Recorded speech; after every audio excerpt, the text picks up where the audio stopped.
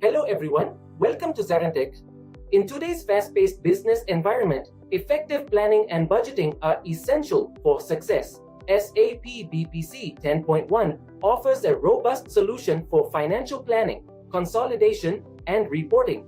Let us dive into SAP BPC 10.1, a vital tool in the realm of enterprise performance management. SAP BPC 10.1 stands for SAP Business Planning and Consolidation version 10.1. In simple terms, it's a software solution designed to streamline financial planning, budgeting, forecasting, and consolidation processes within an organization. SAP BPC 10.1 delivers significant benefits: a 70% cut in budget cycle times and a 50% drop in financial close times. This translates to enhanced efficiency with real-time financial insights. Decisions are made swiftly, driving strategic growth. In this course, we'll cover everything you need to know about SAP BPC 10.1, from its core functionalities to practical applications. We'll walk you through step by step. Get ready to unlock the full potential of this game-changing tool. But before we begin, please subscribe to our YouTube channel and hit the bell icon to receive regular updates from us. Now let us look at the agenda. Agenda 1. Overview of BPC. 2. Strategy and roadmap. 3. Modeling aspects in BPC. 4. Versions of SAP BPC. 5. Configuring environments and dimensions. Let's dive in. So first of all, we'll understand what is BPC, how BPC come into existence, what are the predefined functionalities available before BPC, and why SAP has taken BPC into picture.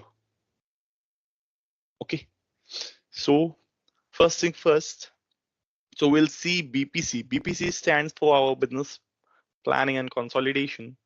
So business, what kind of business it would ask for, and how the business will work in the BPC scenario, how the plannings are work, since in FI or if in BW also we will have some kind of plannings and all interfaces. But why we are choosing BPC, not BW? Why we are choosing, means why BPC is a superior as compared to other planning modules? And consolidation will deal about my intercompany eliminations and journal postings as well as my ownerships and others. So why we are doing consolidation as well in the BPC part. So we will discuss this in our today's session. Our agenda for today's meeting is introduction to BPC, and under this we will understand how this came into picture, what are the advantage, what are the disadvantage, how to achieve our final goal with a BPC point of view. Okay. Under this one, we have included some examples, okay, to provide a purpose scenario, okay. So though it is not a 100% confirmed scenario, so just we have tried to provide you an example, okay, of the via images and others, so that it will work in our perspective, in our direction, okay. So BPC stands for Business Planning and Consolidation, okay. So I will provide an example, okay. Suppose tomorrow we'll have a forecast or that tomorrow rain means thunderstorm will be there, or rainy, actually it's quite rainy, okay, and you need to step out to market to purchase your goodies or vegetables or something. So what are the first thing you will carry when you are heading to market, though you have a forecast that it's a rainy season and you don't have an umbrella or you don't have anything to cover up? So what are the things which you will carry, or what are the things which you will have in your mind when you think that, yeah, tomorrow I need to step out to market and I need to purchase the goodies or vegetables? So first thing first, what I told you is since I don't have an umbrella or anything, okay, to carry.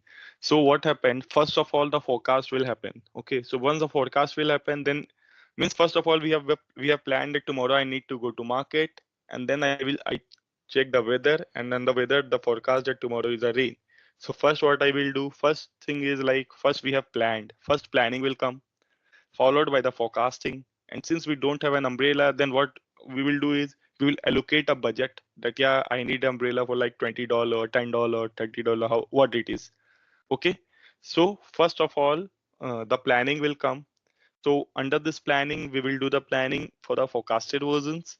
And under the forecasted versions, we will do the budgeting. Okay, so these are the basic three pillars of the BPC: planning, budgeting, and forecasting. So under this, this is my planning, budgeting, and forecasting. Okay, so see, there are different kind of planning as well.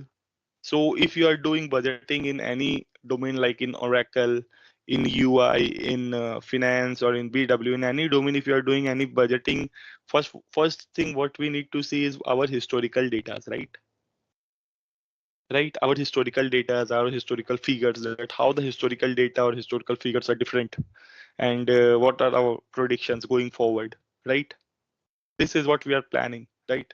Based on our historical data to forecast the values, and based on those forecast figures, we are doing the exact budget. Okay, so this is how BPC also works. Okay, so first the planning will take place, and after planning the budget will come, and the budget and then forecast will be there. Okay, so it is a single view of financial and operational data. So when I say a single view, so what does this means? If you go from top up approach or bottom up, bottom down approach, it is a one specified solution to your input and output of the data from one end to other end, from the last to the first. Okay.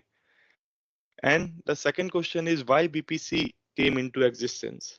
We have different modules as well. Okay, where we are using the data like Fury or BW or finance. Then why BPC come into picture? So since during introduction, I heard that some of you guys from finance domain and Oracle domain also. So we have these things also in different system as well, or different client interface as well. Then why we are reading BPC on this one? Means why BPC is different as compared to other clients. So see, there is a slight difference. Means BPC means why BPC is like, see, everyone right now in front of us, they want to see the front end, right? We are not interested in our backend system. If someone will say, I want to see something like a report or something, I will not quickly go to BW and log into GUI and say that, boss, see, this is my report, how it looks like. We have 10 different buttons. Okay, if you want to update anything, you can press this. If you want to reload anything, you can press this. If you want to do a process chain work, you can do this. Okay, so and this looks very cozy. If you will see the one screenshot which is there over here in the chat. So in the chat also, if you have shared me the install software one. Okay, so here if you could see the component release, SP level, and all these are like grinding up in a single frame. Okay, means everything is there, and I don't want this unusual information like SP level. I don't have any idea on SP level. I don't have idea on support packages. Okay, so all things are coming in a single gateway, and I don't need these things, because for client I don't need this thing. I just want my values, I just want my dimensions, I just want my module, I just want my interface. Okay, so BPC will provide you a flexibility that what data you are having, it will come directly to your system. Okay, so let's take an example. So if you will go to different module, you will see A, B, C, D. So we suppose A, B, C, D, E, and their values are suppose 100, and this value is 200, this value is 300, this value is 400. Okay, but if you will go over here, the patch number also written A1, and this patch number is B1. Let's example patch number is C1, followed by this is G1, and different support values means ABC something. Some values are also written in our BW1. Okay, or different domain. Okay, but if you will see, this is our backend system, or if you will see from client point of view, client doesn't require these data, right? So client is concerned about this data only. He don't want this data that, okay, I want to see this data, how the patch version is working, how the client interface is working, and how the values are working. So what BPC will do is, BPC will put a filter that what data you want to use. Okay, we will just filter that data, and we will show that data to you according to your need. This is how BPC is. Okay, if you will go to ECC and others, so we will have 10 different columns. Okay, under those 10 different columns, there are merely 4 to 5 columns which are for our use, not more than that. But we need, if we need to open that, and if we need to hit the target, it will come like 10 different to 20 versions, like 1000 of record, 1000 of record. and I don't have anything. I don't want to see all the thousand of records at a time. I just want to see like, yeah, was for this XYZ cluster, like a APAC cluster, EMEA cluster, or different XYZ cluster. So what I will do is just I will filter APAC cluster. So under this, I will see 10 different reports. That's it from my side. If I want to see EMEA cluster, I want to see 10 different things. That's my side. Okay. So this is how BPC will provide a flexibility. Okay. So before introduction to BPC, what we are doing is we are doing reporting and all in BW format only. So under this BW format also, we have varied kind of reportings and everything. But the thing is there is no flexibility. What is there in the system, that is what is getting populated in our front screen. And we don't, and to be frank, we don't want these values. We just want the values which we are using. So after that, what happens? So it will lead to like data duplication as well, means lot of data, different chunks of data and all. So then BPC come into existence, and under this BPC, they said that yeah, this is a front end one, though BPC don't have a support system. Okay, so it is fully relying on our BW1. Okay, that's why we are doing the mapping and all. Okay, so what we did is we have done the transformation like mapping. That boss, we want these datas only. So bring those datas so that it would be good for me as well and for system as well. So the advantage of BPC is first would be my memory. Okay, so we will use less memory. Okay, and second one is my flexibility. Third one is my time complexion. So these are the means more important scenarios while introduction to BPC, like the memory. Suppose if you will see open any report, it will take in BW, it will take like 10 MB or 5 MB caches and all. Okay. In BPC, if you will make a filter and open a report, it will probably take 1 or 2 MB of the values memories. Okay. So the remaining CPU load will be get distributed as well. 3 MB. That's why BPC is faster as compared to my BW. Okay.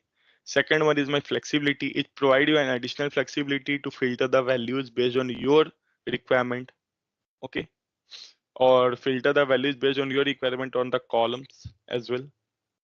Time complexity, if you want to make any changes in the value with limited appropriate time, you can just change the value in the front end. And if you want to reload the value in BW, then you can push the BPC value to BW. Okay, so this is how BPC come into picture, and these are the advantage of BPC.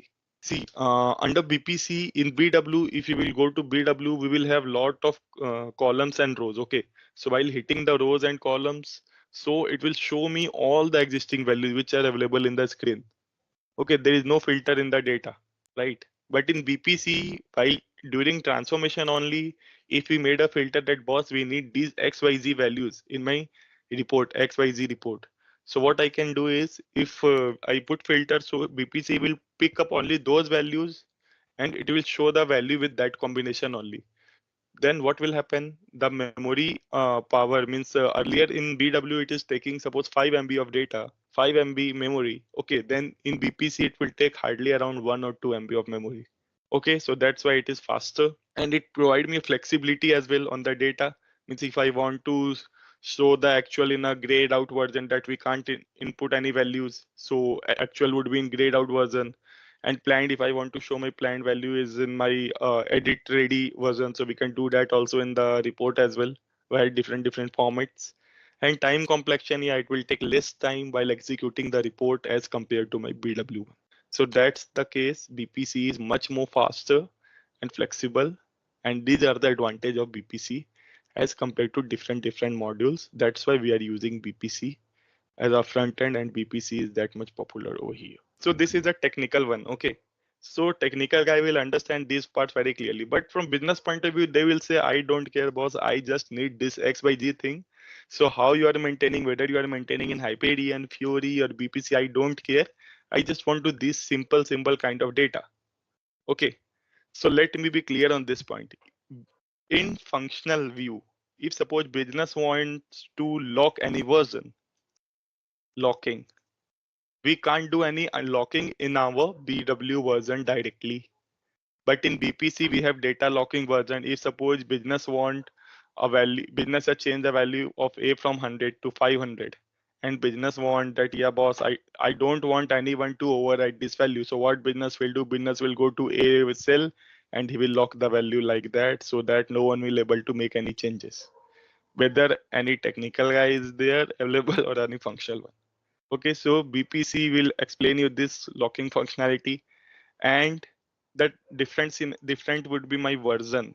So BPC, if suppose you want a XYZ version is there, suppose there are different versions like actual, forecast.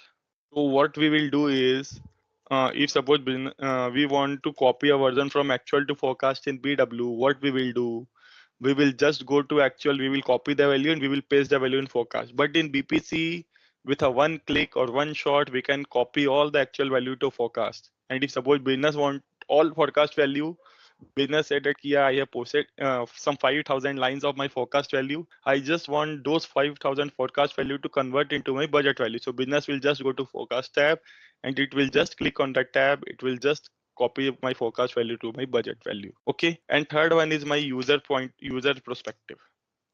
So under this user perspective, how the scenario is like business, suppose business want a cost center planning. Okay. So under the cost center planning in BW, we need to we need to remember the characteristics or key figures, that both these are my key figures, these are my characteristics, and these are my cubes. Under these cubes, the data is coming upon, and this is how I am looking. But in BPC, we don't need to go to 3 4 different pages or understanding of different scenarios, that yeah, this is my report manual, or we just go to a connection. We will go to a cost center report, and once we'll go to a cost center report, we will able to see the cost center report full picture in the system. Okay, and if suppose business want to look at in quarter basis, monthly basis, yearly basis, 3 year basis, they can just select the time for Q1 for quarter, month means MOM, YOY. So like that they will do, it will show the data in, it will adjust the same data in the same Excel format which is available in your screen from functional point of view, so that business will not dependent on the technical user, that boss I need to call a technical user so that they can change the report from month basis to year basis or year basis to week basis or like that.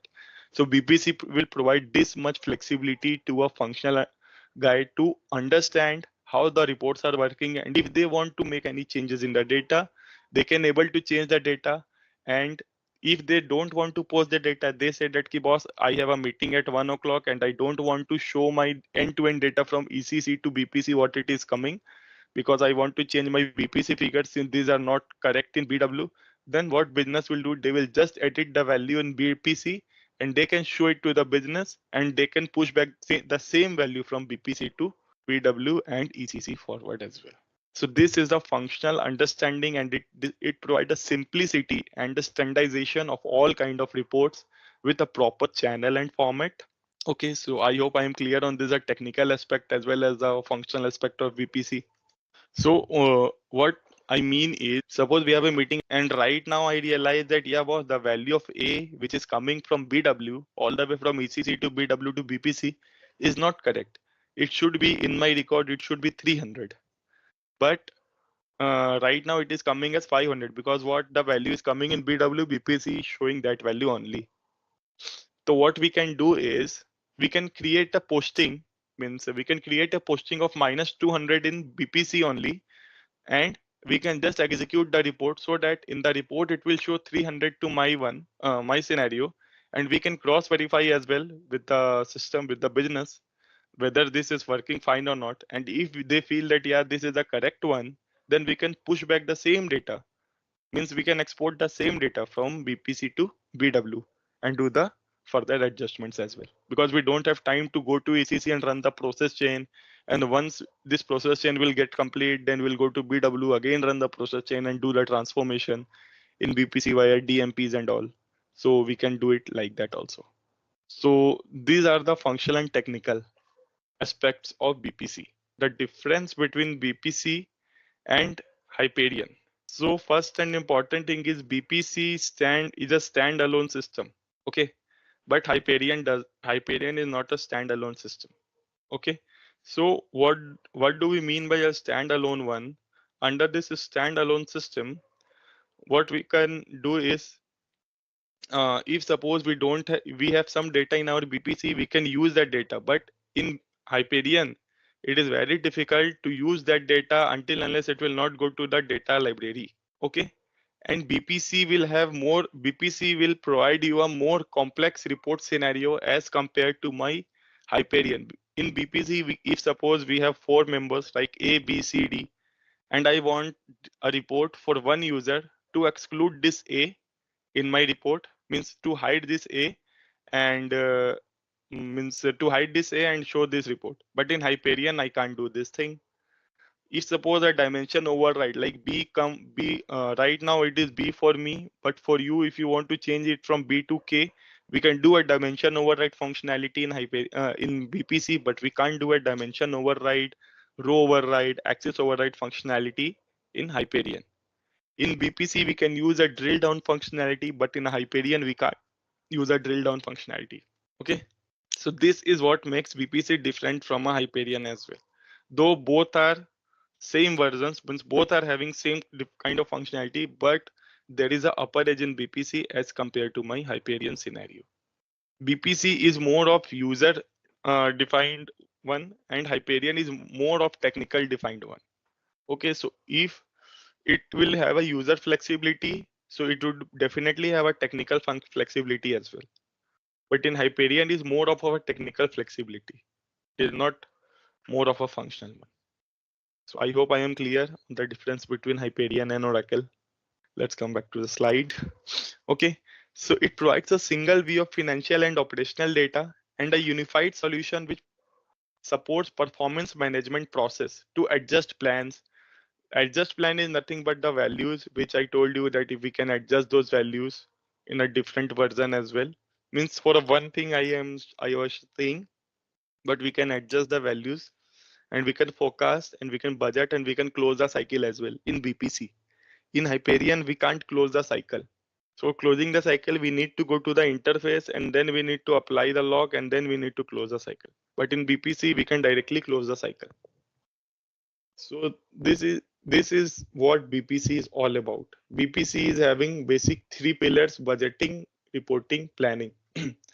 And this legal compliance is a new one, or we can say since it was predefined in BPC, so we can't count this as a users. So we can do budgeting and forecasting in an easy way. We can do the reporting and we can do the planning. So we can make a planning report also to a normal report as well in BPC. If you want, suppose XYZ a planning report, I want, what I can do is I can create a version 1 V1 and I want that V1 should be my report for view only. Then we can also create a planning report to a reporting tool as well. So these are the advantages or overview of BPC. You can see that it will align the organization values and it will increase the profitability. It will improve the organization values based on the technical and functional aspects, and it will strengthen the productivity as well. So these are the inbuilt functionalities in BPC. So we'll discuss one by one what are these different functionalities in detail. First one is my strategic planning. So strategic planning defined about the version and time, that what kind of planning we are into and how the planning looks like, whether it is month on month level, year on year level, day on day level, week on week level, or how it is flowing. Okay. So under this strategic planning, we will have a cost center planning, finance planning, revenue planning, budget planning, forecasting. Okay. So under this strategic planning, different kind of planning scenarios will come. Okay. So which will rely on MOM basis, YOY basis, day on day care, means weekly basis. Okay. Or under this strategic planning, we can do a planning on granular level to a broader scope as well. So it depends. If I want to show it to my CEO, one report to my CEO, I will not go to a granular level and show that boss, these are my values. I will just show the higher values that yeah, these are my values, these are the allocations, and how these allocations are working. This is how we are working on this interface. So this is what about strategic planning on a broader scope as well, and strategic planning on the granular level. It depends user to user. So this is about my strategic planning. And one more thing which I forgot to tell you, under 11.1 we will have a patch version which will guide you as well that what are the things which are important while doing this planning as well. If suppose for cost center planning we will have GL account, cost center, profit center, then he will guide you as well that if you will do YOY basis the report looks like this, if you will do month on month basis the report looks like this, or if you will do week on week basis the reports look like this, so that business will have an understanding that if I will do like this and the value will get saturated by these values and value will get accumulated by these values, so like that. Okay, so these will come under my strategic planning. We have operations planning, business planning, or XYZ different type of planning. Suppose we have 5 6 type of plannings available. Okay, so these will come under my strategic planning only, and it will depend how we want to proceed a report, whether it is on month basis, year on year basis, or how it is. Okay, so for one planning we can show report on 3 different formats: month on month, quarter on quarter, year on year. We can show it in a single frame as well, single report as well, or if we want to divide the load we can show it in different sheets as well. So it depends. So going forward we will see how we want to create any report or how we want to do any strategic planning. So today what we will discuss more about the theoretical part. Okay, so once you guys will get familiar with the theoretical part, then we will start the practical understanding, and I will again explain this part also, that this thing that we have learned earlier, so this is why we are utilizing this and how we are utilizing this. Okay, so I know while I was saying that this is strategic planning, these are the things will come into our mind, that how these things will work in my system. Right now in the theory part it would be easy to understand, but in the system part how the values are like that, so no need to worry. So I will show you that as well, that on month basis, on year basis, how the things will be. Okay, so second one is my budgeting. So under this budgeting, what we are having different budgets like P&L budget, balance sheets, and for cost center plan budget, and different budget. So under this we can do the budgeting on 3-year basis, 5-year basis, okay, and yearly one as well. Reporting. So the budgeting, reporting, forecast, they will also come into a planning perspective only. Just the names are different, though the functionalities are different. That's why they are the different built-in functions available in SAP BPC. Okay. So these are the key benefits which are provided by BPC. So it allows the user to make better business decision. Okay, by supporting what if analysis and allow to perform scenario-based planning. So like I told, so what are the based on the scenario, we can do the planning itself on that time, particularly in the BPC. So BPC will provide me that much flexibility to upload the value or to change the value, to reiterate the value, or to design the value in a proper time frame. It allows you to collaborate data and thus increase accuracy. So what it will, so the accuracy of BPC is more than 95%. So what it will do is it will provide collective data, what we are using in the system and how we want the system to looks like, or how we want a report to looks like, or planning report to looks like. Okay, it help in aligning your plan with strategic goal and decrease the cycle time. So decrease the cycle time is nothing but my month on month basis, YOY, or year on or week on week basis, or day on day one. You have an option to choose the version. See, PPC is basically into 2 versions. First one is my classic version. What we are learning, we are going to learn on classic interface. And second one is my embedded version. So under classic version, what we are doing is we are doing the transformation and conversion. Okay, under this transformation and conversion, we are mapping the values from BPC to BW, and we are fetching the data from BPC to BW. Okay, and if any conversion is there, then we are doing the conversion as well to show that in the report. But in embedded one, since it's a runtime system, so what is there in my BW screen is the same in my BPC screen as well. Okay, so in embedded one, we can use embedded while using RS plan. Under this RS plan, we will have a planning scenarios, we will have different planning sequences, and also while running those, we can use embedded one. Okay, so right now what we are dealing with is my standard one, not the embedded one. So the key benefit that can be achieved by BPC is reporting, business reporting, analytic report forecasting, budget planning, predictive analysis, improve compliance, consolidation, and BPF. So BPC, since BPC till before introduction to SAC, BPC is a advanced Go tool for using predictive analysis.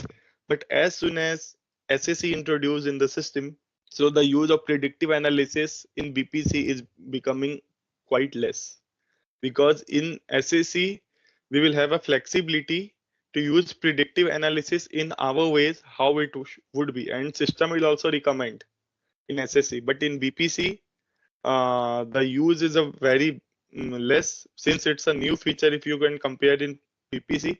But in SAC, this is the older one. Okay. So BPF will basically deal about your process owners and templates. So what it will give you an end-to-end picture, though if you don't have any technical guy available around. Okay. So what you can do, you can go to the BPF. BPF will have two scenarios, owner and receiver. Okay.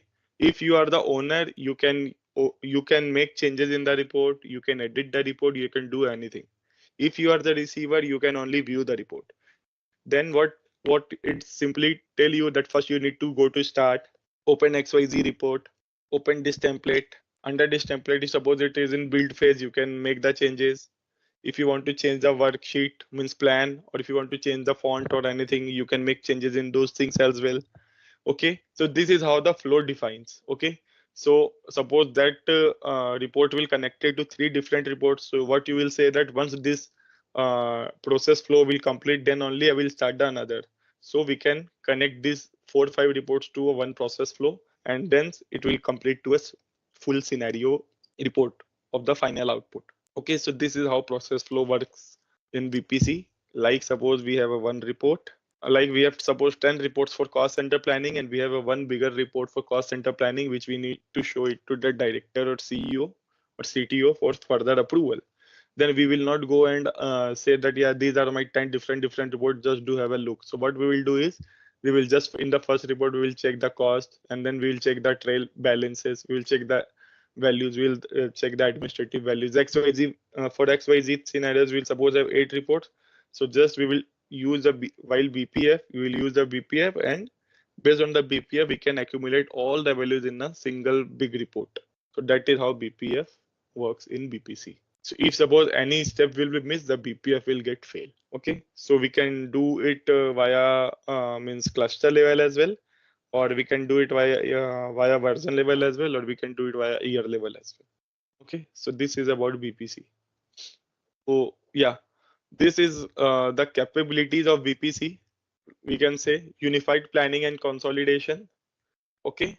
Second one is Microsoft Office and web reporting. So what we are doing, what we are reading in standard one, we will do it in MS Office only, and we will do the web reporting as well in MS Office only, and the reports via web console. Third one is my budget and forecast. For budget and forecast values, we will do the planning as well in BPC. Fourth one is my built-in financial intelligence. So built-in financial intelligence is nothing but my values, like suppose user security locks and all. So this will come under financial intelligence values like security. How the security looks like user, team, owner, reviewer, locking, work status. So work status is basically, will explain you about the lock status of a report. Okay, whether a sender or receiver only need to unlock based on the output what he is having. Okay, so based on the output, work status will work. How the reports look like, if you make any changes in the entry, and if you log the value. Okay.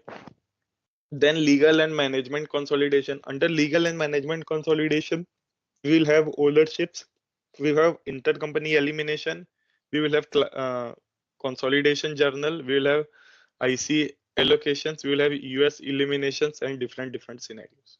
And then SAP as for integration. So see, what we are reading is like BW for BPC. Okay, and we have as for integration as well. So SAP 11.1 means BPC 11.1 will provide you flexibility to integrate it via S/4HANA integration scenarios as well. And then come hybrid planning by SAC. So under SAC, we will have regression testing. We will have a hybrid planning for complex scenarios via story creation, canvas creation, and different data locking mechanism will work under SAC. So SAC is like having an upper edge, or you can say it's an advanced version of SAP BPC. So these are the core capabilities like planning, budgeting, forecasting, consolidation, as well as legal and management reporting. So these five are basically my core capabilities of BPC. So we can plan the value, we can do the budgets, we can use the forecast figures, we can consolidate all different accumulated values under one, and we can do the management reporting and analysis. And for variance calculation as well, or reconciliation as well, we can use BPC in a broader picture. See, for this is for 10.1 means release plan. So 10.1 is mainly compatible with PW for HANA. Okay, BPC 11.1 also will come under this scenario only. Okay, and this is how the roadmap of release plan is BPC. So what we are reading is like NetWeaver 1. Analysis service will be there, but analysis is unfortunately come under advanced version, means embedded one. It will not come under my standard one. BPC is my front end. There is nothing, data will not get stored in the BPC. BPC is my front end. What data you want, we can take the data from BW and we can show it in BPC. BPC will not store any data. What data is there in SAC or any different module as well, na? Fury, SAC or different module, we can use BW only, means HANA only. Dimensional data means master data will relate in BPC only. I am just talking about the transaction data. Since master data is like a limited data, right? It's not like a huge data. So it's like if suppose you have created 10 master data, if you want a change, you can just change 2 or 3 or 5 or 10. You will not change all the 1,000 of records at once, right? So the master data is there in the BPC one, web console. I'm talking about the transaction one. So the transaction data, what is there, we will take it from HANA only. We will not taking it from BPC.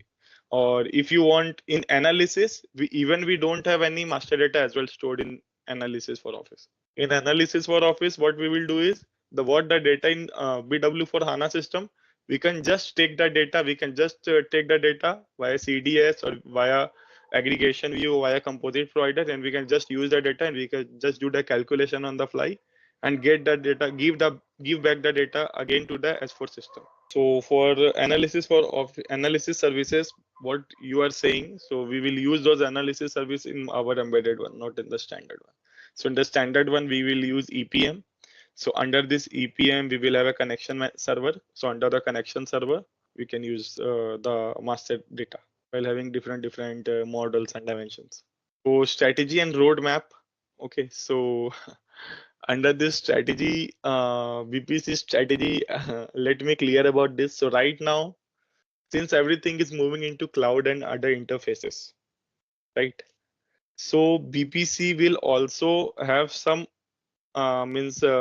scenarios which are moving into cloud as well, like what we are using in SAP Analytics Cloud. So there are high chances that most of the BPC's functions or scenarios will get moved in SAC Cloud in coming 3 to 4 years time frame. There are high chances because cloud will have, at least right now, cloud will have something like 5 to 10% of BPC acquaintance. Means what is there in BPC, that 5 to 10% will be there in cloud. But while the introduction of cloud or patching of every 3 months, there are high chances that most of the BPC scenarios and process will get moved into SAP Analytics Cloud. Though BPC will, right now also BPC will have an upper edge, BPC will provide more flexibility and broader scope. Cloud don't have that much broader scope, but SAP is planning to move all different scenarios in BPC into SAC. So BPC will cater our two needs. First one is my business plans, and second one is my consolidation, that is in central finance. So what SAP has did, SAP divided this BPC into two parts.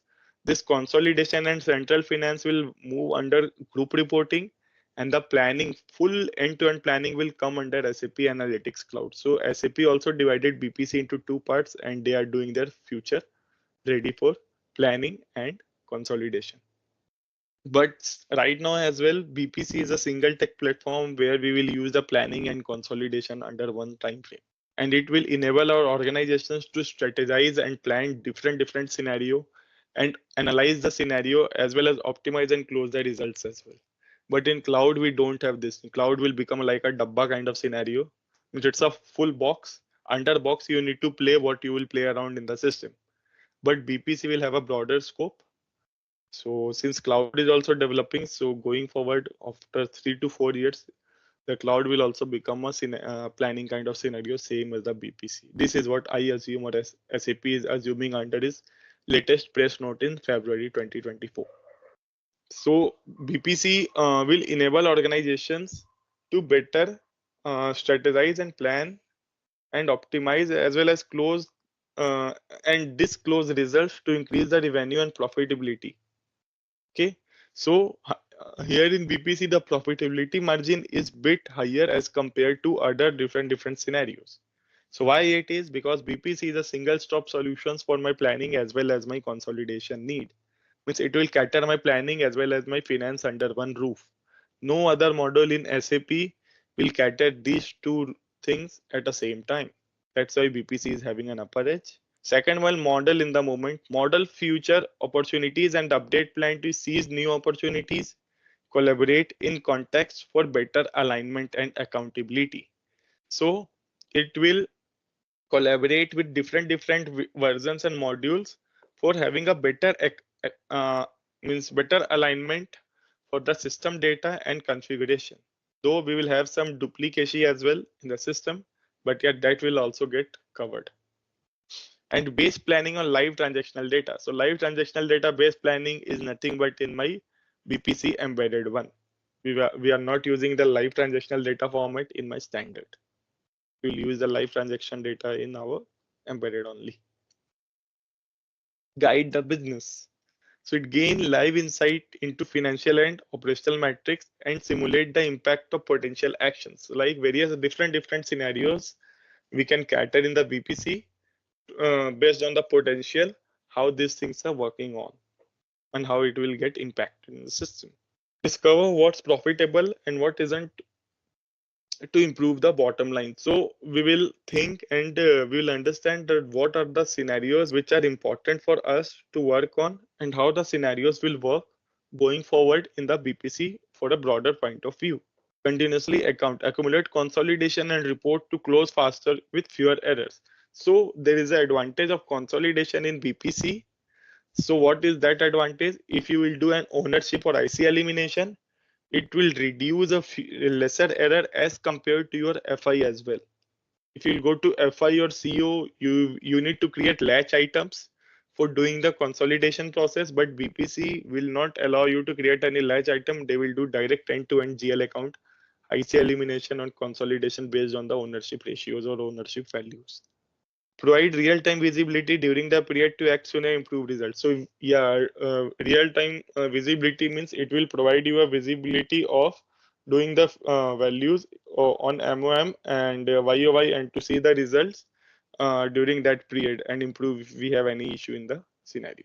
Right now we are now entering into the technical aspects of BPC. What are the strategies? How the roadmaps are defined? Okay, key capabilities. So it will streamline. We have a streamline planning. The key capabilities of BPC.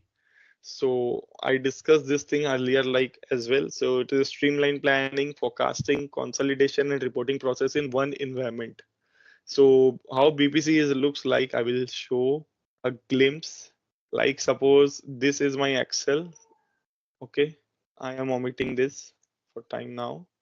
Like suppose how the BPC functions. First one is my environment. Under this environment, we will have different dimensions and models. Then we will go to models. Then we will go to dimensions. Okay. Under this model and dimensions, then we will go to reports creation, reports planning and budget. Then we will go for BPF. and work status, and then we will go for security. We'll go for security, and then we will go for Excel for transaction data. So in Excel, we will have different things, like we will go for package, and then transactions, means transaction files, transformation files. Then we will have conversion file as well.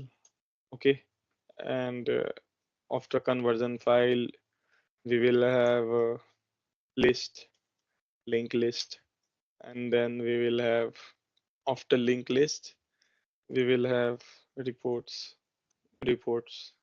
Okay, so I will explain. So model is basically my character, means, so this is my whole BPC interface, BPC plan.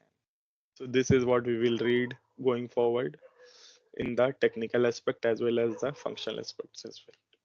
So here, for mapping from BW to BPC, we will do the mapping from here only. For transformation file, we will do BPC to BW mapping.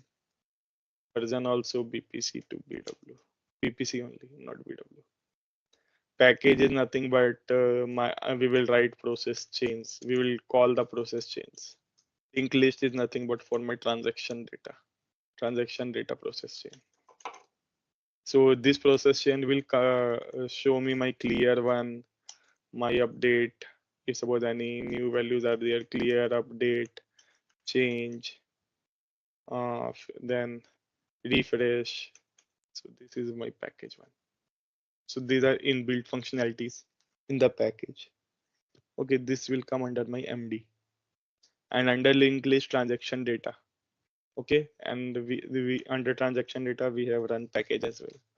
The run package, we will have what package we are running. We can able to view those package in this one, and those packages will see whether it will have a status as finished or not. And if it is finished, then we'll able to see the data in the report or planning one, and do the planning as well.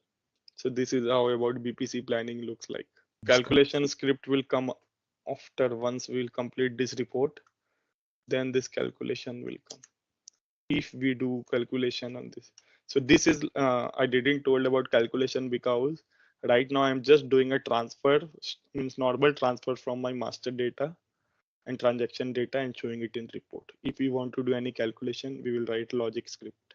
So what logic script is there, it will come after, it will come here only. Okay, this will come under this web console. I showed you this thing, the model, dimension, this thing. This will come under web console. So BPC will have a web console. So this will come under web console, and what I showed you, this thing. So this will come under my Excel EPM for EPM. So this is how BPC structure looks like. Here report means we can use the report via web console as well. We can execute, it will show me this report only. If we want to open it in Excel, we can use from here, but we will recommend users to open those reports from here only. Okay, so this is how a web console looks like in a BPC. So BPC will provide you enough flexibility, and it will help you for a streamlined planning, forecasting, consolidation, and reporting process in one environment. It will increase the organizational agility, like run multiple what if scenarios in real time and automate calculations, allocations, manual process for shorter cycle times. It will have benefit from a business owned and managed solution. It will leverage best in class for Excel plugins. Excel plugins is nothing but my EPM and analysis. It will improve the accuracy of plan and financial data reporting, and the plan and consolidation in single application built in finance. So we can use this. It will reduce the cost of ownership with single platform with real-time insight from S4 and BW for HANA. So BPC direct update method, you can see what we discussed. So what SAP has did is SAP has divided BPC into two parts, planning and consolidation. The planning part will go to this one, SAC, and the consolidation part will go to group reporting. So under this consolidation, we will have different kind of scenario for IC elimination, ICMR, US elimination, GAAP, ownership ratios. And under this planning, we will have all the plannings which is available in BPC to SAC, but the functions are very different. And I personally feel BPC is much better as compared to SAC because I worked on SAC, well, group reporting, SAP BPC as well, but BPC will have a broader scope. But right now, SAP are in a plan to wind up this BPC solution going forward in 27 or 28, I guess. I'm not sure because earlier it was for 22 or 23, but still it's running, so it will be like 27, 28, or I don't know whether it will increase also. So there are four different versions of BPC. First one is my BPC 10.1 NetWeaver standard on HANA, Oracle, IBM, DB2. So BPC, we can integrate BPC with Oracle as well via Oracle SQL as well via RFC connections. Second one is SAP BPC 10.1 NetWeaver embedded on HANA. So embedded is nothing but my real-time system. Optimized as for HANA is my native HANA. Fourth one is my 10.1 Microsoft version as well. So these are the different versions of SAP BPC available in the system, and these are the advantages and disadvantages. Planning, reporting, and consolidation solution based on BW technology. We can design it designed to be used and maintained by business. BW and BPC integration need to be established. No full integration like same transformation and conversion file. Additional BPC software and license need to be purchased for reporting purpose. Embedded create a BPC flexibility to BWIP, so we don't need connection. We just need a live data interface. BW and BPC integration is deep and real time. No interface needed to be developed. We don't need any interface for here. The embedded version is IT driven and require depth technical understanding because see right now what we are using earlier SAP had decommissioned BWIP. IP is integrated planning, but again they write it BPC embedded. So this is nothing but my BWIP only.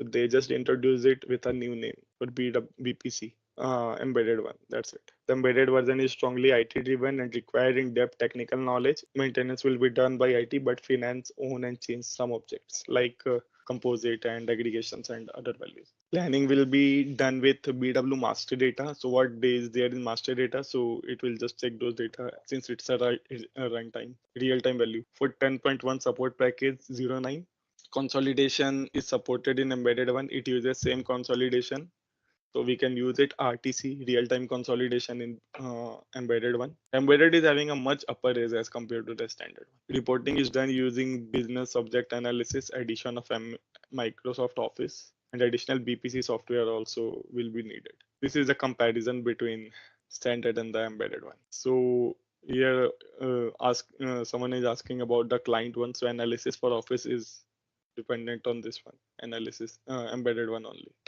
So for NetWeaver, we do if we don't need HANA also we can use it. We can use but in embedded we definitely need a HANA server or system for a proper function. Excel client would be EPM add-in. We'll go to connection server and we will just log into EPM and do the work. Here in the embedded will be analysis for Office. Modeling will be here for account model. Okay, and here it is key figure model. BW connection is partial, matlab ki there is not enough connection like transformation conversion, that's it. And here everything need to be mapped. Modeling is web client, so here the modeling would be web client and as GUI. So mostly we are preferring GUI in embedded one. Like we have a T code as RS plan. Under this RS plan, we can do the different planning. Local master data and hierarchy not needed. We need to create, but here it is created by default since it's a real-time system. Scripting, here we are using script logic, but there we are using Fox formulas. Data locking is the last win concept, and here we have also data locking on the pessimistic law. Query is like MDX engine query, and here we have an analytical query, which we call as Bex query as well. This aggregation will work only on BW on HANA, and here embedded it is work all time. So BPC optimized the version for S4 HANA. So under this we have this is HANA multi-tenant. Under this cache management accounting BPC optimized for BW embedded one and BPC standard for the NetWeaver one. So this is how BPC optimized version works. So we'll come to our version BPC 10.1. So here planning, reporting and consolidation solutions will be based on my SQL Server technology. How the SQL means work, the same scenario we will use for scripting and all. This version is designed to be flexible. Interface with different source system can be established. Then different source system can be established via RFC connection, and the application can largely be maintained by business. So here the most of this application is maintained via business interface only. How the business will work on this interface. So BPC decision tree.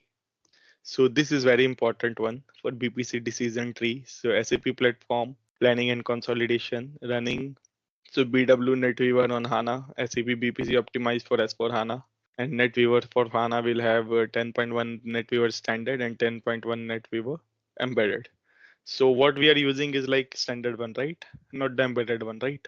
And under no platform, no SAP platform, we are using planning and consolidation. So this is 10.1 Microsoft. So this is, so we are using very less over here.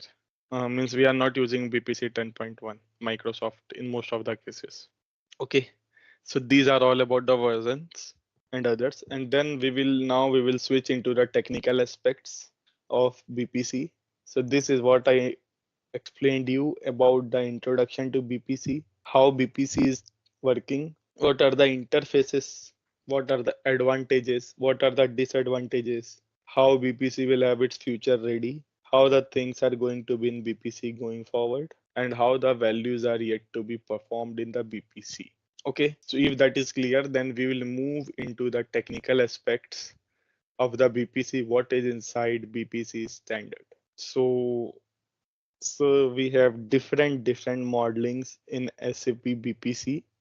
First one is my environment. Environment is nothing but the plot or area, you can say, where we are doing where we are starting our construction. Means we can take an example of a barren land, okay? And there, if I want to build a 5-star building, means build a 5-story buildings. So what we will do, the barren land, we will first cover it with concrete or make a proper foundation. So that is my environment. Okay, so the proper foundation is my environment. So under environment, we will add some pillars for technical support of that pillar of that building. So that will be my dimension. So dimension is nothing but my building block in a BPC. So under the dimensions, the collection of all the dimensions will come under model. Okay, so first one is my environment. Environment is my basic plot. Dimensions are my pillars, and models are nothing but the collections of all the dimensions which are available in the system. Okay, so yeah, one dimensions, different dimensions can be also used in one model, or one dimension can also be used in different models. So it is not specific that yeah, cost center we will use cost center in cost center dimension only. We'll use profit center dimension only.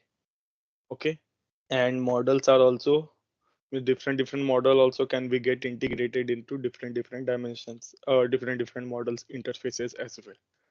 Okay, and in different environment we need to create it from scratch. We can't use the previous dimensions and model in the another environment. If we are in one environment, we can use that model and dimension which is available in respective environment only. So BPC roadmap versions. So BPC, see, you can see BPC 11x or 11.1. See, this came in 2021. Okay, and right now this is the latest one only, and this 10.1 it came on 2018 or 17. So that's why I am saying that we can use 11.1 as compared to 10.1. And this also we will use till 2027. Earlier time frame, it will be for 2024 or 25, since SAP has increased the time frame from 24 or 25 to 27. Because right now they are shifting the scenarios from BPC to SAC and GR. So this is how the roadmap looks like. Basically, we are in the first one only. So under this NetWeaver version, so what the thing is like, we will it will have an integration with SAC. Right now means after 2027, the plan for SAP is to accumulate all the SAC features, means BPC features in SAC, so that BPC will get wiped out and we will use SAC for our near future. Because right now the number of users are getting lesser as compared to the previous years. So that's why they had a plan to remove this one and use the SAC one. But I doubt that it would be very difficult for them to remove this BPC, because most of the business means high level business or approaches are using the NetWeaver one only. So it would be very difficult for them to get means go ahead to remove this one till 2027. So it will get also extended till 29 or 30. This is a BPC roadmap and version. So BPC 10.1 Microsoft version is a successor of SAP 10.0. So the version is relevant when SQL Server is your BPC platform. Okay, so you know that what BPC, why in BPC also we are using JavaScripts as well. And if anyone knows, then can they tell that where we can use the JavaScripts? While using logic scripts, we are using the JavaScripts in BPC. So its syntax would be like xdim member set xyz for dimension, xdim this and that. Okay, where loop, for loop, in, as, if, else. So we are using the same in logic scripts, and the same JavaScripts we are using in SAC as well, but the name different as data actions, and they are pretty same, means 99.99% same. Just the means page flow will be different. Apart from that, everything is similar. This is what in between BPC and SAC for JavaScripts. Okay.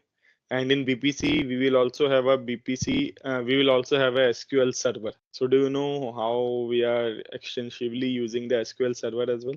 While doing the integration, we are using SQL servers in our database platform. Like for organized package, link list and all, we will have SQL server only which are connected. By this way, we are using SQL server as well in BPC database. And you know one thing, we can use Hyperion as well inside BPC also via SQL RFC connections. So if we can make a RFC connection, we can use that Hyperion as well in the BPC interface. Though the functionality of BPC is not will not work, but we can view the same under one system only, means under one roof.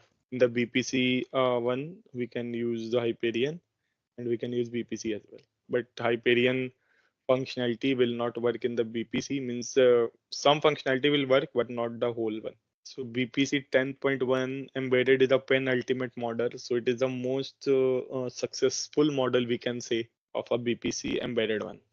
So right now it's like if suppose we have a share of 100, so out of 100, 90% share of BPC will go into embedded one only, and remaining 10% will rely on my standard one, because it is a R3 ECC system. Okay, so what is the difference between embedded and standard one is, in standard, we need to upload the master data, we need to create everything, we need to upload master data, and then we need to do mapping, and we need to create packages, and then what we will do is we will go to report and do the report creation. In embedded, what, and that also the data is like if suppose data is available in BW, then only we can view that data only in the standard one. But in embedded, we can view the real-time data. What data is there in BW? Suppose it's 217 AM. What data we are viewing in 217? The same data we can view it in embedded in 217 only. But in standard, we won't. And the second thing is, in embedded, we will not go and map everything. We will just input the reference from ECC, where ECC, and then it will use our BW warehouse. Okay, we will just use the integrated planning package, and we'll just integrate it from package. And now my BW IP interface is ready. So BW IP interface will get ready within 5 to 10 minutes. But for BPC standard, it will take like 1 day to make a connection. Means not 1 day, it will take something like 3 to 6 hours, 3 to 4 hours at least, because we need to install EPM, we need to see the flexibility, then we need to connect to the server and then create and once connection, we'll able to see whether it is working or not. Then we will check the log on screen, and then only it will get started. But in embedded one, so once we have all the credentials, we will just quickly go to analysis for office, we'll just log in and it will get started. What data is there in the embedded one, we can use that. And we can view queries as well in embedded one, like what we are doing in Eclipse, like in BW, Bex queries. So does anyone have any idea on Bex queries? So Bex queries are nothing but the query which are creating different data source. So under Bex query, we have different kind of characteristics and key figures. Okay, we call it directly in embedded one, but standard won't have that feasibility to use Bex queries. And in BPC 11 and in BPC embedded also, we must have as for SAP HANA component, which is underlying in the process of BPC embedded one. Okay, so I personally recommend BPC embedded one is a faster one. It's a growing edge as compared to my standard interfaces. BPC roadmap and version. So BPC standard version for SAP NetWeaver standard model. It is a successor of 10.0 NetWeaver and prior version. So the latest version which is running is in BW 7.5, and it is relevant when SAP ECC R3 and BW 7.4 or higher are already in place. SAP BCS or BPS need to be replaced. It is like business process and simulation, BPS. So earlier it was process and simulation, so it is replaced. And right now they came with a PAPM, performance analysis and profitability management. So they also divided BPS into different parts. So PAPM. So that is what we are working in means right. SAP BPC 10.0 NetWeaver is the current version used within the organizations. Third-party consolidation software need to be replaced and SAP software. So earlier what happened? So SAP will have a planning software, but we don't have don't have a consolidation one. So what they did is with the introduction to BPC, they will have a consolidation as well. Means relied on that BPC only. So earlier they are using means a third party software for consolidation for management futures or management reserves. Okay, but after introduction to the consolidation one, that things become easy and it would be quite important for them to use going forward in the BPC scenarios.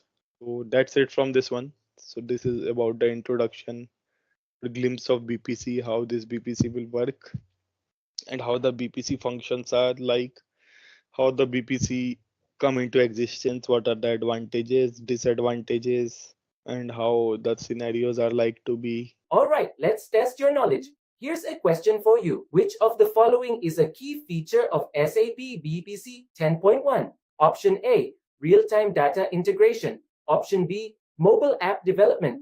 Option C, workflow management. Option D, predictive analytics.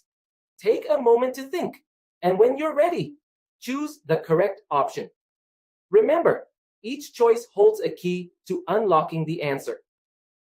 Good luck! Type the correct answer in the comment section.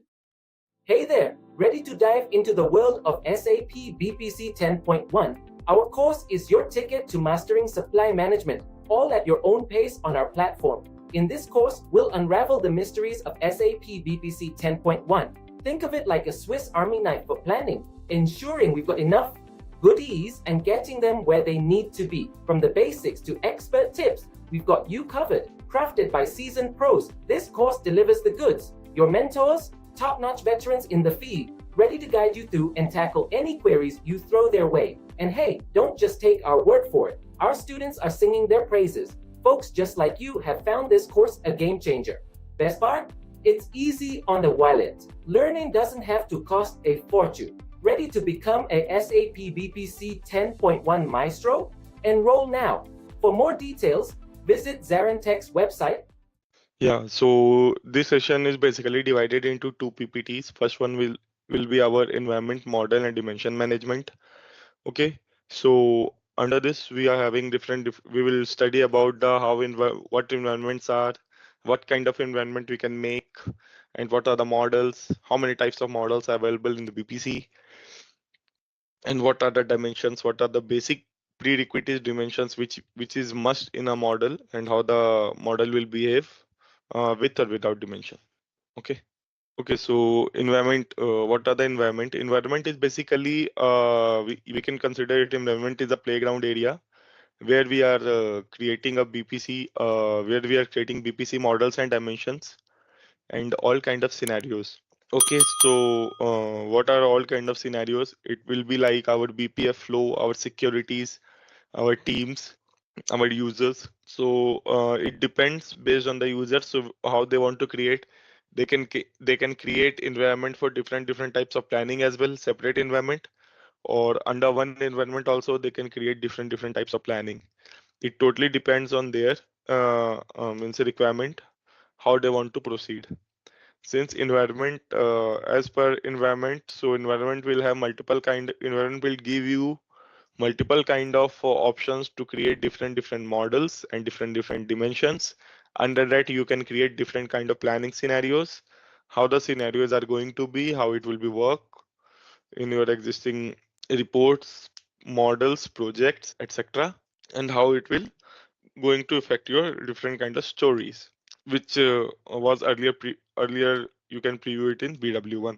Okay.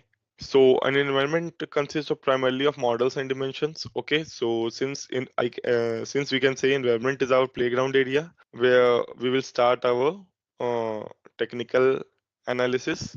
Okay, so under environment we have different kind of models and dimensions. Okay, so models are a collection of dimensions, and dimensions are the basic building block. And the dimension can be used by any model within an environment, and the delivered environment is called an environment shell. Okay, so uh, environment is there, so we need to create an environment, and under the environment we need to input the model and dimension. So once done, we need to activate that, so that we call as environment shell. Okay, so once we activate the environment shell, so all the each environment will have basically four models. Okay, by default four models. We need to decide what models we are looking for or what models we can choose. Okay, the environment shell has four models, each with their own associated templates and packages. So these are predefined SAP things, so which will be available while installing the environment. So under environment, we will have four different. We will have different delivered models. Okay, so just pay attention in detail. So we have four different models. Okay, so here your technical journey for BPC will start. Like first will be our consolidation, where we will do our income statement and balance sheet data consolidation. Okay, so it will contain our income statement and balance sheet data planning. So that will also by default SAP will provide you a report for income statement and balance sheet format, so that it depends on you how you want to create it across. Second one is our ownership. Suppose one company had different ownership, like 10% in India, 10% in UK, 30% in Japan, 40% this. So for that also SAP will have a privilege to create a different model as ownership. Third one is my planning. So basically planning is the most used model. So under this planning, we will use all different kinds of planning and scenarios. Okay. So currency translation also we can use over here. And fourth one is our rate. So rate will store the exchange rates, means forex exchange rates, and it is assigned to the financial and consolidation model as a supporting one. Okay, so the major models would be my planning and consolidation only.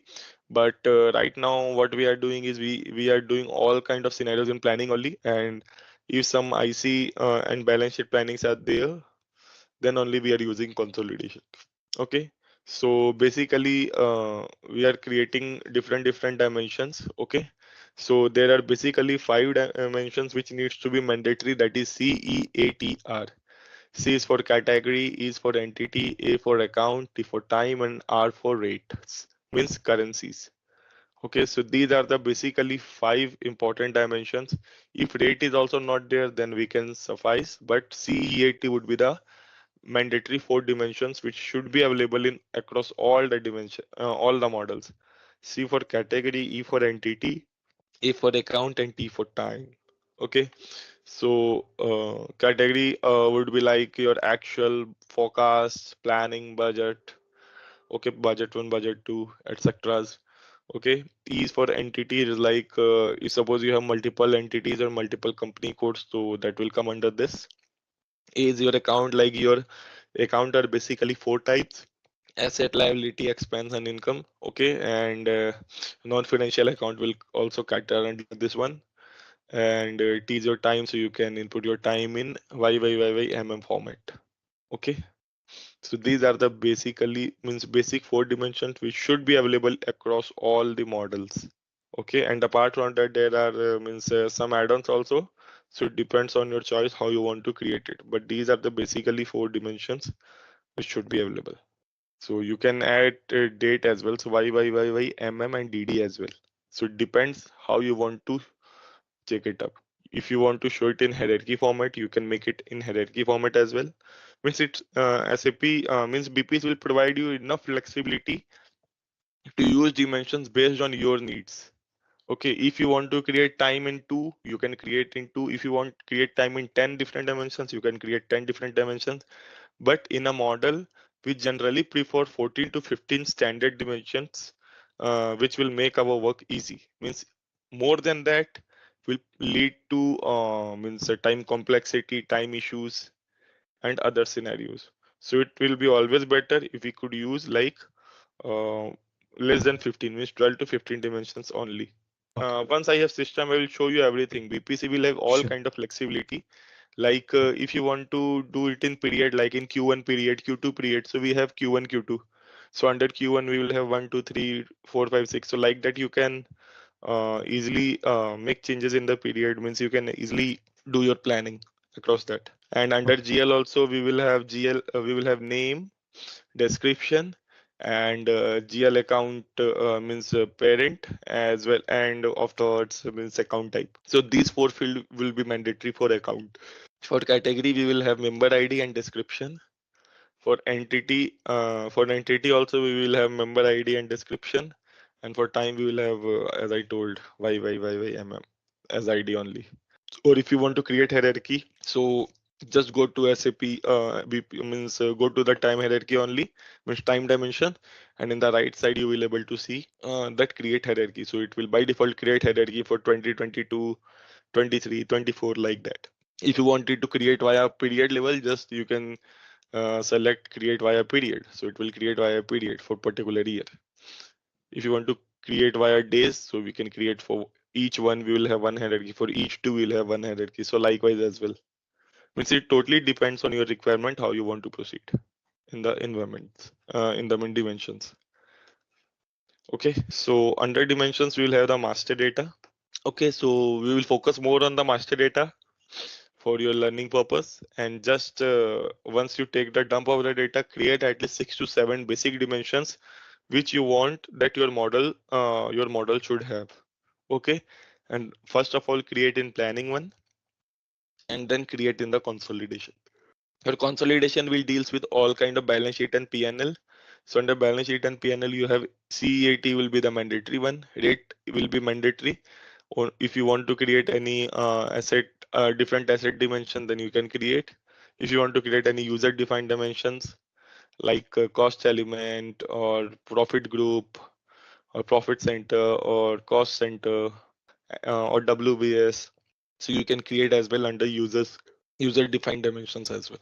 Okay, so in VPC, the dimension types are used to identify the role of each dimensions in the consolidation engine. Okay, and the entity dimension is used to determine the local currency. So under entity, you will have a local currency. So this is how your BPC page looks like. Okay, so first of all, in the right side, if you will go to right side, we have a setting. Okay, so after setting, we will have a name, means username. Okay, and after that, if you will click on this one, scroll one, so you will able to see the environment name. Okay, so once you will see the environment name, just go to the top left. On the top left, you will go to administration. Okay, under administration, we will have dimensions and models. Okay, so under dimensions, you can create dimensions like what is there. Okay, So actually there will be like some dimensions available in the system as well, like predefined SAP prerequisite. Okay, and if you want to make any changes in the data and everything, you can do that as well. So suppose account. So once we'll go to account. So under account we will have means like 5 6 Excel tabs are there, means columns are there. Under that we can input master data, ID and description. The the disadvantage of having this dimension is we need to input the values manually for master data. Okay, or we can copy or paste the data. There is nothing as such flat file form. There is nothing as such this format. Means I can say CDS format to upload the data via. Means what data is in S4, we can upload that data. So every time if you have a new data, you just need to go to that particular dimension.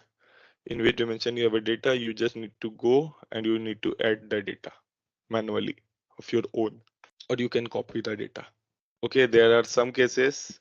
So when you are running a package, it will give you error so that the means member ID or member is not available in the particular dimension.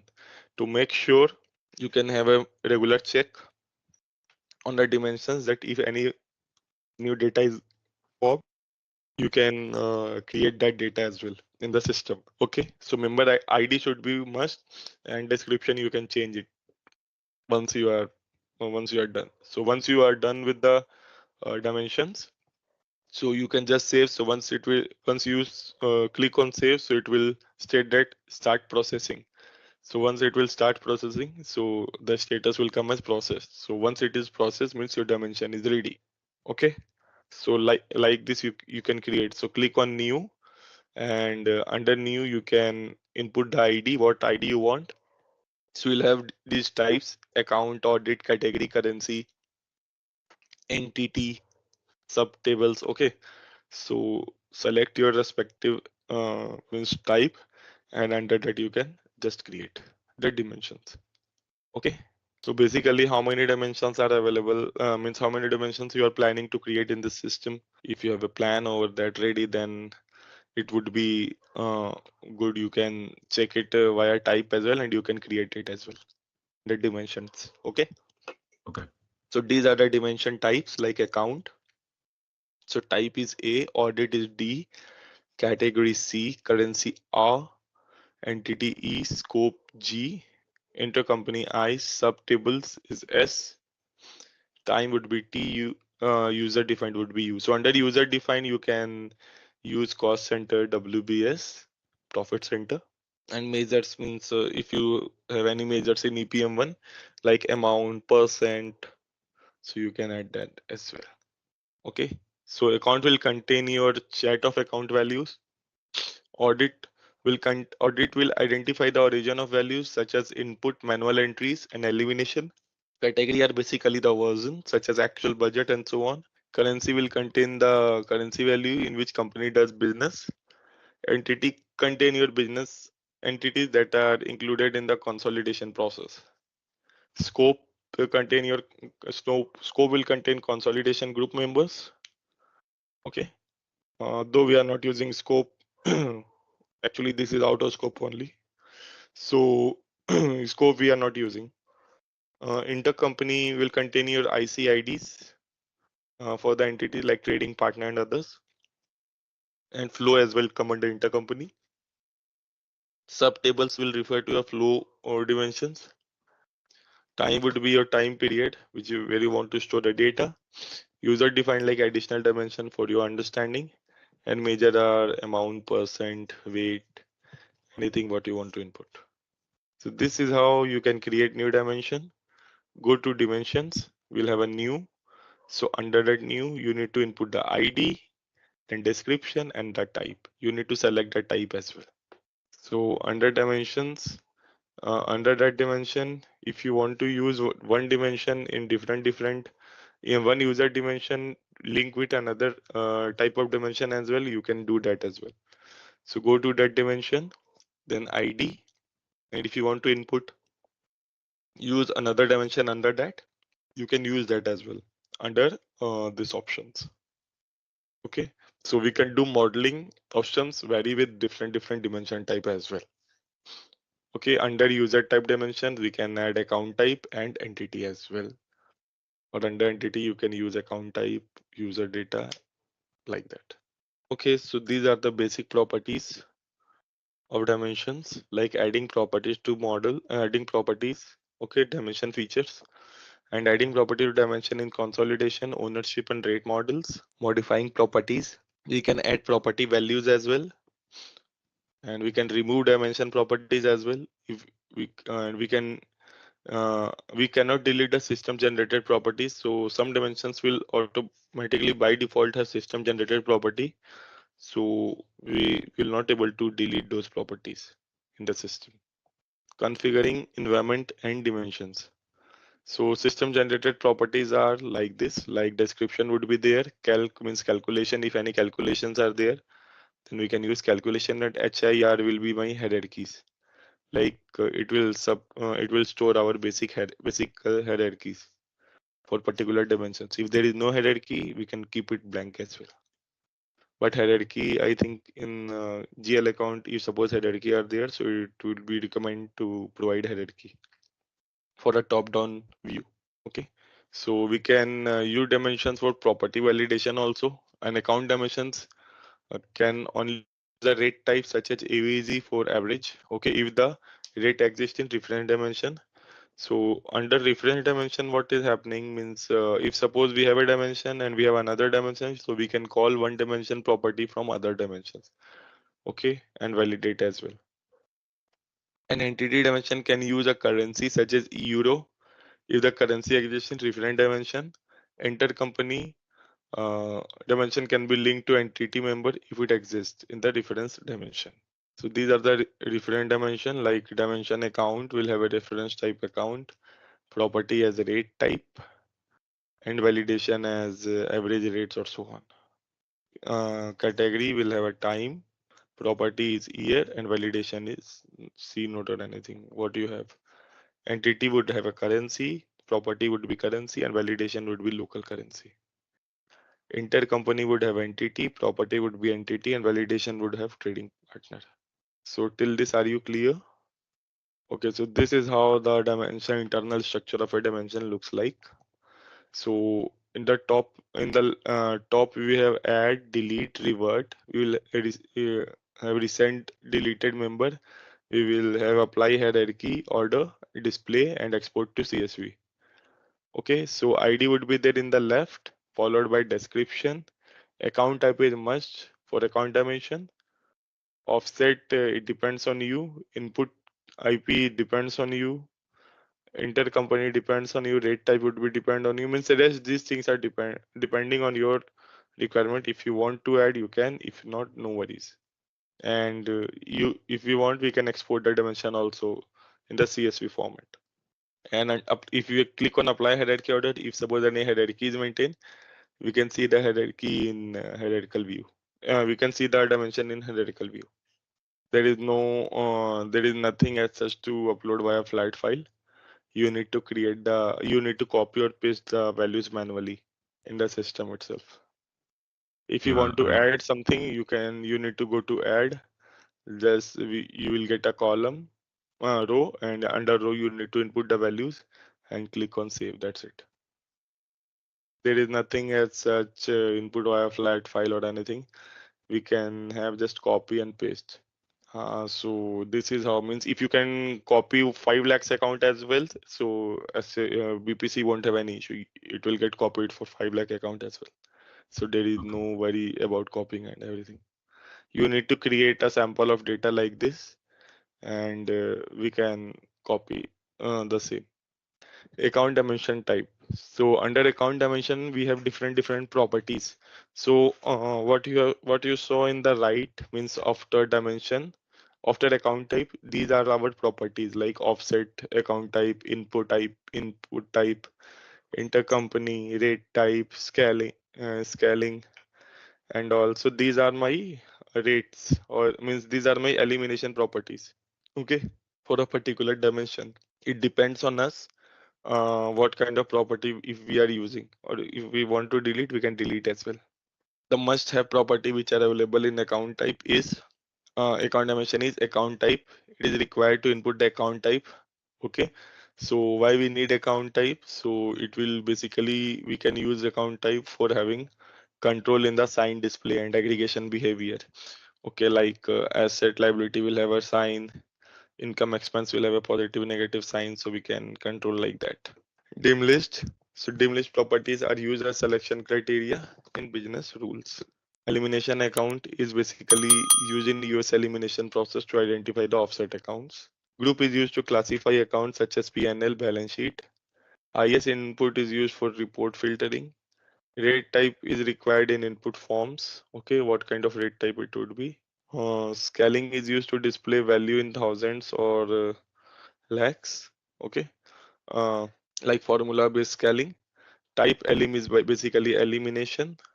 Account type properties means we have control and prevent. So we are not using this control and prevent aggregation. If we have multiple account with having quarter to date and year to date value, that this account we can use in QTD and MTD or YTD, then we can use this. Otherwise, we won't use this prevent aggregation. So account type properties, we are having basically four account type properties available, like asset, liability, income, and expenses. These are the sign, these are the report, these are the aggregation using periodic measure. So the dimension structure will look like this. Okay. If you want any differential integrity, then you can input fixed value as a rate. But if you want to input any hierarchy, then standard or then here they put standard as parent H1 and intercompany as parent H2. So this is how your subtable means flow type dimension looks like. Like under H1, we'll have a flow like F underscore TOT. Under TOT, we'll have different scenarios for flow type. Flow type properties. So under this flow type, we'll have ID and description and flow type. So flow type is must while having the property. Okay, so make sure to input the flow type property when you have a dimension as flow type. So it is used to distinguish the opening and closing flow. Okay, like F underscore 101 for opening, F underscore 02 for closing. So like this you can use for flow type as well. And F01 is my opening, F02 is my closing. So like that, if you could just put a filter on opening and closing, all the calculation like sum or differences would come directly in your report. So no need to go and just check one to one means cell. So it will come directly over here. And by the way, we can create multiple custom defined property as well in the dimensions. If we want to delete one property and add different property, we can do that as well in the dimensions. Like maintaining consolidation dimension, like entity type. So we can maintain entity type like ID, description, and currency. And if we want, we can input owner and all. So why we are inputting owner, means if we have any security, okay, where admin only need to update the entity, then we need to input the owner type as well. For what owner we are giving access to make the changes, read or write or both. So configuring or maintaining the dimension as well. Maintaining consolidation dimension for intercompany type. So this is the ID description, and we can input entity as the property for intercompany. The basically the page is same, so it depends on us how we want to create a particular dimension. Like for category type dimension, we have actual budget forecast, IFRS, US GAAP, then draft final publish and simulations. Okay, so category for OP is used in the balance carry forward. Okay, for difference it is FX difference only. For source it would be FX source category. For rate it would be rate underscore category. Period would be rate underscore period. Rate year and start month, which are used as currency translation simulations. Opening period is used to specify for a particular month. Okay, year is used for planning scenario. to control user input. If here is not used, the category member can be used anytime. Okay, for group type, uh, means for group type also we will have like this kind of scenario, like world will have a parent. Under this world we will have Africa, America, Asia Pacific, and Europe. Okay, so world will be a parent hierarchy. Under this we will have this member IDs. Under this member IDs we will input the currency type, since each one will have different currency type. So like this, how our group type dimension will get configured in the system. For audit type dimension, this is how it looks like. See, this is how time dimension look like, y dot mm. Okay, and if you input for quarters, so we can use like this. Okay, so we can define the level as well, like for quarter, it will be like quarter, year, and month in the report as well. So hierarchies can be defined for any particular dimensions. They can be loaded automatically or they can be created manually. It depends on us how we want to proceed for different hierarchies in the system. Okay, so they are used for basically expansion, roll up, and member selections. We can create multiple hierarchy, like means BPC will have like BPC will give you privilege to create 3 different hierarchy only for each dimension. Okay, like H1, H2, and H3. That's it, and then child. So it depends. Like for time, means for account, I think we will have multiple hierarchies, but for other BPC will give us privilege to create only 2 or 3 hierarchies only at once. If suppose we have like 5 hierarchies, let's suppose we have H1, H2, H3, H4, H5. Okay, if you will input H4, right, then what it will happen, H4, H3, H2, H1, and child will come. Okay, then you need to write that remove leaves node. Then if you will remove leave node, then your particular hierarchy H4 will come, like how you are doing in Hyperion. Okay, so there are some time dependent hierarchy as well. So this is means this is a screenshot for EPM report. I don't know why they input, so it will give you a confusion only. So don't focus on this one. So we will discuss it once we will go for EPM reports. So once you will create, we need to click on save and process. Under save and process, we can it will ask, do you want to say take the environment offline? So what does this mean? If you will click on yes, so if suppose someone will work on the environment, so it will not work for them, so it will make environment offline. So what changes they are doing, so they will be stick to that only, the previous one. Okay, so always make a habit when you are creating a dimension, if this message pop-up will come, do you want to take the environment offline, just click on no, so that if suppose someone was logging into your system or means in the BPC system, so they can also work and you can also work at the same time. Otherwise if you will click on yes, then you and they both need to wait for like a minute or so. So once you click on no, then then this pop-up will come, the dimension have been processed.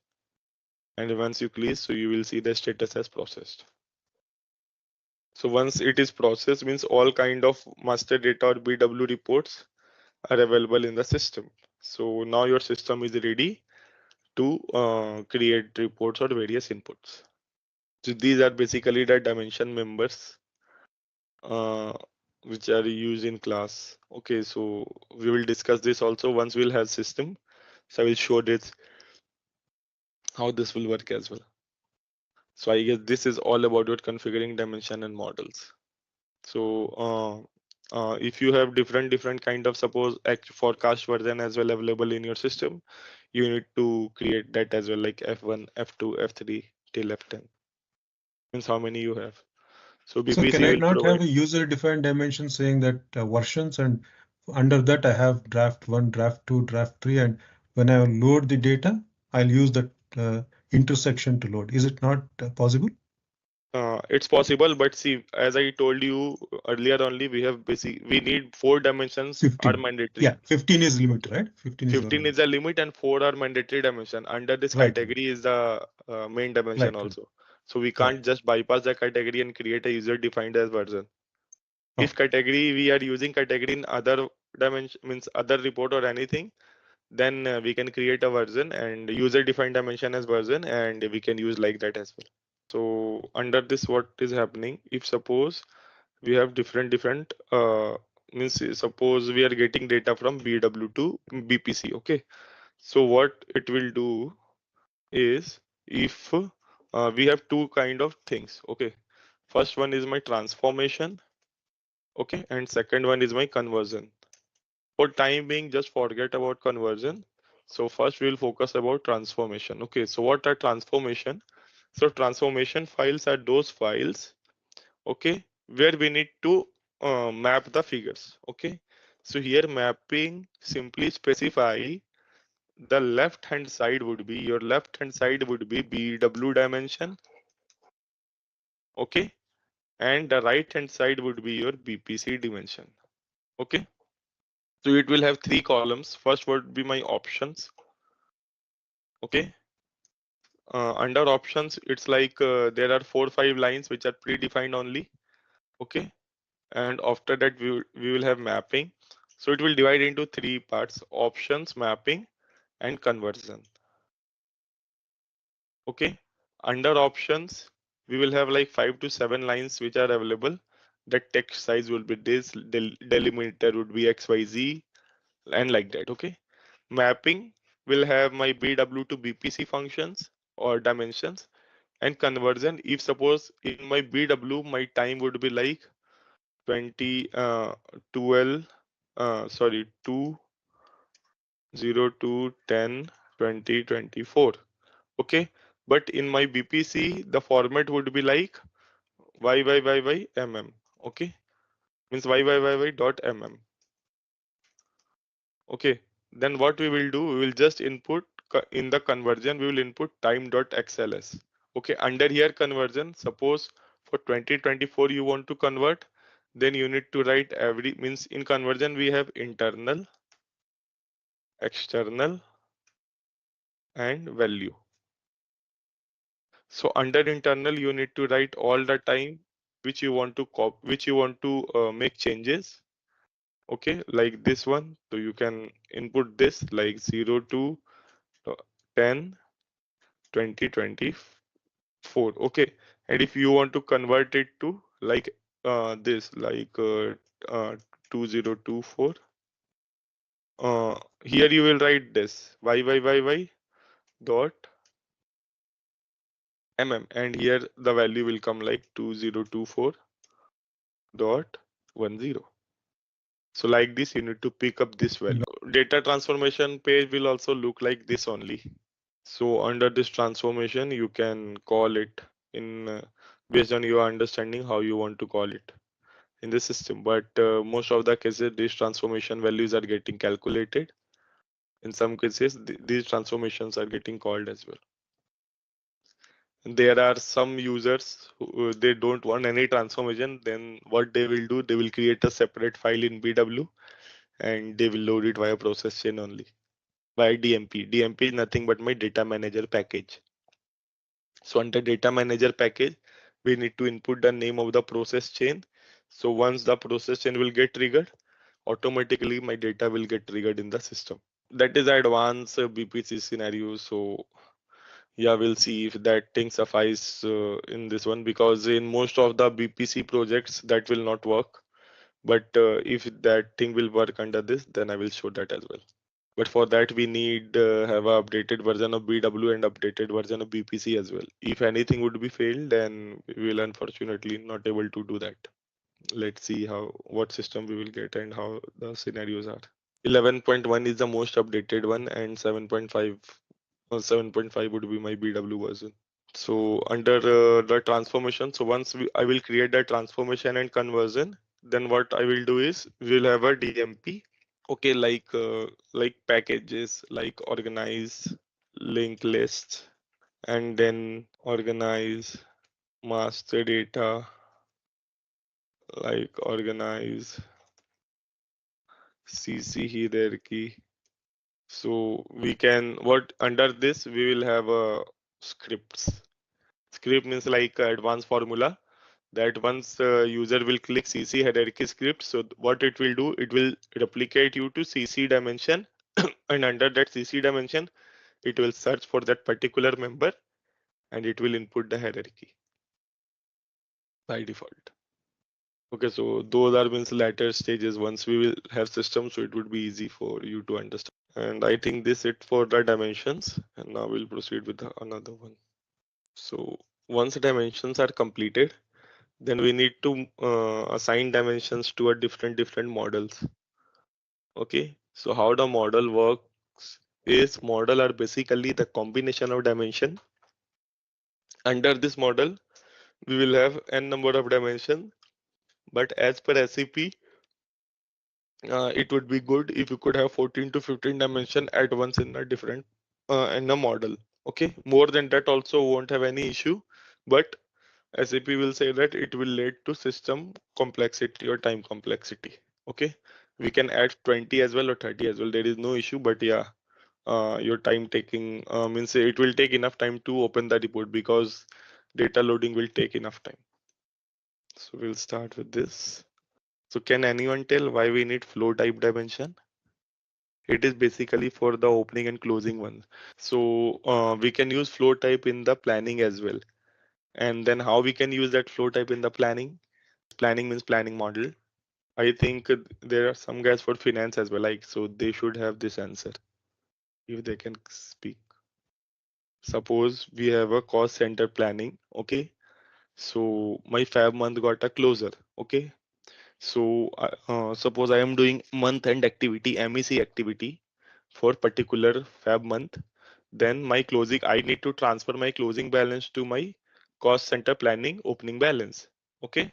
So what I will do, I will go to flow type. I will create a flow type, or if suppose a flow type is created, then I will just input the flow type entity as opening and I will run the package. Okay. So what it will happen, the closing value of my flow type, which was earlier predefined, so it can be converted into the opening value. Okay, so this is how I can transfer my flow type closing balance to opening balance in a particular planning model.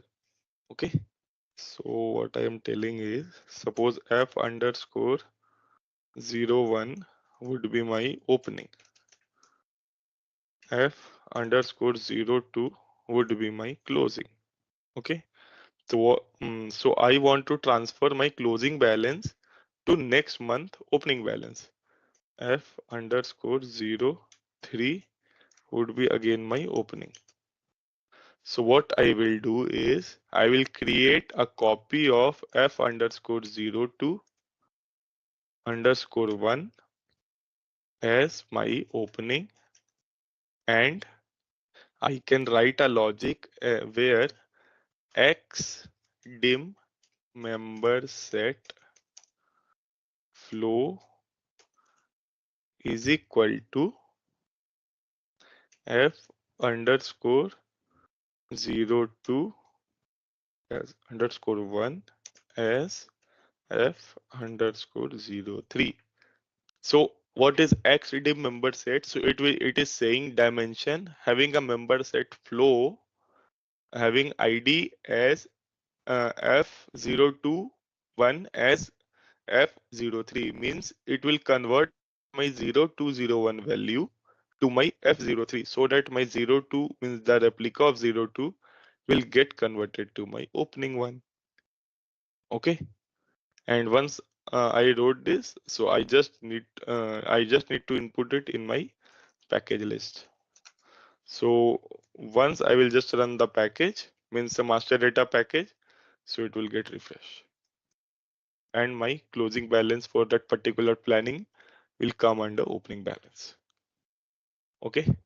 And there are some scripts as well where you can create one flow and you can just replicate that one only, like how I did, right? So you can do like that also.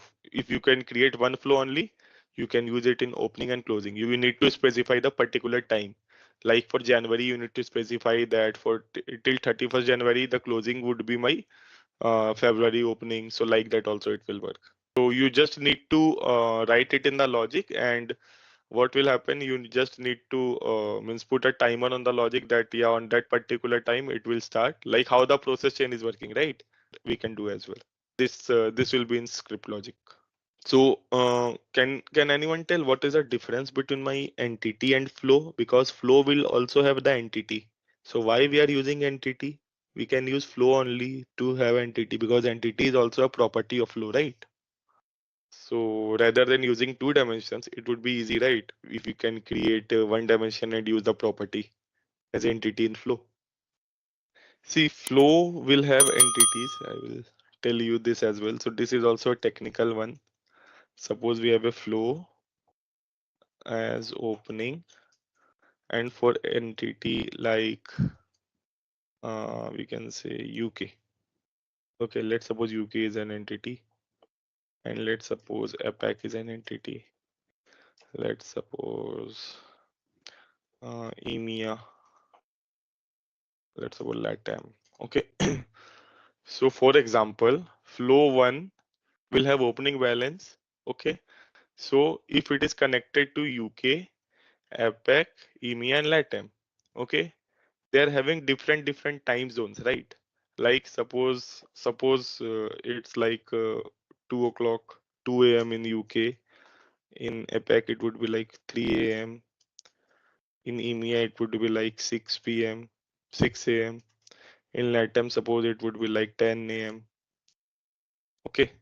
So if you will just do the means what I told you, like via script, if you will just do the opening to closing, so it will hamper all the things. If suppose some country or entities which are working on that particular time, the existing flow will get replicated once you run that scenario. Okay. So that's why we will have a different entity type and different flow type. So we will not use the entity for that entity property in the flow type. Okay. See, for flow dimension, we will have ID. Okay. FID, we will have description, and we will have entity. Okay. So this third entity is not a mandatory field. Okay. It depends on us whether we want to input or not. Okay. Let's assume that we have inputted, and we have another dimension as entity and description. So if we define F01 assigned to these particular entities, 4 entities, then what I told you earlier, that we need to update a process chain, right? We need to update a script logic that whether X dimension type F01 for this, okay, and it should be have a particular timer, and suppose that particular timer for US will meet a working hour in EMEA. So what it will happen? It will just replicate the values, existing values, and input the new value. Means your existing settle value will get deleted and your new value will come on that particular system. So that's why we are not using entity as a property in flow type while creating reports. That's why we are creating a separate entity dimension. So my question was why we are using entity in flow type. Why we are having entity dimension as a different one if we have an entity in property for flow type? The answer would be, if we are using a flow, if we are using entity in this flow type, or if we are mapping the value, then there are chances that value will get replicated if suppose some particular entity is working on that particular time. So that's why we are using entity as different dimension rather than using in property of flow type. Okay. So this I will also explain in the system. I was just explaining this how it is behaving in the here. Okay. Okay, so let's start models. So we are having different models for creation. Okay. So we are having different models. Okay. So basically we are having 4 models in the system. First one would be my consolidation, then ownership, then our planning, and then rates. Okay. So once we create all the dimensions, we need to club those all dimensions into a particular model for our proper working. Okay. So for simple consolidation, we will have ownership. Okay. So what are ownership? Anyone have any idea on ownership? why we use this ownership. Ownerships are the values which are predefined for a particular company. Suppose we have Intel. Intel head office is in US. Okay. So Intel is basically divided into all the continents, across all the continents. Okay. So what Intel will do, Intel will take a ownership means 100% to its Intel US. Okay. But the business will come from different parts of the means across the globe. Okay. So what Intel will do, like my 20% revenue will come from India, 20% will come from Japan, 30% will from UK, and remaining 20% would be for XYZ reason. Okay. So once we define the ownership values, then what it will happen, it will just replicate the same value, and while budget allocation, based on the ownership, we can define the predefined budget as well for a particular cluster or particular region. So this is how ownership will work. See, it depends on the company organization structure, how they want to divide the ownership values. Okay, if they will divide in, if suppose US is an entity and they will divide US into like 10 different parts, like Texas for one, Dallas for one, California one, New York one. So like that, they can also have a ownership if they want. If not, then for particular cluster wise. And there are some organizations which will take full 100% ownership for its base location only, because end of the day you will able to get the P&L and balance sheet report, right, for all particular clusters. So there are some means there are some clients which are not defining any ownership, so they are taking 100% as their ownership only, and they can validate the same via P&L report. So for simple consolidation process with 100% ownership, you can use the finance or rate models. Under rate, we will do the currency translation scenario. Consolidation type model can use all the business rules. So see, this is getting more technical. So yeah, once we'll have system, so I will first show these things, then only I will proceed with other steps. Okay. So right now, just understand that business rules are basically the rules which we are using for consolidation or carry forward scenarios or posting any journal values. Finance type model can't use a consolidation monitor, but it can use all the business rule except elimination and adjustment. So finance type will not use a consolidation monitor since it's a part of consolidation only. You can use delivered model or create your own. So since SAP have provided a bunch of model, so we can use that model or we can create our own model as well. The consolidation engine can be used for either consolidation type model or finance type model. Most model consists of 10 to 15 dimensions. Every model type, category, account, time, entity, and some require more. So category, account, time, entity is basically for planning, and for other like rate and others, rate and consolidation, we need rate as a dimension as well. So this is how we can create models, and this is how your model screen will looks like. You will go to the navigation page. Under these three lines, you will go to you need to go to models, and then we will have this consolidation and this management consolidation. So I don't think this management consolidation is there, but I don't know.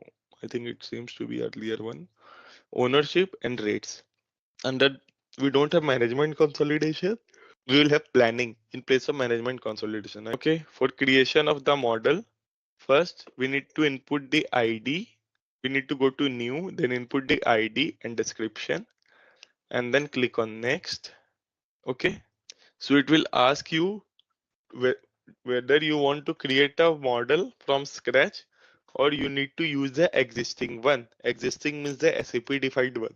So if you will click on existing defined one, so under existing defined one, we will have everything like standard script logic as well. If suppose any currency translation or anything will happen, so we will have that thing as well, or we will have business rule, we will have business process flows, process templates, and everything would be there. We just need to explore that. Okay, so we will select a blank one, and under existing we will see all kind of dimensions and script logic, DMPs and others. Okay, so based on our need, we will decide accordingly when we come into this one. And then for creating new model, the step 3 would be whether it would be of 3 parts. Okay, first one would be my standard. Standard would be my no other model will be involved. So under standard, it will be used for planning only. Second one is finance.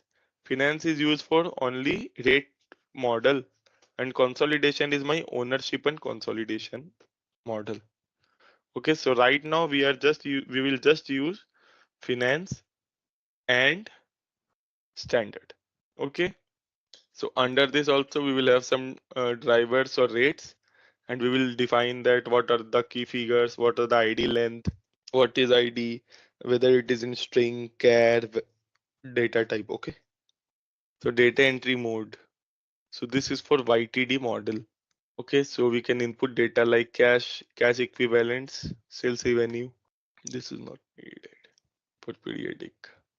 Yeah, for data entry mode in standard one, so we will have basically these 4 dimensions, and for financial we will have CEATR, where R stands for my currency or rate, and for consolidation one we will have CEAT, audit, group, intercompany, subtable, and currency. And for creating model, we just need to select the dimensions. So what dimension you want, you can just click on that tick mark on that dimension and it will get selected. If you want to copy a model from any existing model which is available in the system, then you can you can use like this as well, copy from source. So what will be there in that particular model will get copied from there to this one, what you are creating. And afterward we'll have a review and create. So once we'll click on review and create, a model will get created. After editing the means creating the model, we can go to edit and we can edit the model as well via settings. So under this edit model, we'll have this kind of general settings like large key figure, normal key figure, work status, enable comment, comment length, and source data. And feature used within a model, like whether if we are using a work status, so what work status will do? Work status is basically the data log step, data log. Okay. So under this data log, we have owner and reviewer.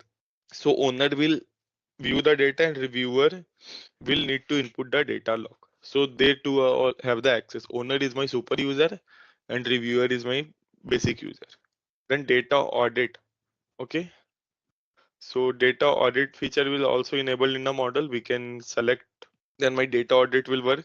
So under this data audit, if suppose anyone will make any changes in the data, you can able to view that via data audit catalog. Okay, if master data will get changed or ID will get changed, you can have a track of that as well. That yeah, on that date that means that ID has changed this data or manipulated this data from this to this. Okay, then journal templates only relevant for reporting models. So journal templates are relevant for only reporting one. Then enable comments. So select this option to use comments. So if suppose in the input report, if you want to input any value or any means comment, you can use this one. And use as a source of data means if you can use as source of data for external application. Means this process will work when you are taking data from means SQL or any XYZ RFC connection.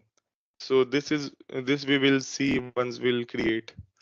So I don't think we need to create all different model because we have limited data only. So let's see what models and so I will create means we will create all models. Okay, and we'll see in which model we will work.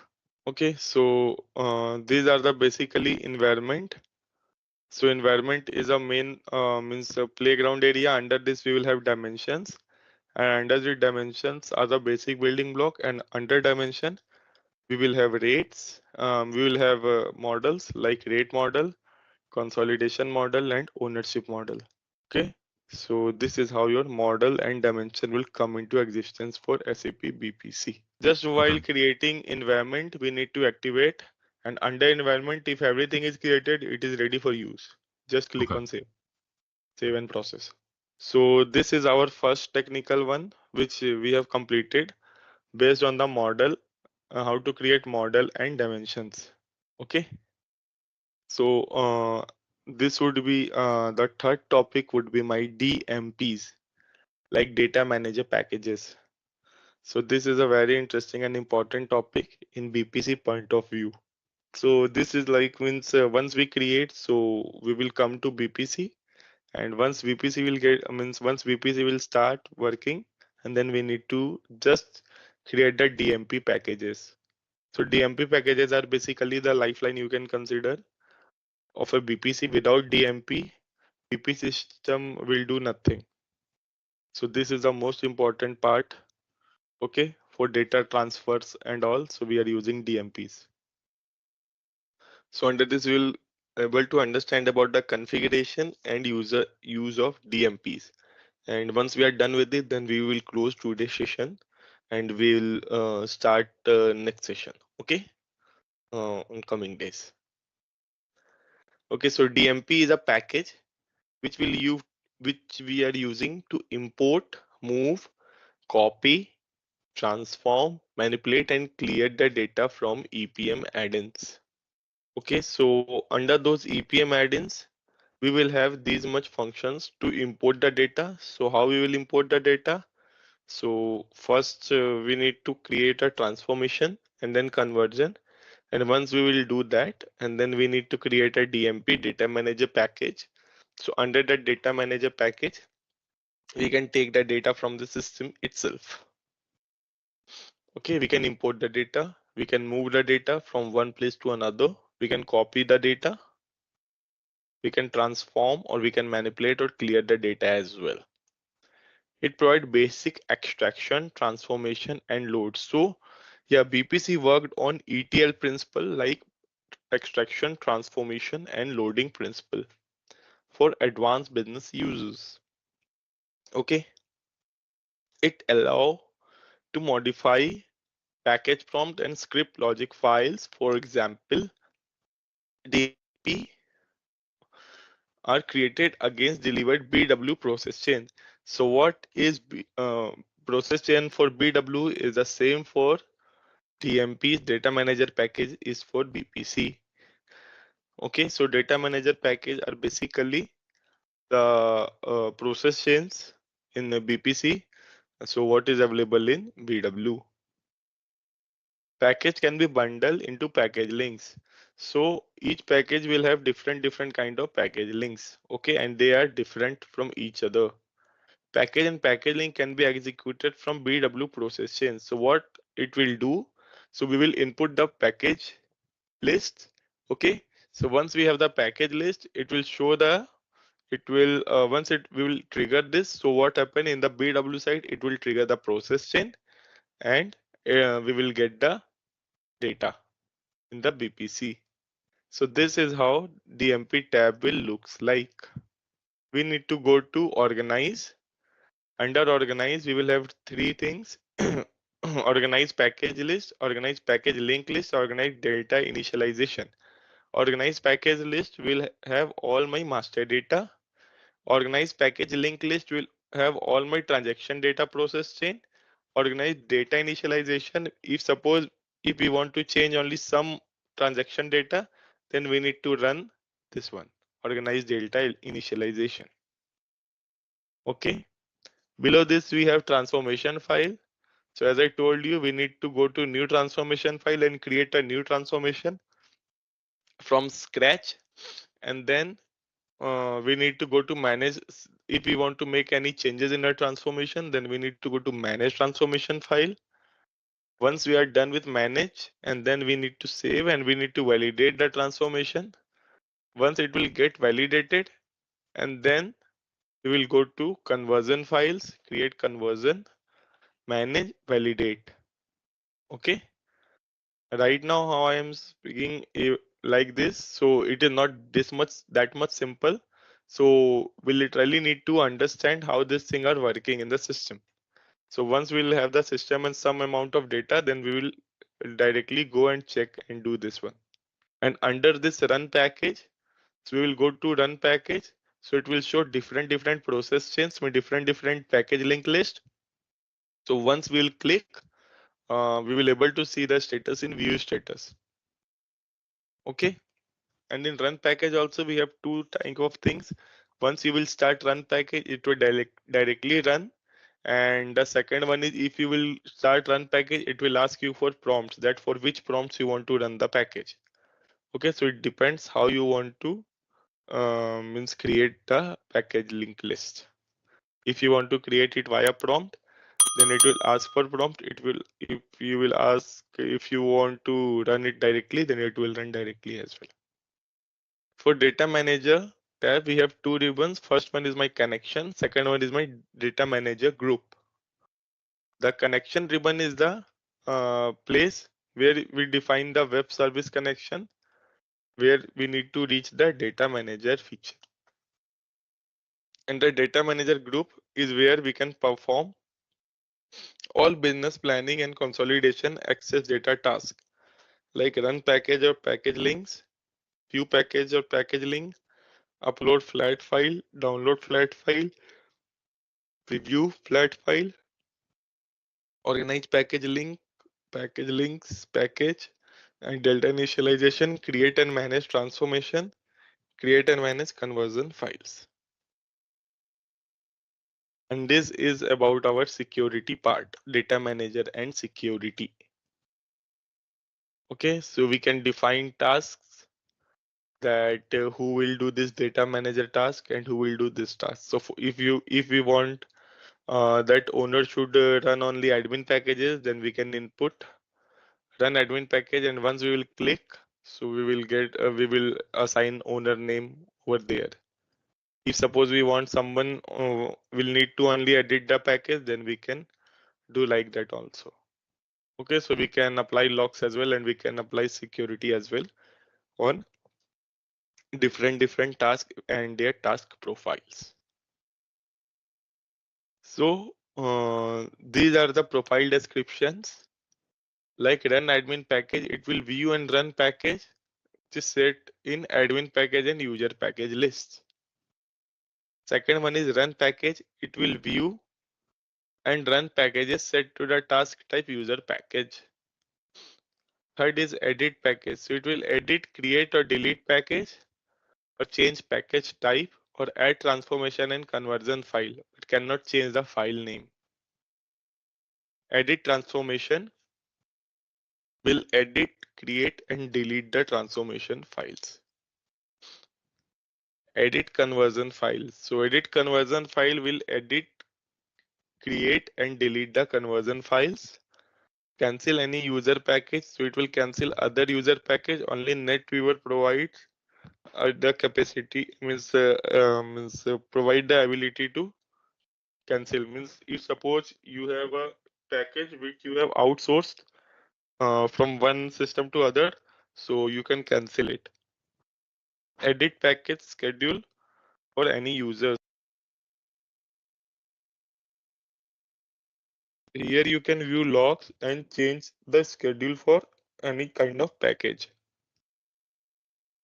And then edit package links. So you can edit, create or delete package link.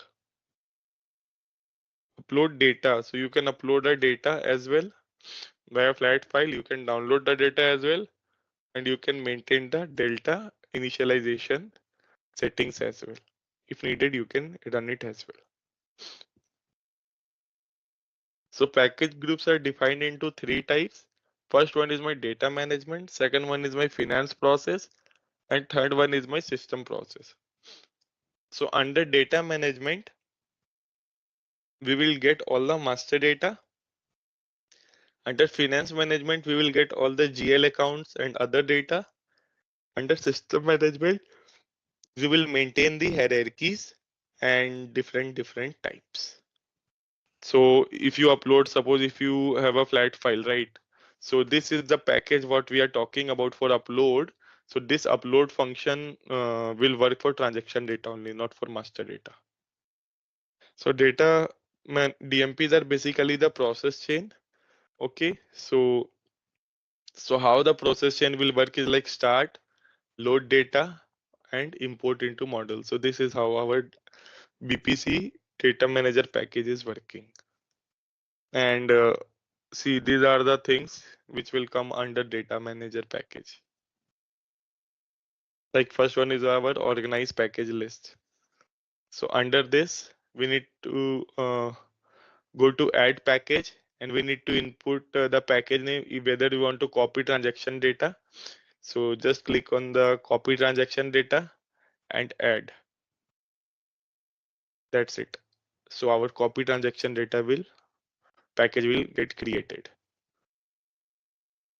If we want to run the copy transaction data, so we will just go to organize, or if we just go to run, and we'll just write copy package, so it will run the copy package transaction data, what we have just created now earlier in the above slide. So under this, we will provide a path for process chain also. So once we will add now, so the second option, modify package, will trigger. So we'll just click on that, and we will just provide the path for process chain in BW. So what data is there in BW, it will get that data from BW to BPC. If we don't provide as well, it will also we don't have any issue, because we are already doing the mapping in transformation and conversion file. Okay, so the copy data manager package will start run. So under here, if you will go, so that is what I have created. Okay, so under that, if you want to copy copy transaction data for XYZ particular entity, then we will have a prompt as well over here. Okay, like copy transaction data, if you click on copy transaction data, it will ask for a prompt. That means if you want to input a prompt, you can input a prompt, or you can select all.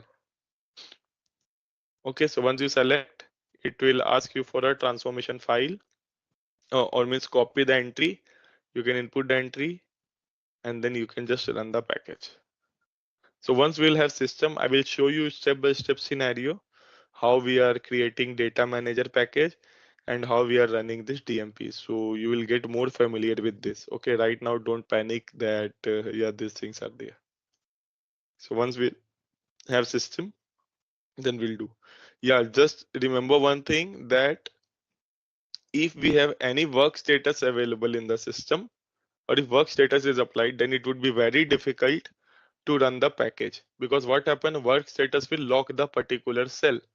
So if it will lock the cell, then your process chain means package will get failed, because it will not allow you to write any value in the cell. So once it will not allow, then it will force the package to get fail. Okay, so make sure that when you are running the DMPs, your work status needs to be open. It should not be closed. Okay, so these are the silly things which we need to take care of. So once we run the package and it is getting failed continuously, then we need to check the work status as well, that whether my work status logic is open or closed. Okay, so after conversion file now, we will have an option of work status. If you go to data now, we will have a tab as work status. If you'll just click, so it will say that open or close. Just check it is open. That's it. It is in data. So we have home. In the Excel, we have home, insert, page layout. So in the data, we will have work status. So once EPM will be there, if you will click on EPM now, you will able to see the work status. That's it. So you can lock it via model as well, and you can lock it here as well. So it depends. If you will lock it via model, means admin rights, you must have admin rights. If you will lock from here, you must have user rights. Okay, so admin can lock it from there also. So if admin can lock, so then you will not able to input anything over here. Then you need to remove that lock and make sure that both locks are in sync only. If one is working, if one is locked and one is open, then it will not work. If both are locked or both are open, then only it should work. So this is how we can view the status. And we can view the status of packages that are currently running and packages that have been completed. Select view status, and under view status, we can see. So here we can see view status as well. So yeah, after run package, are you able to see view status? Here you can see view status one after run package. So once you will run the package under this one, so you can able to see the status of the package, whether it is successful or fail. Okay, under this view status one. So this is what it written. Select view status, and then view status, the package status dialog box up a resume of various packages. If you want to view the detail log, or under this view status, if you want to see a detail log, whether what kind of report means what data I have filtered and what was get loaded in the system, you can able to check that as well. And schedule status uh, means package status displays the result of package that are executed already. So under that, when you open the view status now, we will have lot of packages successful fail. So it will show my existing packages which we run in the system itself. Okay, schedule status displays the schedule on which various packages are set to run. See, this is how my view status will look like. So this is the succeed. So once you click on this succeed one, you will able to see the package logs. Under this package log, how many records are transferred, how many records are not transferred, what is the reason for not transferring of records. You will able to see everything, each and every details. And data update option are also available. So after importing the transaction data, there are normally subsequent update in the source system that also need to be imported. When importing transaction data multiple time, there is also a chance of data duplication. Okay, so always when you are trying to, or when you are going to import the transaction data, make sure you need to run the clear package first. So once you run the clear package, it will clear all data, and then run the copy transaction data, so that it will copy your data from fresh. Otherwise, in BPC, it will not override that function. It will just add the function. Okay, so you need to take care of this as well. So when you are copy the transaction data, you first need to clear the existing data, and then only you need to clear the existing data via clear package list in the master data, and then only you need to apply that copy transaction data. Otherwise, it will just to double up the values. Okay, or when you will use the delta data manager package, so what it will do is it will definitely, you need to definitely input any prompt. Without prompt, it will not allow you to run any delta manager package. Okay, so in delta manager package, there is a least chance of having data duplicacy available in the system.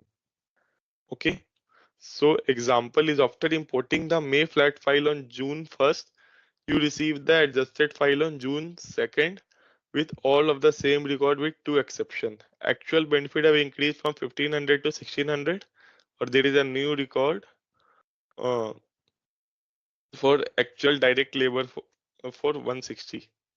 So there are two main options. Run a clear first. So what I told, run a clear first, then import the flat file transaction data, and then run that package. So it will not allow you to have a duplicate entry. You can schedule the package as well, like how you are doing in process chain. So we will just go to means if you want to schedule it once, twice, daily, weekly, monthly. So we can do like that also. For copying of flow type, means opening and closing, we are using this approach only. And we can able to see the process chain as well in the BPC. That when you click on this DMP data manager package, which process chain will get triggered in the BW, and for what time it would be. For checking the process chain in the BW screen, we will have a T code as RSPC. So just click on that RSPC and you can able to view your selected process chain. and you can view it in data manager package as well, data manager as well. Okay, so if process chain start from, if there is a process chain which we are using in BPC, so we generally start it from BPC only. Like you can see clear transaction data, copy, export. So these are the DMPs. So what DMP we will create? It will create a process chain there back in the backend as well. Okay. Yeah. So based on these three, we have completed the models, we have completed the dimensions, and we have completed the data manager packages. Okay. So this is how we will again, once we will have system, we'll again go through this thing like creation of model, creation of dimensions, and the data manager packages. Okay. All right, let's test your knowledge. Here's a question for you. What is the primary data source for SAP BPC 10.1? Option A, flat files. Option B, relational databases. Option C, SAP BW or SAP HANA. Option D, Excel spreadsheets. Take a moment to think, and when you're ready, choose the correct option. Remember, each choice holds a key to unlocking the answer. Good luck. Type the correct answer in the comment section. Hey there, ready to dive into the world of SAP BPC 10.1? Our course is your ticket to mastering supply management, all at your own pace on our platform. In this course, we'll unravel the mysteries of SAP BPC 10.1. Think of it like a Swiss Army knife for planning, ensuring we've got enough goodies and getting them where they need to be. From the basics to expert tips, we've got you covered. Crafted by seasoned pros, this course delivers the goods. Your mentors, top-notch veterans in the field, ready to guide you through and tackle any queries you throw their way. And hey, don't just take our word for it. Our students are singing their praises. Folks just like you have found this course a game changer. Best part? It's easy on the wallet. Learning doesn't have to cost a fortune. Ready to become a SAP BPC 10.1 maestro? Enroll now. For more details, visit ZaranTech's website. So when it comes to BPC, okay, that is business planning and consolidation, okay. And as you are going to work on 10.1 and this is 11.1, okay. So hardly there's a few like, some difference, cosmetic difference, right? That also we will cover, okay. But other than that, functionality, logic, everything remains same, okay. Now, when it comes to BPC, business planning and consolidation, SAP has released this tool, okay, having three components. One is like this web planning, okay, which you can see right now on the screen. Here, what one can do whenever they will log in into any BPC server, this would be the landing page, okay. There they can see home, library, my activities, okay. Second would be EPM, which is Enterprise Performance and Management. Okay. You would be, once you have EPM installed on your system, you would be able to see one additional tabs, basically two additional tabs. One is EPM, second would be Data Manager. Okay. What's the use of this? How we can work on it, right? That we'll cover later. But so this is the second area. Third would be, your backend, how your data is getting stored. So here we have BW for HANA. Okay, so these are the three components which covers your BPC tool completely. The SAP logon pad, which you can see here, right? Once you'll be logged on right into this one, this would be because it's 11.1, so which runs on BW for HANA.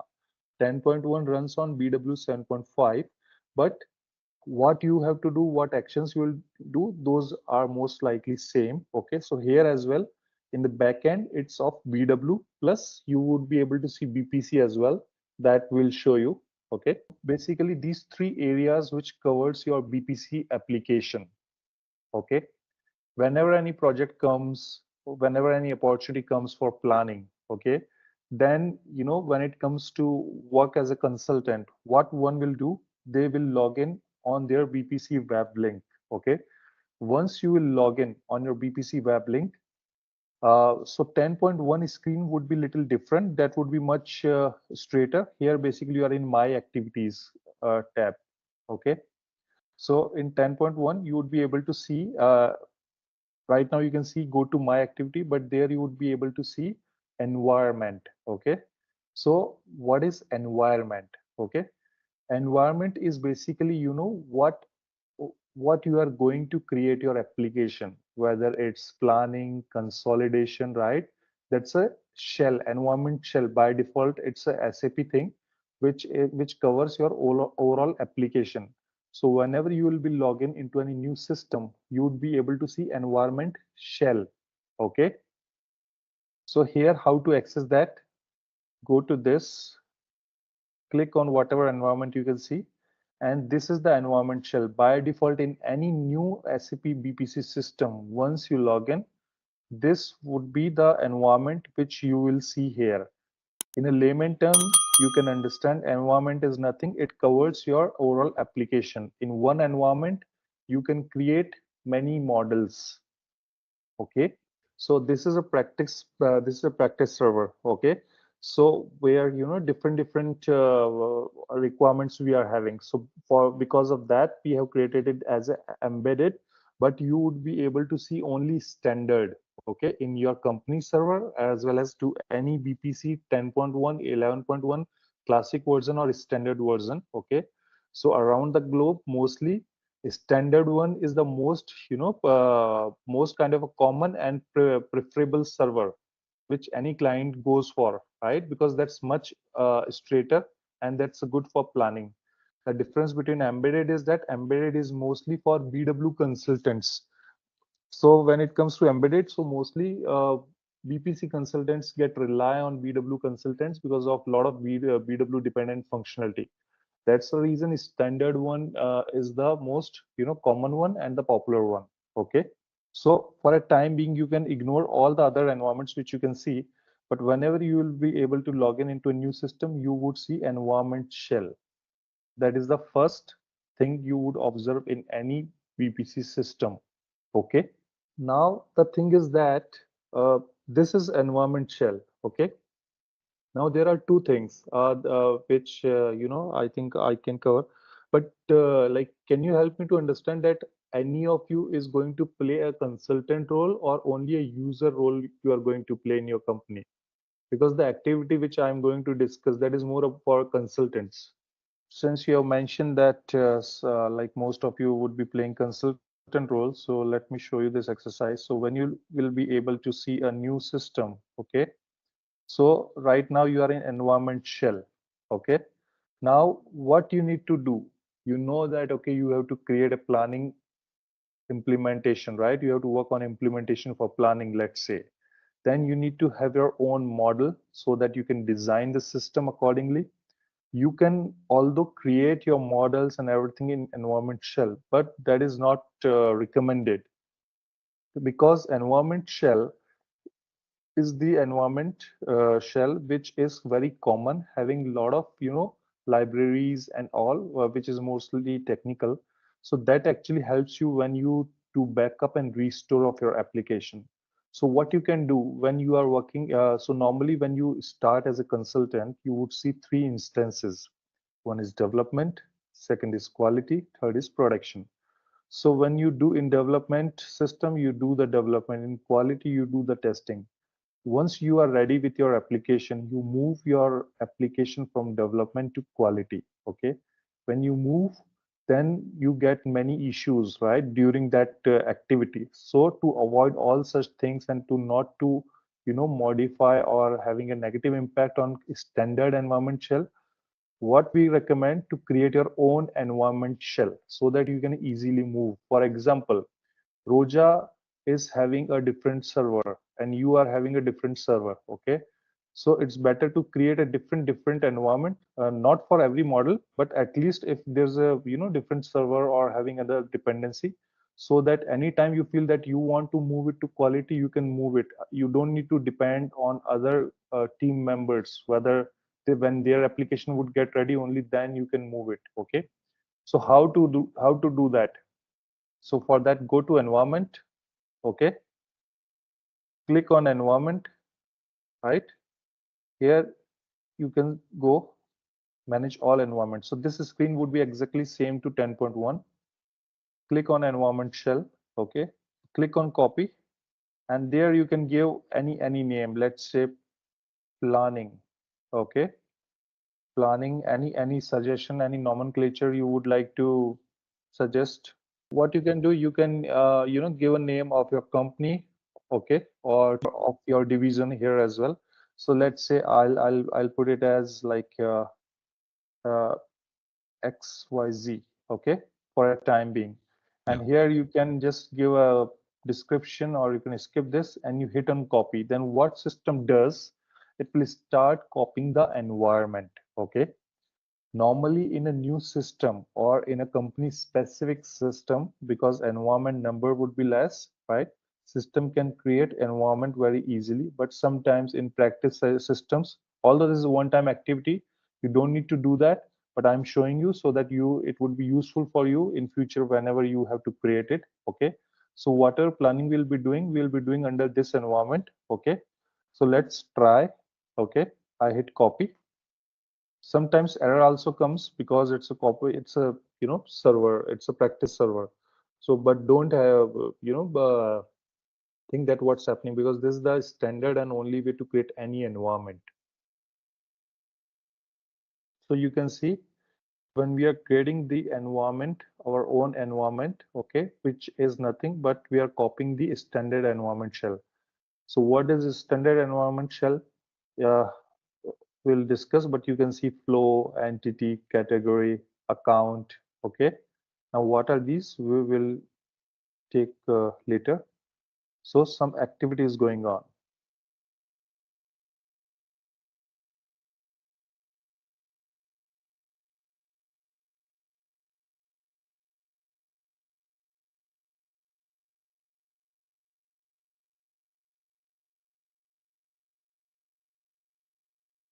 So that's in progress, and it depends on the speed of the server as well, okay, but it won't take much time.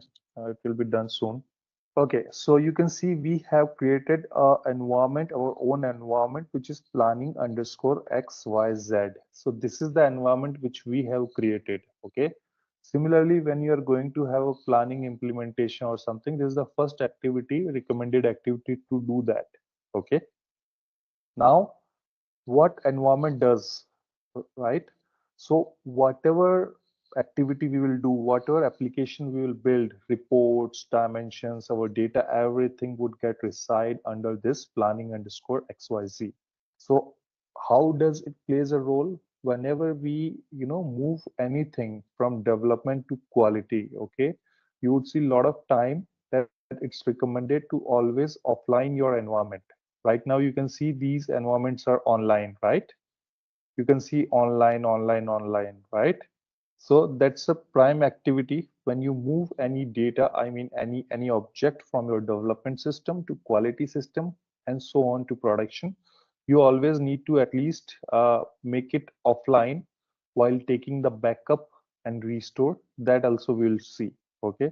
So if I don't cover this, then for consultants sometimes it becomes a tricky area that okay, what exactly needs to do, because they never interacted on this area.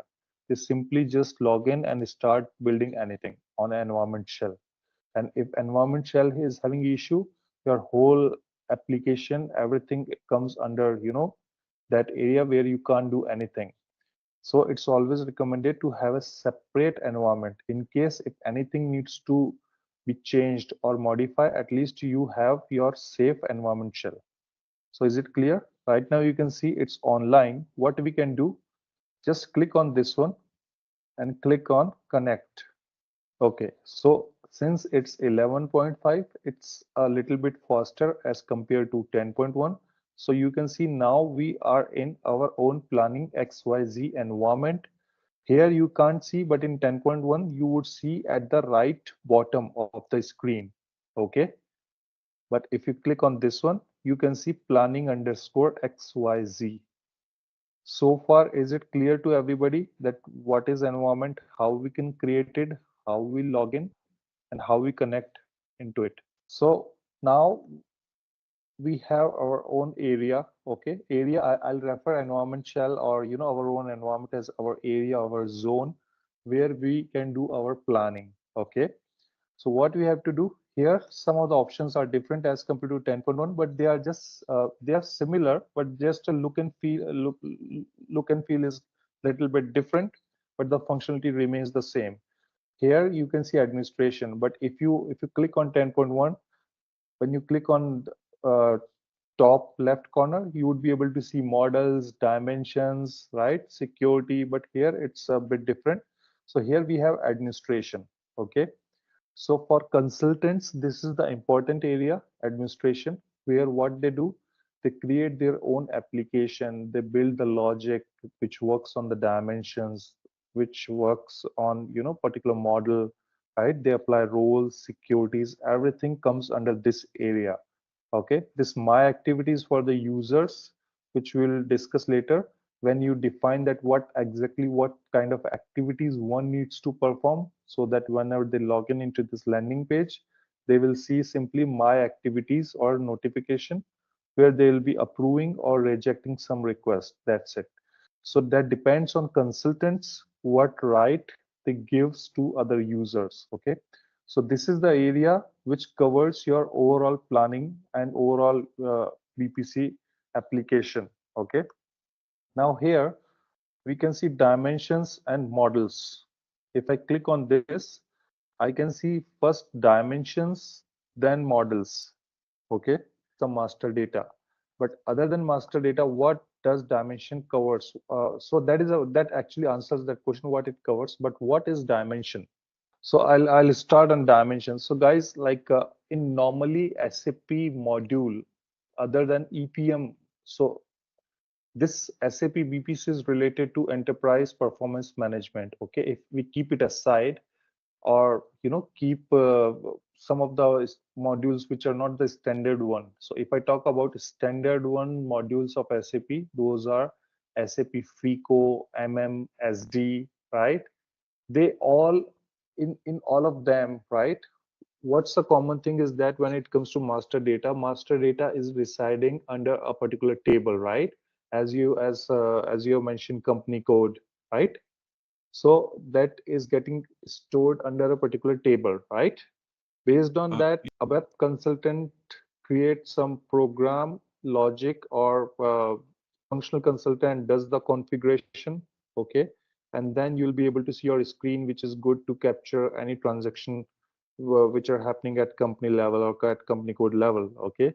But when it comes to BPC, okay, so BPC is not a transactional system, okay? This is a reporting system. This is mainly for the management for MIS reporting, which fulfills MIS reporting needs. This is for the CFOs, okay? Now, if it's not a transactional system, then how does it work, right? So, and in any system in the world, okay, that is having two type of datas. One is master data, second is transactional data. Transactional data is nothing, just a figure which lies at the intersection of the master data. Similarly, if I talk about dimensions, okay, so in BPC, there's no standard tables which will capture a data for your business or for your client, right? So you have a dimension concept, right? So dimensions are like info objects in terms of BW if I speak, okay? If I say, sorry. So that is like an info object, right, in BW. But I believe if you don't know BW, then again, it's a kind of a different term for you. So I'll explain it in a very easy and common term, okay? So doesn't matter from which place or which country anyone is. I believe everybody is aware about the bank statement. So what does bank statement covers? Your name, right? Your bank location, your transaction detail, right? Your account number. So what's the unique information in your bank statement? Your account number, right? Because a person with the same name, with the same entity is possible, right? But he can't have a same account number, right? He can't have the same multiple account number, right? So account number is unique thing. So when I talk about account number, customer name, bank location, transaction amount, currency, time, right? All these are independent terms, but this is creating a meaning to $100, right? Let's say a guy named Nick having $100 who has done transaction at so and so time from Texas location, right? So all these informations form the bank statement. Similarly, what are dimensions? Dimensions are nothing but that covers, your business, right? Your business, if I talk about business areas, not like business area of SAP Pico, but your I can say like what is dimension, okay? See your profit and loss statement, right? If you see that, okay, what you would observe that, okay, my income, my expenses, right? What are the drivers for those, right? Based on that, you need to identify your dimensions. And in the end, what should happen? That your business for which you're going to plan, for that, everything should fall within your dimension. It shouldn't happen that, okay, something is required for your business, but that is not getting covered in your dimension. If that is the situation, you would not be able to plan your system. I know right now it's hard to understand, like, okay, what is dimensions, because I'm not talking about any bookish term or, any, any, anything. It's totally related to practical, right? So I'll show you. If we go to dimensions, okay, now what you can see here, account, audit trail, category, entity, flow, input currency, right? So when you create a model, right, some type of dimensions you need to create, okay? So before that, we'll see that what does it covers, okay? So for example, if I go to account dimension, this is standard dimension, okay? What it has, ID. These are the members, okay, which you will be able to see in your reports. At this level, you'll be able to do the planning, okay? There's a description, okay? This is simply like a SAP table you can see, right? GL account at stores. Now, after description, whatever column you can see, this is called or referred as property of a dimension. What you can refer it as a property of a dimension, okay? Or in BW term, you can say it as a characteristics of a dimension. So account is a dimension, right? Which is very important dimension for any BPC or any EPM tool, okay? So by default, system has generated couple of kind of properties which you should focus here, which you should focus upon. Account type. Now, what does account type suggest? It tells you about the nature of a account, okay? For example, balance sheet, it's of asset type, okay? So right now it's a standard one, so system has already created it. But when you will be creating for any project or for your company, right, then you'll be able to fetch it from SAP system as a master data, okay?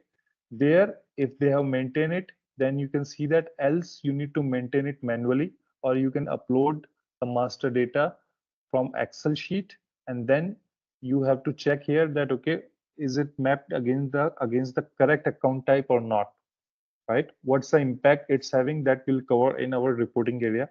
Second is like, you can see it's having like rate type for the closing average, right?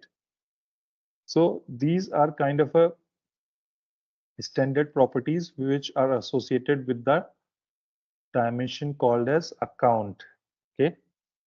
And this is having a hierarchy. So there are two kind of dimensions, okay? One is like, the system generated one. Second is like user defined, okay? For user defined, you would be able to see this as user defined U1, okay? And for all the standard one, you can see easily type as account, audit, category, entity, and currency. So that was about the base of a dimension. Now how to create the dimension, what we can do on dimension, that we'll see. in some time. But before that, is it clear that what is dimension, how it works? I mean, how it works, I'll take it further, but what is it? That's about dimension, but how to create a dimension, right? That's a major activity which keeps on coming at consultants end. Okay. Now, why does it keeps on coming? Because in any BPC planning project, what happens? You start to build your application, you start to build your system, right? And during the build, you realize that okay, your data is also coming. You need the data at so and so level. So for that information is not getting captured in your existing dimension. So you need to create a new dimension again. So that's why you create a new dimension. In other tools like Hyperion, Oracle, system doesn't allow you in between. In BPC you can do, but some exercise also needs to be performed as a prerequisite. That also we'll cover later. Okay.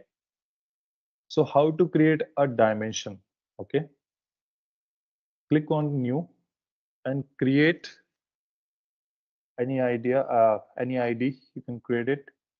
Like I can create my own dimension by my own name. Okay. All I have to do is like I have to choose what kind of a type this dimension would have, so that associated properties, standard properties I don't need to create.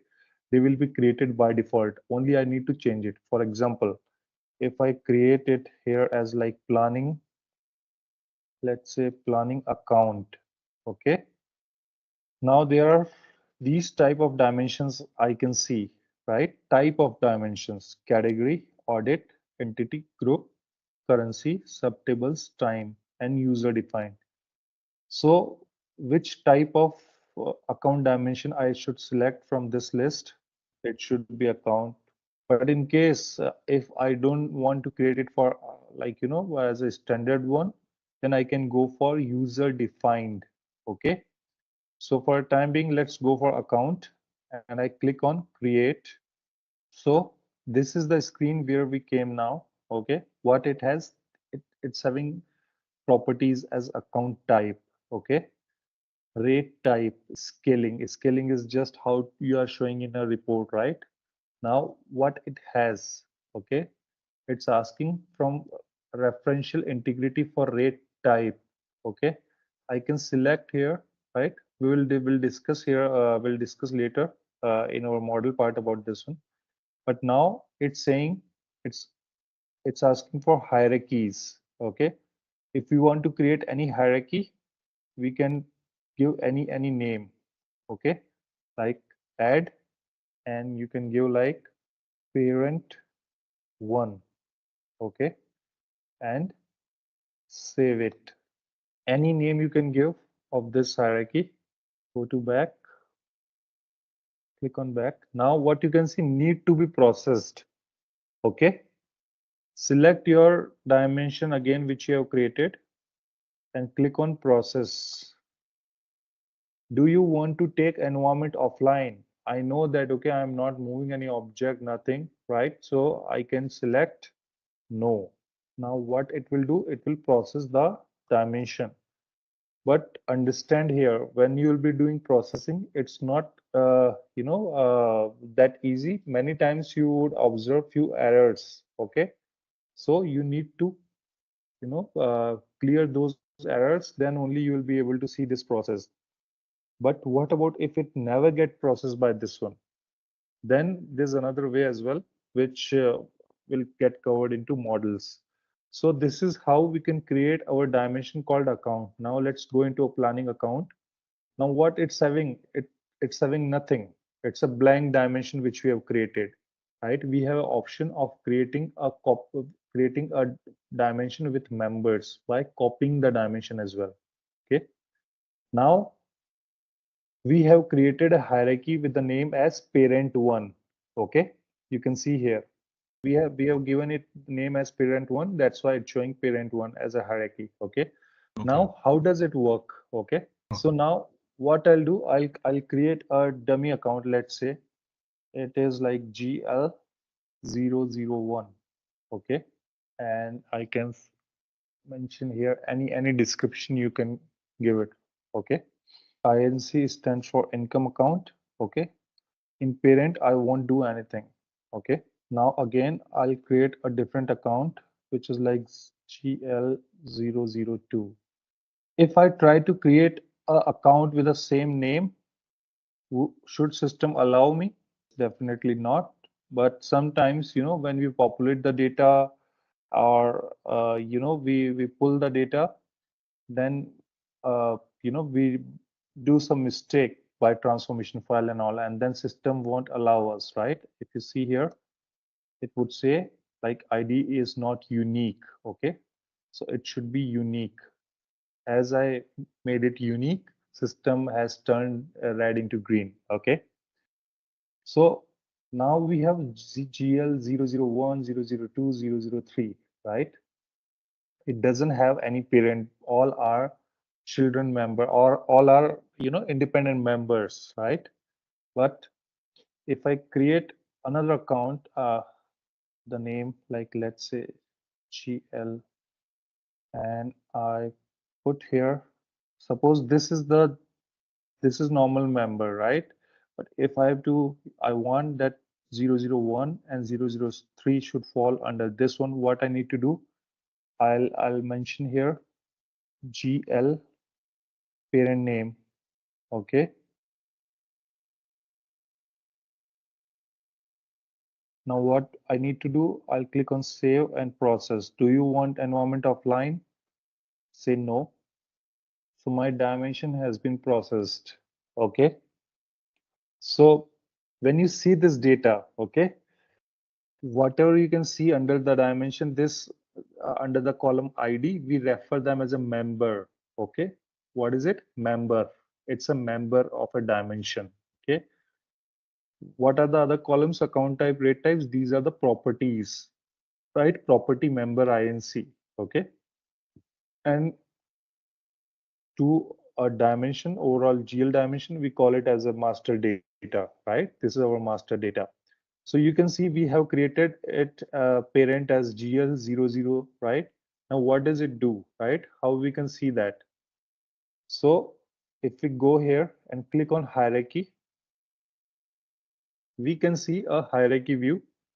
If I expand it further, then I can see GL001, GL003.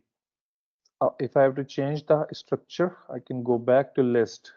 So this is how you can create a member, and this is how you can create a hierarchy, okay, which will play key role in your reporting and in your requirement. Okay. Now here couple of things I need to share with you. Okay. So when you create a member ID, okay, always try to create a a very straight one and easy to understand kind of a ID members. Avoid using many underscore in that, because system won't allow you after some time. Plus, if you have included capital letter here, right, make sure, because BPC is a case sensitive tool. Okay. When you will pull the data from from SAP, okay, when you will update any master data, any transactional data to a flat file, you would have a lot of issues because of this case sensitiveness. So always make sure you use the correct and the same name which you have used already in your members. For example, in order to create a parent one, right, I use the same name in the same case sensitive format, right? It's in, everything is in capital letters GL. If would have been GL in small, then it would not recognize it. Okay. Let's say you have GL003. Sorry, not 3004. Okay. Let's say you have this much of data. Okay. What you can do, either you can copy directly, simply copy it, go here and click on add and just paste it here, right? System would allow you to do copy paste. Else what you can directly copy whole Excel in one go and just put your cursor here and paste here. Okay. Or you can upload the Excel file which you have. Okay. That is known as flat file upload in the dimension. That also you can do. Okay.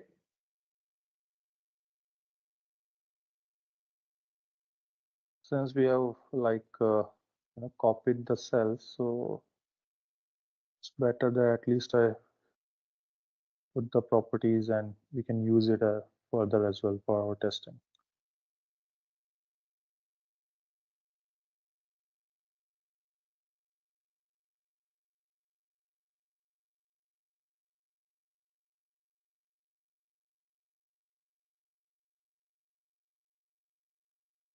Okay. So what we have done, we have created few members. Okay. We have added property. Description we are skipping for a time being. Okay. And then we have created few parents as well. Okay. We have tagged few members with the respective parents. And let's see how system goes. If I click on this, do you want to take environment offline? Click on no. So this time, ideally, system shouldn't allow me. So you can see it's not allowing me. Now, if I see the details, what you can see. So guys, we'll be also taking all those, try to take those issues which you would have in your implementation days, so that you would get some experience as well. And because this training purpose is not just to covering the sessions, right? It should also give you some exposure, right? Okay. Now, what kind of error we can see? First is like start validating member formula and validating the member hierarchy. Okay. The member changes are allowed by BPC component, so and so. So mostly it's related to and validating member formulas. Okay. Now, can anybody tell me that, okay, because we have already created these as a members, right? Why system is throwing me the error? I'll make it more easy for you. We have already created GL001, 002, and GL00, right? Then why there's error coming here? So you can see even this sounds, or when you look at it, it looks very small issue, but it can take a lot of time during implementation, because there would be a lot of pressure of timelines or creating something. Then consultants miss this and they tend to lose time, that okay, system is not allowing you, something is happening, right? So always make sure that you use the correct uh, characters. If that's in capital letters, same should be maintained in that way here as well in the system, else it would give you error. Then again, I'll come here, I'll click on save and process, then system will again show me the same error. It won't take much time. So you can also cross check again here from in the same way while doing the same thing. Now this time, sure, system would allow me. See, dimension have been processed. Okay. All you can always see the details here. Okay. Now we have created few more members. We have seen what role the list is playing. Now we have created more parents, right? Let's see how our data looks now, right now. Okay, so what we can see now, we have three kind of hierarchies: GL00, GL002, and GL005. Okay, if I expand it further, I can see it's having 8, 9, 10. If I go here, I can see 1 and 3. On further expansion, I can see 6 and 7 falls into 1, and GL011 falls under 3. And this is what. So you can see that how this parent hierarchy creates an impact on your dimensions design which you creates. Okay, so that gives a better look and feel is as compared to the list view, because in list view, right, it's hard to understand until you have experience, right? You can't understand what's happening, what's parent one, right? But when you see the hierarchy, right, although now you can understand it because you know the concept now, but if you see here, right, you can easily see because of this pictorial representation that okay, 8, 9, 10 are the members or the children of a parent 002, right? Now you know that okay, how to create this dimension, how to create parent, how to create properties, what role they play, right? Now let's understand what's happening when I create a particular member as a parent, others as a children, right? Whom I'm referring to as a children, those are falling under a particular parent node, right? So the parent node like GL002 is a parent, okay? GL008, 9, 10 are the children of the parent, okay? So BPC is a tool, or maybe mostly EPM tool would use such hierarchy, such terminology which you would be able to hear, like parent and child relationship, or it's like, or in terms of SAP, Roja, I can say in terms of FICO, it's like, group GL or sub GL also, right? But now what's the difference here is that if you will be able to, or if you try to save anything, okay, if you do any posting, any transaction, okay, at GL002 level or to at any parent level, system won't allow you. BPC system won't allow you to do that, okay? Where you can save the data only at the children level, okay, that is 008, 9, 10. I know that you are thinking that what I'm talking about all of a sudden, right? Because if you are talking about parent and child relationship, then this is just to know. Later you will see and realize that, okay, how the system is working. So in BPC, you can't save the data at parent level, right? You can only save the data at children level. So that's why it's very important, whatever, report you are having or input form, right? You will be able to, you are inputting the data at the base level or at the children level only, else system won't allow you. So far, we have seen that how to create a account dimension, okay? Now, if I have to create a customized dimension, let's say, okay.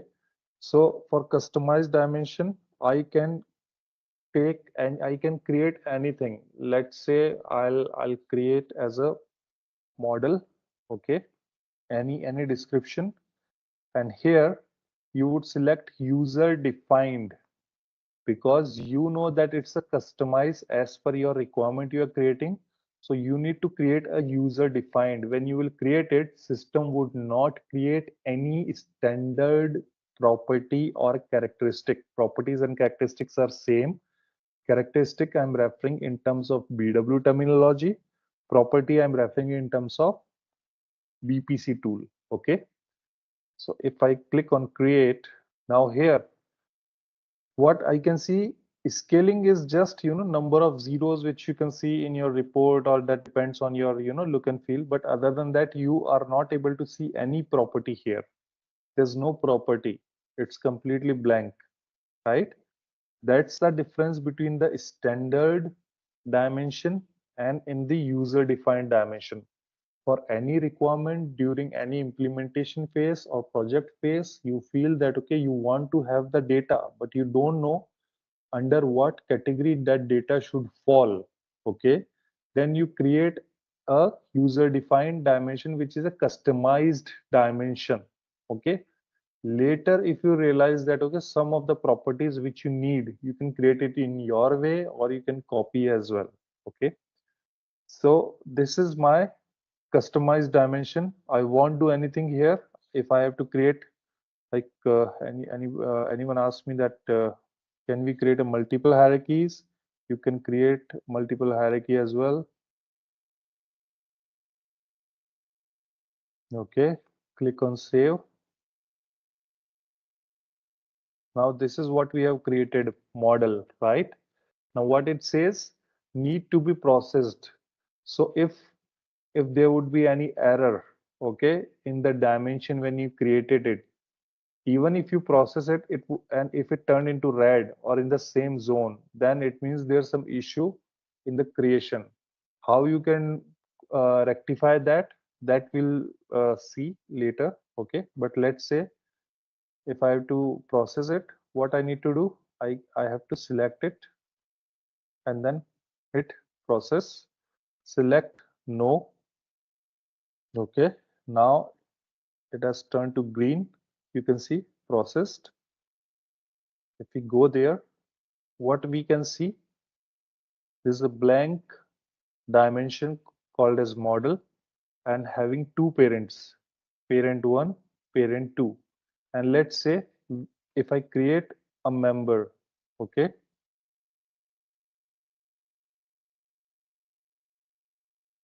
you can also practice at your end by creating many dimensions, okay.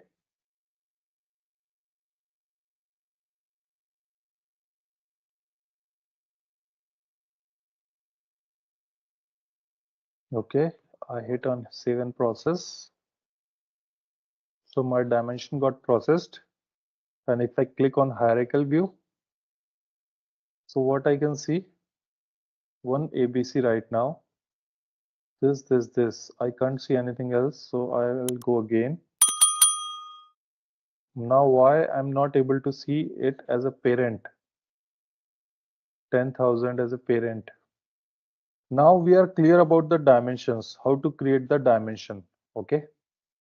Now we move towards model. So what is model? So functionally you have very well articulated that our structure, right?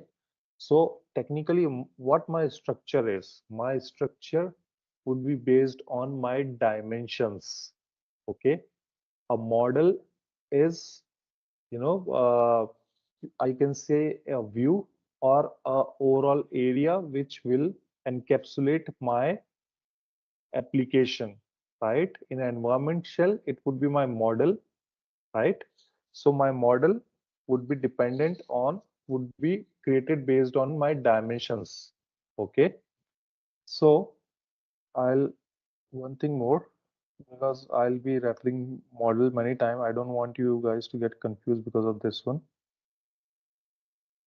Let it be. Okay. Now model, okay? So if you have observed here, right, under administration, the first thing you can see is a dimension, because that's the first thing which one needs to understand. What role does that play, right? What's the use of that? And then only we can see models, right? So model is my structure of the application, right? Which is made up of my dimensions, okay?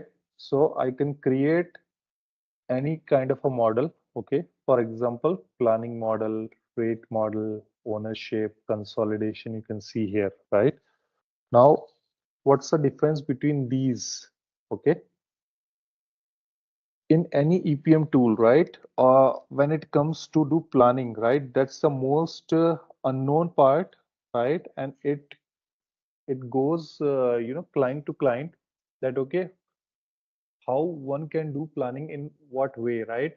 Because there are n number of ways to do any planning. But when it comes to consolidation, consolidation is very standard uh, pack which SAP has released, right? There are particular ways which you need to follow, right? Correct. So not like consolidation. Planning is very open area, right? Which you can create it in your own way. Okay. Now what's the difference? If I click on planning, this is the standard model. Okay. When you create a model which is a combination of the dimensions, right? You can see to the right side model containing exchange rates, right? Here you can see rates as a model. Okay. If I go to consolidation, what extra thing I can see here? Other than rates, I can see ownership as well. Okay. Now, what is ownership and all that we'll discuss during the consolidation part. But in consolidation, whenever you do consolidation for any company, right? Whether the company is having a subsidiary or holding company, that relationship needs to be defined. Okay. For that, we have ownership model where there's a data, and then we can use ownership. We can create a ownership structure in our consolidation, right? So for that, we have a consolidation ownership model as well. Okay. Similarly, if I go to rates, then I have a rate model. As the name suggests, rates. It contains exchange rates. So what kind of a dimension you can see? Category, currency, account, entity, and time. The combination of these dimension forms a structure. That structure refers that what particular kind of a model it is. So this is related to a rate model because it's having a currency, it's having a rate related accounts, rate related entity, time, as well as category. Okay. Anyone having any idea about category? Okay. So category is a type of a dimension. Okay.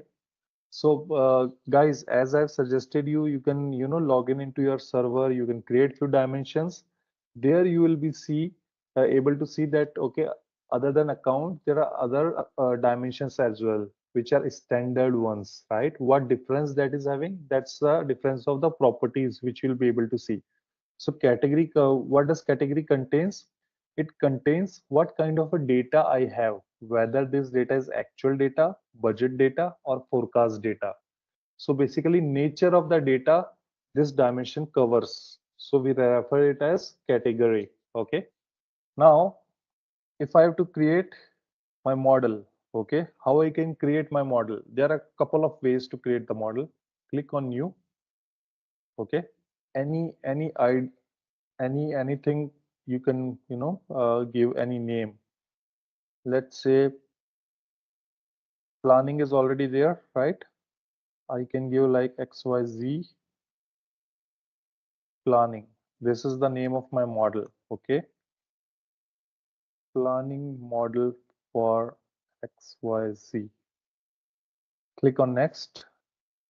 There you can see under source model there are two options. One is my blank model, which would be completely blank, right? Here I can start from the scratch. Second is existing model.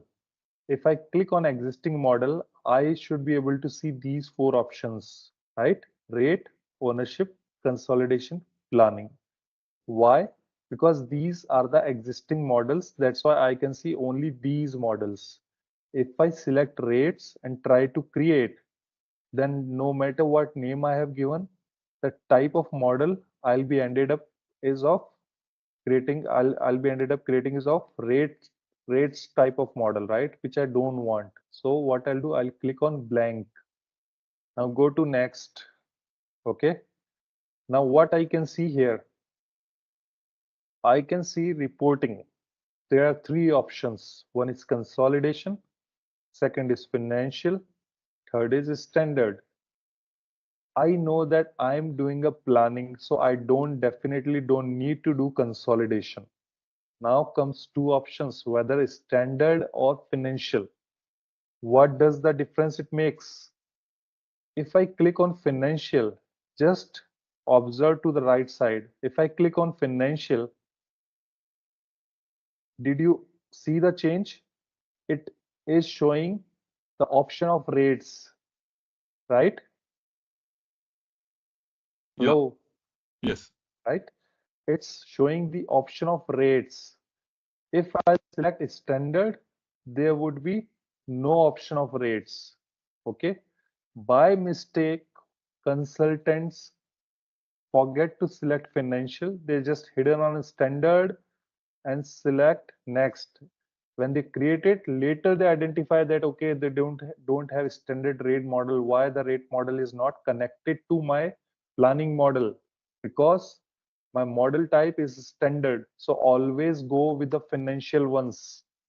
When you have to go with the financial ones, whenever you have a requirement of having a currency conversion, whenever your company is having operations running in many other countries having different currencies, by doing this you don't need to again need to do any script logic or programming to fetch the data from other models. Automatically your rates is associated with your planning model. Okay, is it clear? Always select financial. When you need to select financial, whenever you need having a need of currency conversion or you need exchange rates, right? Never forget to select financial. Okay. Now, other thing what you can observe here is a key figure length. Okay. Now, there are two options, large and normal. What does it suggest? If you put here your cursor, you can see supports up to 24 digits before a decimal point and 7 digit after a decimal in transactional data. So I believe you all are financial expert. So have you ever seen a transactional data of 24 digits, which is required in any system? I never seen that. I still remember in, back, it's like 7 to 8 years back in one of the project, right? They selected normal, but issues were coming. SAP was not able to support because of the large volume of the data. Then we had to select large, right? It resolved that issue for some time, but then it invited unidentified lot of issues again, right? So since then, I never use this option. I'll again suggest you not to go with a large one because that depends on your hardware, right? On your sizing as well as your memory of the system. That is being decided and driven by your basis consultants, correct? Who are taking care of the server. Okay. So go with the normal one, go with the financial and hit next. Right now, for example, this is a practice server. There's not a lot of data, let's say here. Maybe it allows me, but during the implementation, once it has a lot of entries and all, then it will throw me errors. Okay. But that you need to take care of it while creating the model. Since start, always go with the normal. Okay. If I go to next screen, to the bottom of this pop-up, I can see in red. Right now it's coming in red because it's 11.1. Okay. But you will be implementing on 10.1. There you won't see it in red, right? Now, what does it suggest? You must select one dimension with the following types: account, category, entity, currency, and time. Or I should say, you can't create a model in BPC without these 5 dimensions. These dimensions are must to have to create the model. This is a SAP certification question as well. This comes in the exam. Okay. What are the mandatory dimensions? Or sometimes it may happen or it might happen again, or maybe in future you will come across many BPC consultants who claim that okay, they are BPC consultants. Okay. If you have to examine them, simply ask them that okay, what are the mandatory dimensions in the model? Those who have actually worked, they can explain you. Those who never worked, only theory concepts they have, they can't do that because they have learned it, but they won't be able to remember or recognize that, right? Because they never created a model. Now these 5 dimensions are required. Why these are required? Because these are the 5 dimensions which gives some meaning to my model as well as to my data. Without them, data would not be completed. For example, I need a GL account, right? For any transaction. I need to tell the system what kind of a category, what kind of a nature of the data this is, whether it's related to actual, it's related to budget or forecast. I need to tell the system this transaction is related to which location. That's why entity is required. Then of course currency, right? Whether this is USD, Euro, INR, right? And time, under which month this transaction happens, right? So if I select these 5 dimensions, although these are the standard ones, right? But I'll choose what we have created. So what we will create, whatever you will also create, you will be able to see here, right? You just need to drag it down. You can see planning account. This is what we created, if you remember, right? See, in standard model also, you are telling system that, okay, what is your reporting currency? Okay. So by default, you can select it. Doesn't matter that you have only one currency, you just keep it there, right? How that will make an impact, I'll show you in the reporting part. But yes, that is mandatory to create. Then comes my category, then entity, and then currency. Okay, so for currency, I can see reporting currency here as well, and I believe I saw input currency as well. So if you don't need, I can unselect it. I can choose this currency as well because the dimension type is of currency. So as I selected the 5 required dimensions, you can see it has turned to green from red, right? Because we have fulfilled the requirement. And this is the interview as well as exam as a certification question as well, right? What are the important dimensions to create the model? Okay. Now click on next, copy from source. Okay. Before that, I would like to show you again XYZ planning. Now we have been talking and working on BPC front end. In the beginning I have shared that okay, BPC covers 3 areas. One is like EPM, which is for reporting. One is second one is BPC web link. Third one is like my BW, my backend, right? So why did I stop here? To give you a real-time exposure how it will work. So what we need to do, we have to go to BW for HANA. So guys, this is BW for HANA, right? You are practicing in the latest server, but in your company it would be 10.1. So you would be able to see only BW. Just double click here, okay? And then when you will be logging into 10.1, okay, where you will need to look at the changes which you are doing at BPC, right?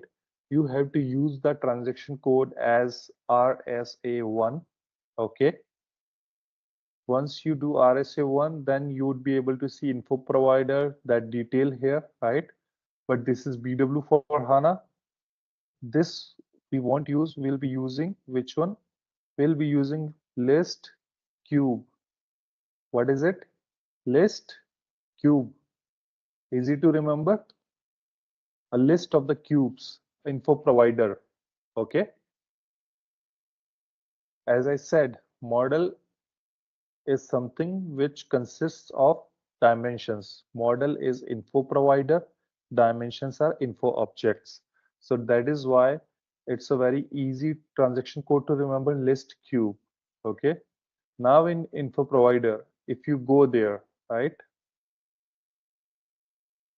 This is the list which contains my model, my dimensions, which are either exist in BW or in HANA Studio or in BPC. Here, simply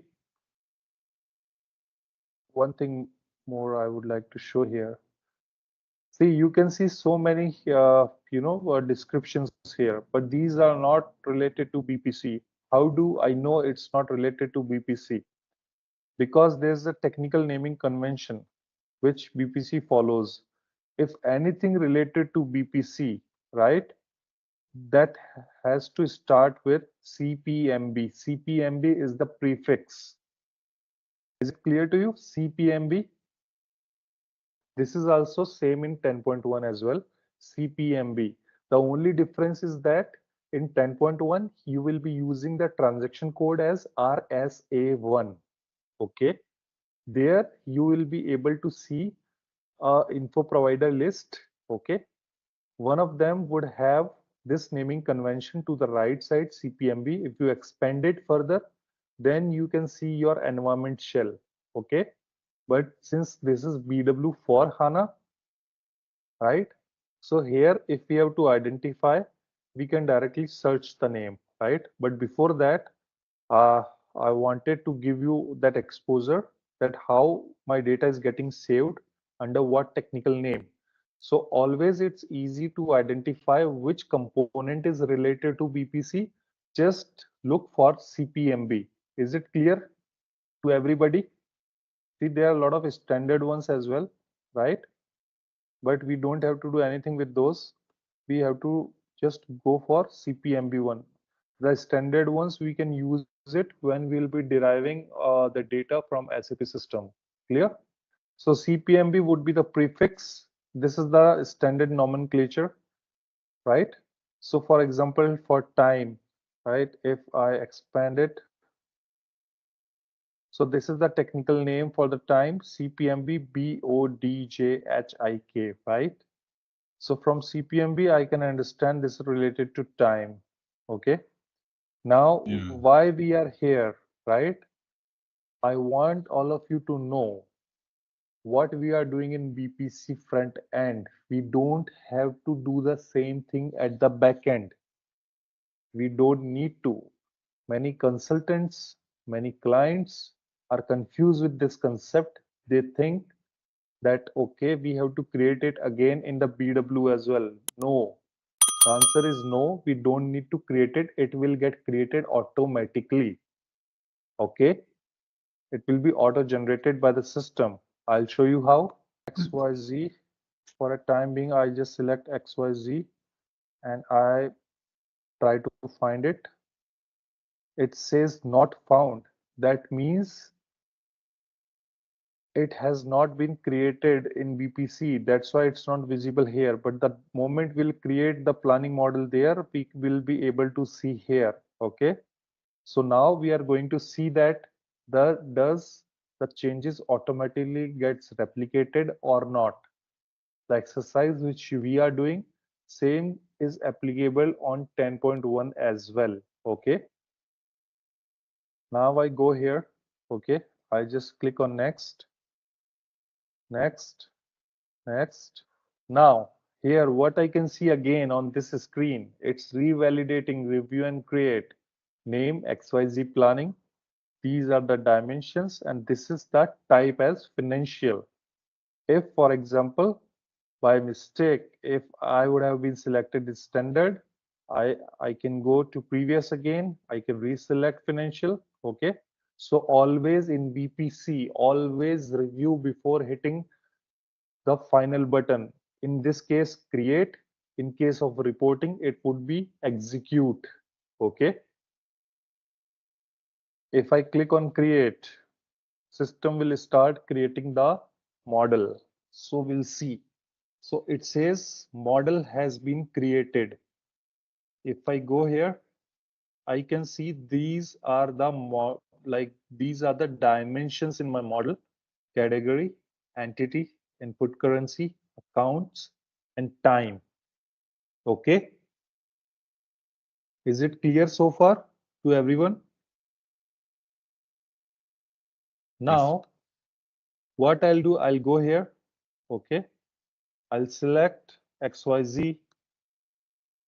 I can see it's not found because that pop-up window was already open. So I need to close it. Sometimes you need to refresh it, but let's try again. I'll select X, Y, Z. So what I can see now, XYZ planning, it was automatically created at the back end, right? We didn't do anything. This is showing whether this is a cube, a characteristic, I mean, an info object or dimension, or what is it? This is just a pictorial representation. Okay. For example, time, our account, right? Model we have created as a dimension, right? Correct. So whenever you will be see model, okay, not this model, the model which you create, you would see this symbol, right? All of the dimensions which I created, they will be created as an info object. So account, product, these are the info objects. Okay. And we call these info objects as a dimensions in BPC. But here there's a difference, right? This is just to link what somebody refers in BW, because your BPC is having a a database as a BW. So to make BW consultants understand the terminology which we use here, so that he can understand that, okay, what is dimension. But I'll tell you what's the real difference between the dimensions of BW as well as BPC as this. In BPC, you can actually create dimension based on client's requirement, based on understanding and everything. That covers your functional part as well. But when it comes to BW based dimensions, right, those are just the info object, which are nothing, just a columns having the data of any legacy system. Doesn't matter whether that makes a sense or not, they just create it. Okay, so just to make backend team understand, right, we explain them that dimension is my info object, so that for them it's just a technical name, that okay, info object is this, right? But we understand, because since we are the one who are driving, who are creating the or planning or consolidation project, how it should correlate with them. So that's why, just for explanation, we explain them in that terminology as well. So is it clear? Model, you can say, right? Info cube as well, you can say. Info provider also you can refer, right?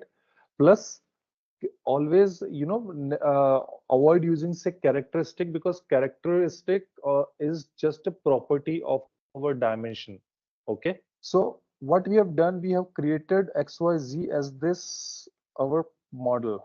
Okay, so you will come here on this screen, you will select it. You can see that technical name was auto generated by the system. We didn't do anything here. Now what to do? Execute it here. Field selection for output. Click on it. Select all characteristics. All characteristics means those are those which are important field, right? They will get selected, right? You can see we have dimensions like category, entity, currency, account, time, as well as signed data as well. We can see, did we create a signed data? Yes, it's system generated. But why system has generated? So remember, whenever we will do any anything in BPC, right, any data we will save, that will get saved under this heading or header, you can understand, because since this is the first class, as a signed data. Signed data is nothing, that stores our transaction amount. Okay, request, this is nothing, you can uncheck it. Click on execute. Okay, and then again execute it. So you can see this is my database. Right now it's blank. This would be same for RSA1 transaction as well, right? The only thing is that in transaction in RSA1, when you will be hitting, for example, if I show you, so such kind of a screen you can see in RSA1. Similarly, same like this screen. The only thing is that here you would be able to see, you will be able to see info provider, okay, by the name CPMB. So what you need to do, you need to expand it, then you can see XYZ, and similarly you will double click on that part, right, and then this screen will come, this one where you will be doing the selection and all. Okay, it's list cube, and in 10.1 it is RSA1. Okay, so right now we can see that okay, we are in our cube. This is the second area. Right now it's blank, right? As we do some transactions, as we start working on our dimension members, then only we'll be able to see that okay, how my system is playing the key role, right? How my data is looking and all. Okay, I go back again to my model. So this is my model, okay, which is XYZ planning. How it's looking in the backend, I can see here, right? This is the technical name. Okay, these are the same dimension name what you have created, same you would observe here as well.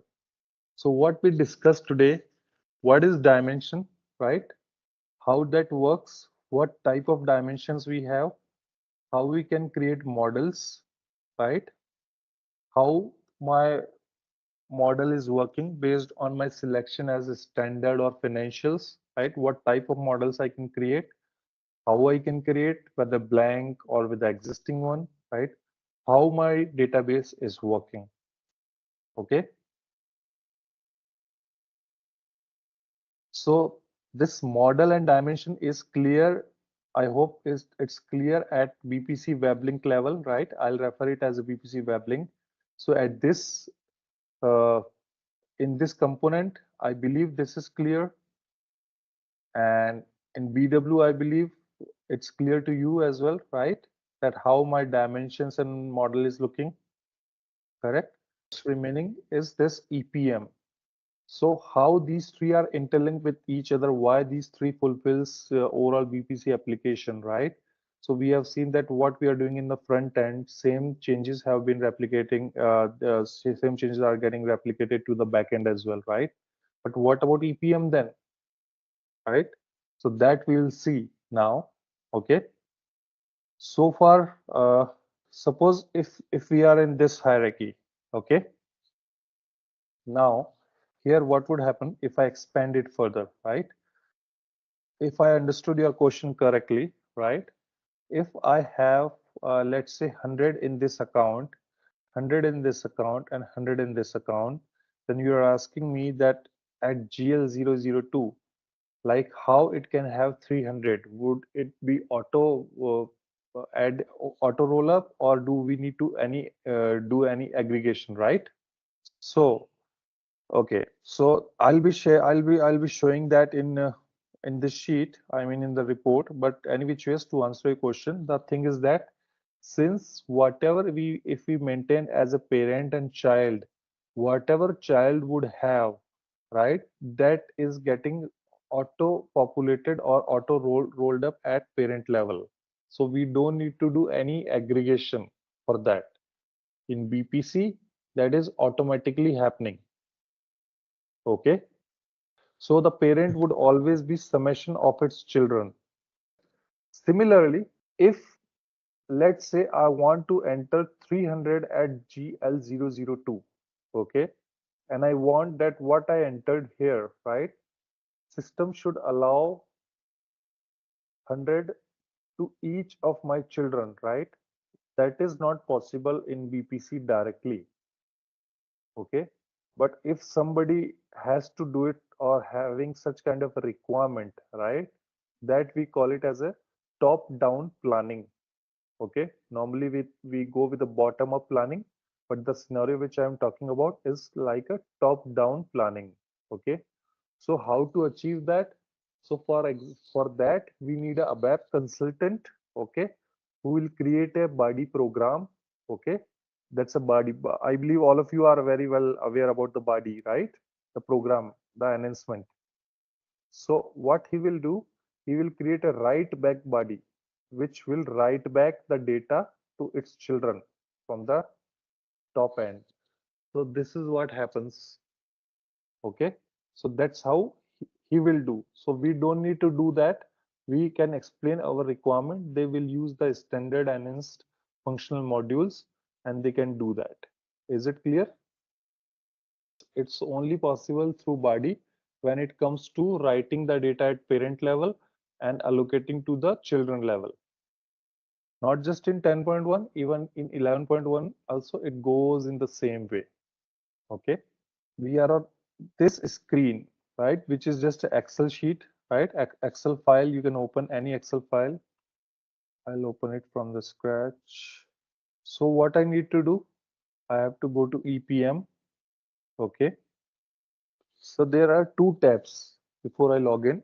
Okay, one is EPM, another one is like data manager. Okay, now what does EPM do? EPM tab helps you to log in or to open any input form or any report which you have stored in your BPC. Okay, whereas data manager helps you to run and to execute any calculation. For example, in SAP standard, you do F8, right? You do F8. Similarly, you can execute the program or I mean any calculation through a data manager package. We'll take it later as well. So this is the third component of BPC, which is my EPM, which is Enterprise Performance Management. The look and feel is same like an Excel sheet. Okay, you have to log in. Now, before you log in, okay, you will have a connection thing, right? You have to go here, how to set up a connection. If you try to log in, let's say by your credentials, okay, situation may occur where you will not be able to see your own created model. How you have to, so what you need to do, right? Because you created, but you are not able to see here. So in your connection name, okay, either create duplicate or go to edit, okay, enter your credentials, okay. Now here what you can do, first check what environment you are into. So we know our environment is planning XYZ. I hope everybody remembers it, right? Planning XYZ. So that's the reason we created our environment, because everywhere you will be seeing environment. I could have ended up that in 30 seconds, but then later you would be able to, you would be coming and asking that what is environment, why we didn't cover. That's the reason I covered that and I created from the scratch so that you can relate it. So what system is saying, now select environment. We selected our own environment. Now we'll be able to see our own model. Else we can't see that. For example, would have been selected, let's say ZaranTech BPC, and I could go for model and I'll be ended up choosing a wrong model because I can't see planning model, right? So that's the reason. Select first your own model on environment. Under your own environment, you can see your model. Okay. I can click on OK as well. And next time when I'll be login, I'll be by default login into my own model as well. But other option, what I can create, generate connection name. I click on this. So what it's showing me, XYZ planning XYZ. I know that name can be confusing to you, right? But this is just for an example we created, right? I click on OK. As I clicked on OK, you can see now the connection name has been changed. So this is the important activity whenever you will be logging into any EPM system, right? How to create a connection, you should be able to know. Else you will be struggling that, okay, I'm not able to create my connection. Okay, is it clear? I'll again show you. What you can see here is server URL bw for hana.st this/bpc this. By default system would show you this bpc/this and then https. This thing you need to take it from your basis consultant or any IT head of your company. They will share you the link, or you can explore the same here as well. This BPC link also you can copy here and you can paste here. Okay, is it clear so far? So this is how you can create your connection. So once you can create your connection, hit on OK. Export export is not possible. I'll tell you why. Because see, we create, for example, it's a server, right? If I have created it, chances and possibilities that you will be logging in from your end, from your IDs, and you'll be able to see the same connection. But when it comes to system, right, every user first time they are logging in into the system, right?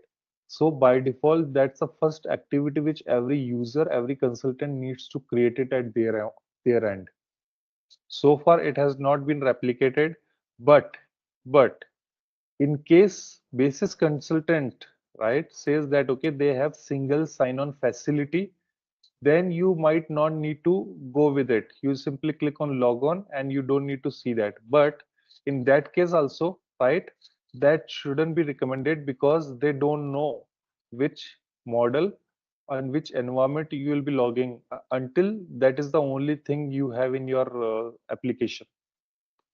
So now we have created the connection. So we'll be logging into EPM. So for that,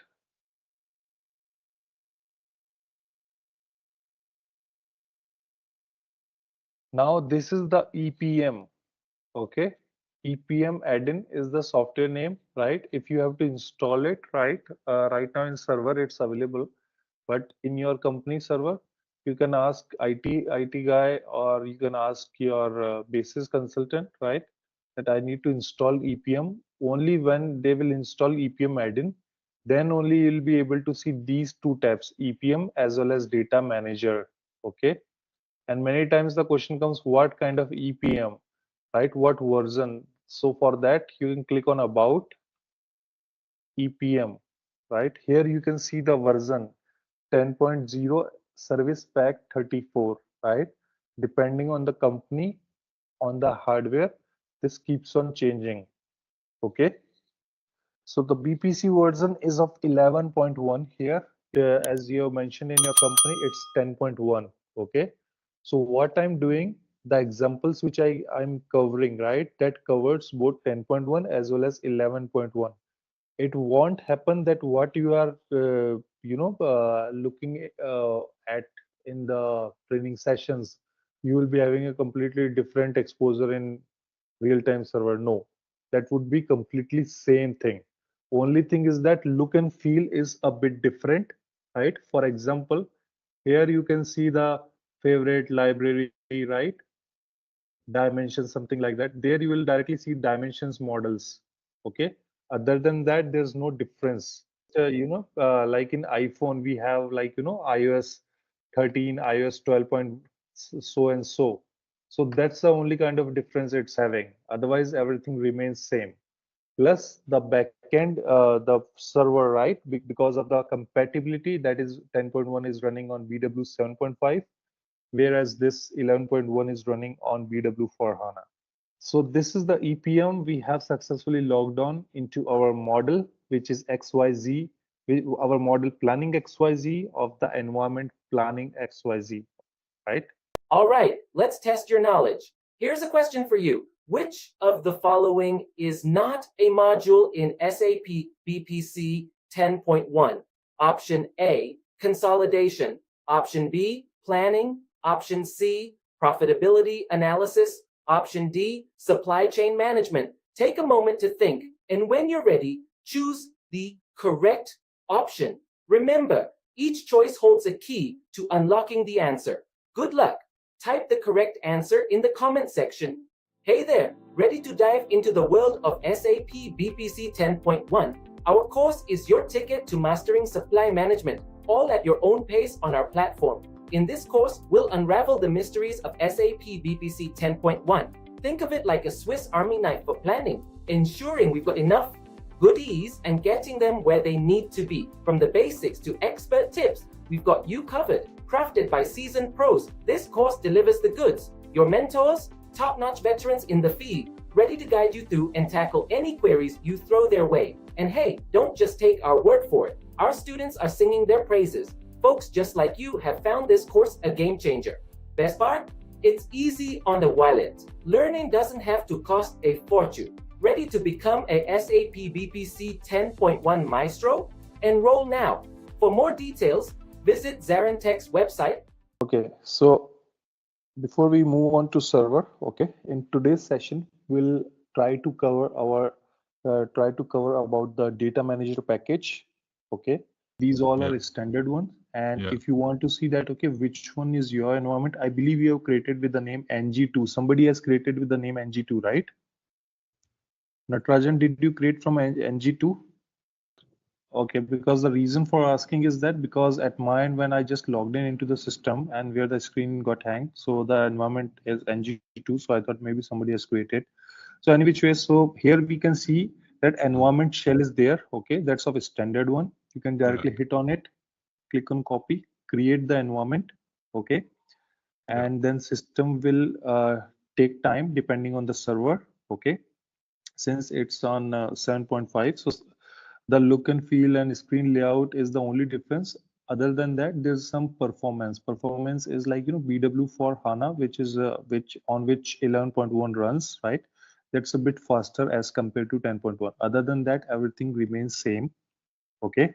And also one thing more, like in case if you all are working on the same engagement, okay, of any planning project. So make sure you only create one environment. It shouldn't happen that everybody is creating different environment, right?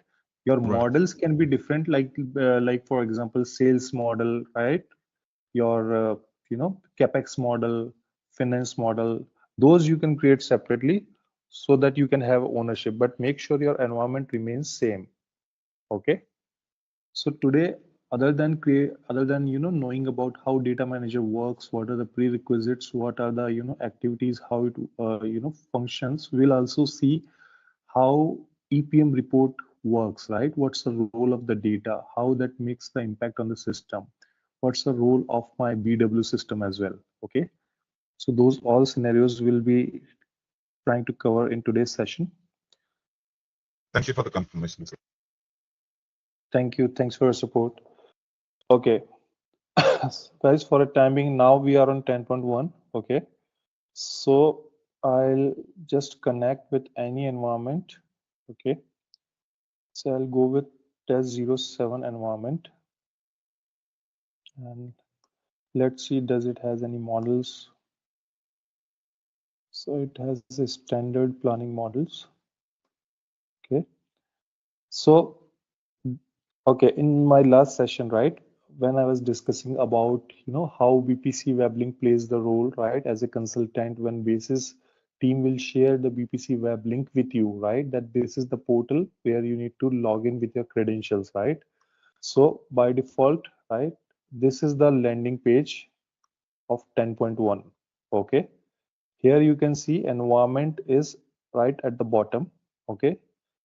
By default, you will be in environment shell. So you need to do the required steps which we covered in last session by copying your own environment.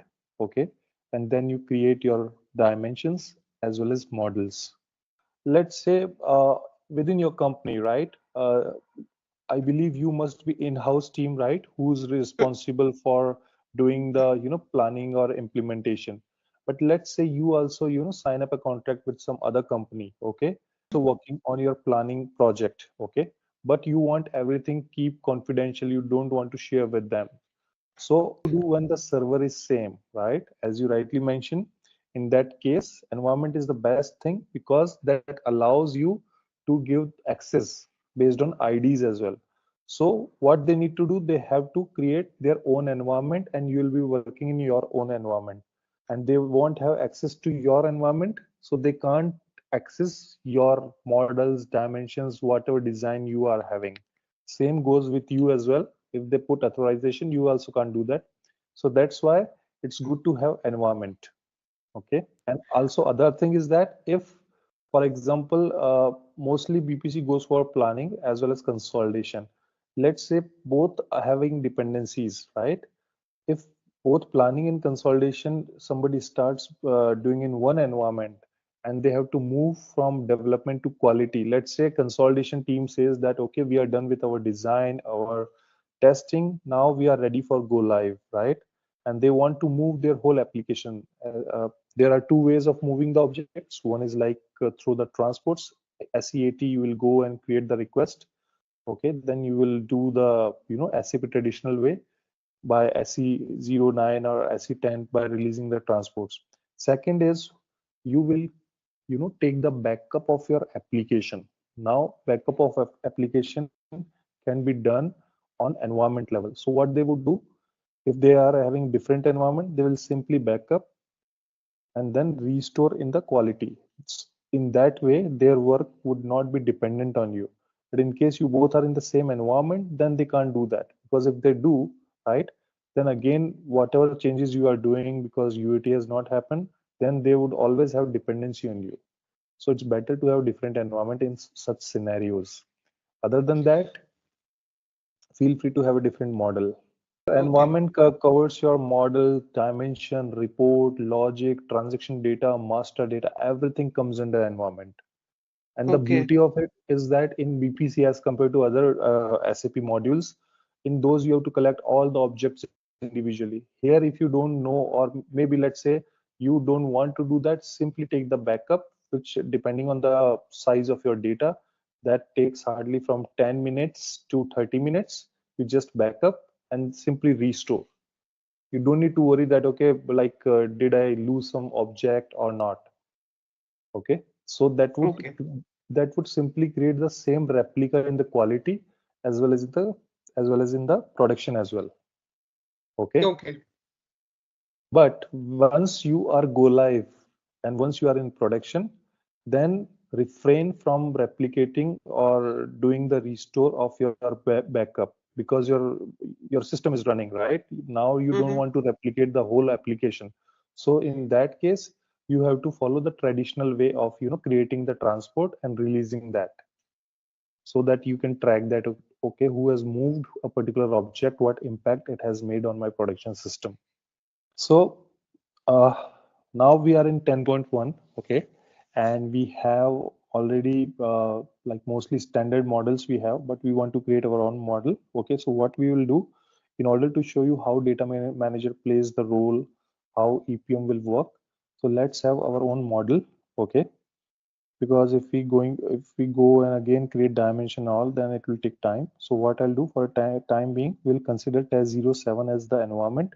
Okay, and I'll simply copy this ID. We can give any ID, like let's say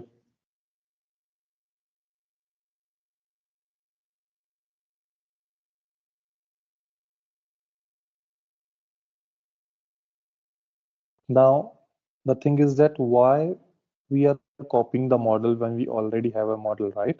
Planning, correct? Anybody is thinking in that way?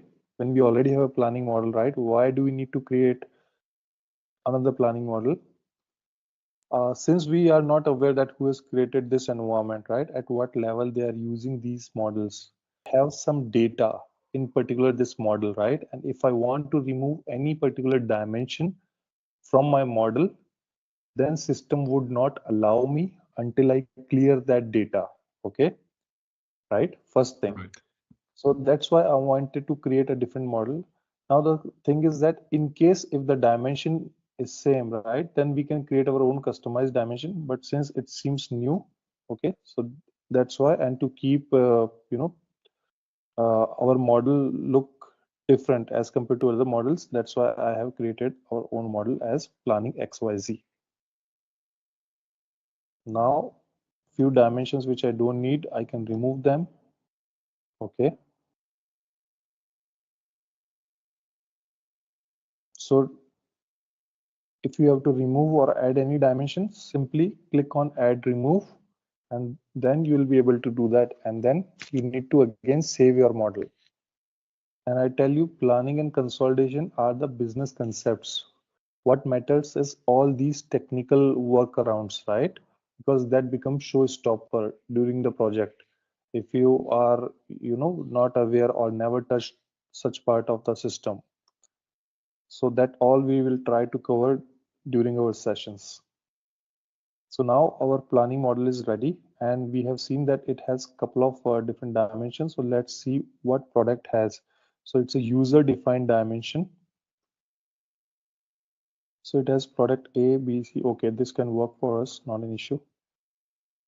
So now our model is ready. Okay, and we know how to create dimension. Now comes our EPM part, right? That what I'm going to do with this structure, how it will work. So for that, we have to log in into our EPM. So what we need to do, either we can create duplicate. So we'll create duplicate if somebody has created it. Then we'll select and click on edit, because we want that whenever we log in, as this is one-time activity on any project you have to do, we want that whenever we log in into the system, by default we log in into our own system. Now here, two things. One is like you are entering the credentials, okay? But in case if you are basis consultant and your company decides, let's give all the users single sign-on option, then you don't need to give ID and password every time, okay?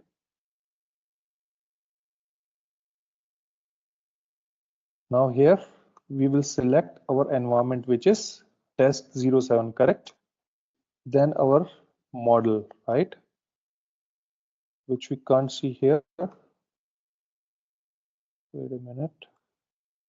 Okay, so what's happening? First, we have to this part, we can cover later as well. But let me just go here. So actually, we have to assign the authority as well, right? That okay, which user can access. So this is the ID which I'm using. Okay, you can see data access profile.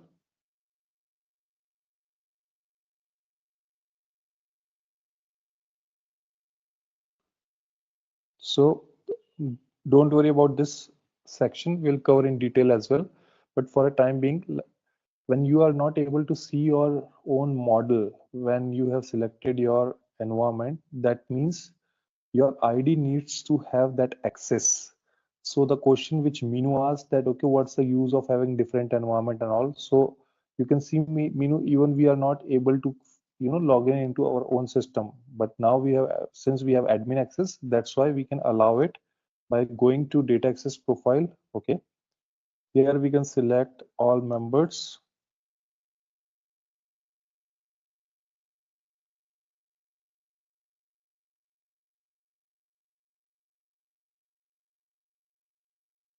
So these are the security areas we'll cover in detail. Okay.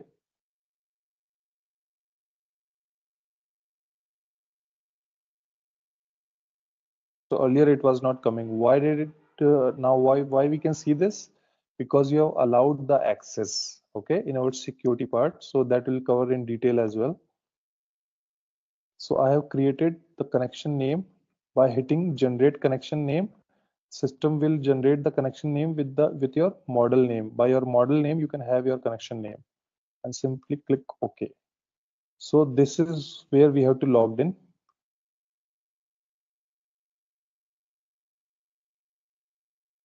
Now we are into EPM. Okay, so EPM stands for Enterprise Performance Management. Okay, so when basis consultant install EPM add-in on your machine, on your laptop, then you will be able to see two extra tabs in your Excel. Okay, one is EPM, second one is Data Manager. Okay, so these two areas will start to cover in today's session. Okay, in EPM, what you have, you can create your report. Okay, you can edit your report. There are many ways to make changes in your report. That all functionality will get covered in EPM tab. Whereas in Data Manager, this tab is used to execute the calculation, to run the logic. Okay, that's why we use Data Manager. Okay, now in EPM there are two areas you can see. One is EPM context. So EPM context is having what? It's having account, category, entity, measures, product, reporting currency, and time. So what are these? These are the same dimensions which we have in our model, okay, which is planning X, Y, Z. You can always see the data connection as X, Y, Z. Okay. Now, if we go there and if I click on models, how many dimensions can you see here in this model? There are 6 dimensions in this model. But when I go here, right, in my EPM, which is connected to my same model planning XYZ, okay, how many tabs I can see in Excel in EPM context? Is it 6 or 7? So the measures is the extra one, right? The 7th one. Even in exam or in interview, this question keeps on coming, right? Do we create measures as a dimension in BPC? Those who don't focus or don't know or having no exposure, they say that yes, we create, but no, this is not required to create. System generates it. System creates it by default. What it covers like the look and feel of the data, whether it's periodic, YTD, right? But we don't need to get into that because this is our planning model. So you can skip this one, okay? So never get confused that, okay, I didn't create measures. what's the role of measure? Similarly, in other counter tools of planning, right, as compared to BPC, in that measures is something which you need to create, but here in BPC it creates automatically. You don't need to do that. In consolidation you can see that whether it's in YTD, MTD. So this is just to view the data. Okay, so for in that regard we can use that. Signed data stores what value we are passing in the system, what input we are giving. So that stores my transaction amount. Okay, that's a different one. Okay, that also we don't need to show in the system, I mean in BPC. But when somebody will write the body in ABAP program, right, they will mention signed data, right? So never get confused that okay, I don't have any field as signed data. Signed data is by default created which stores your transaction data. Okay. Similarly, what measures does, you can view the data in different context, whether periodic, YTD. That's the only purpose of it. Okay, so most of the time you even don't need to use it, because mostly all the functionalities you will be able to achieve by your report or by your client requirement what they have. Okay, now how this EPM context plays the part, that we will see. But before that, what we'll do, we'll create a simple report, okay, or an input form. So there are many ways to create the report or input form. Okay, first we'll take very straight and easier one. Okay, to the right hand side you can see report layout, right? Correct. These are having all my dimensions here, plus we have page axis, row axis and column axis. So any report is having three sections. First is, let's say, my page axis, which stores commonly applicable detail on the report, okay, or from where you can drive or select or make any selection based on which a report will be driven. Okay, so page axis would be, at the always at the top of your row and column. Okay, then comes your row axis, where you have any dimension in your row, and then you have your column axis. Okay, is it clear? I'll explain you further, okay, when I create the report. But this is how the format of the report goes. Always whatever you can see at the top, that means that's a page axis. That's whatever you will do there, that would be applicable for whole report. And the report is a combination of rows and columns, like in Excel normal report we have. Now what we're gonna do, we'll simply create a basic report. Okay, so there are many ways. First we'll go with a very straight and easy one. I just drag account. Okay, similarly I can drag time. Okay, now what are these? I just dragged account in the row and time in the column.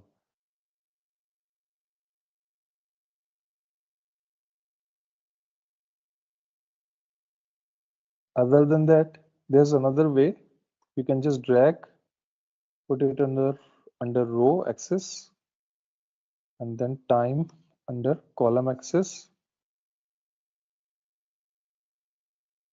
So what we did, we put account under row axis, time under column axis. Technically, when I did this, system should create a report in this manner. Okay, but it's not working because since I can see the data is older one, so we'll replicate with the correct data. So we'll remove it. Okay, now I have this. This is my report. For a time being, I close this. Now I want to understand what is it. Okay, so there's an option called edit report. Go to edit report. Here you can see that, you know, in which column you want to place your report. So you can change the position as well. Okay, click OK. Now I can see my report is here. Okay, now this Q1, Q2, Q3, Q4, this is nothing simple, you know, representation of the members of time dimension. Okay, here what it's doing, it's showing 2006 as the year, okay, fiscal year, and having 4 quarters.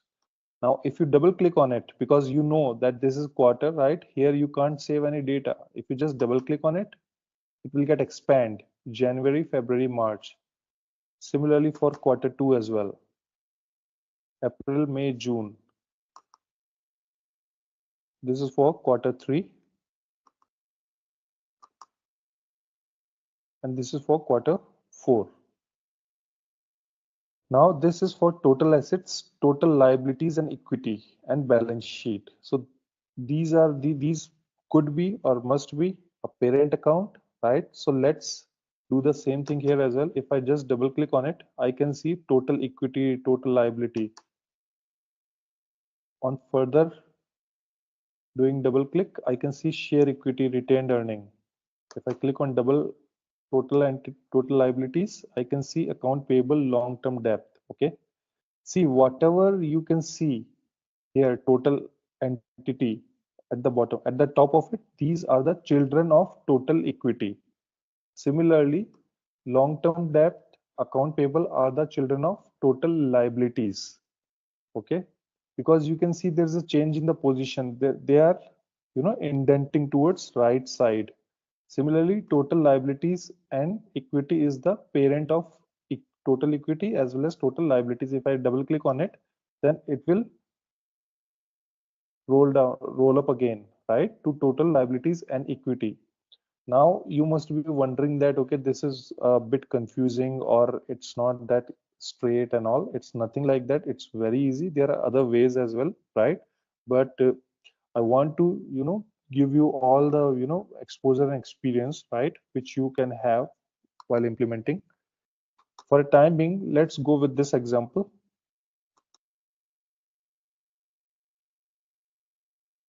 So you can see when you double click on it, right, it expands to n number of levels, like depends on how many children it's having. Okay, now what I'm going to do, let's say I enter 100. Okay,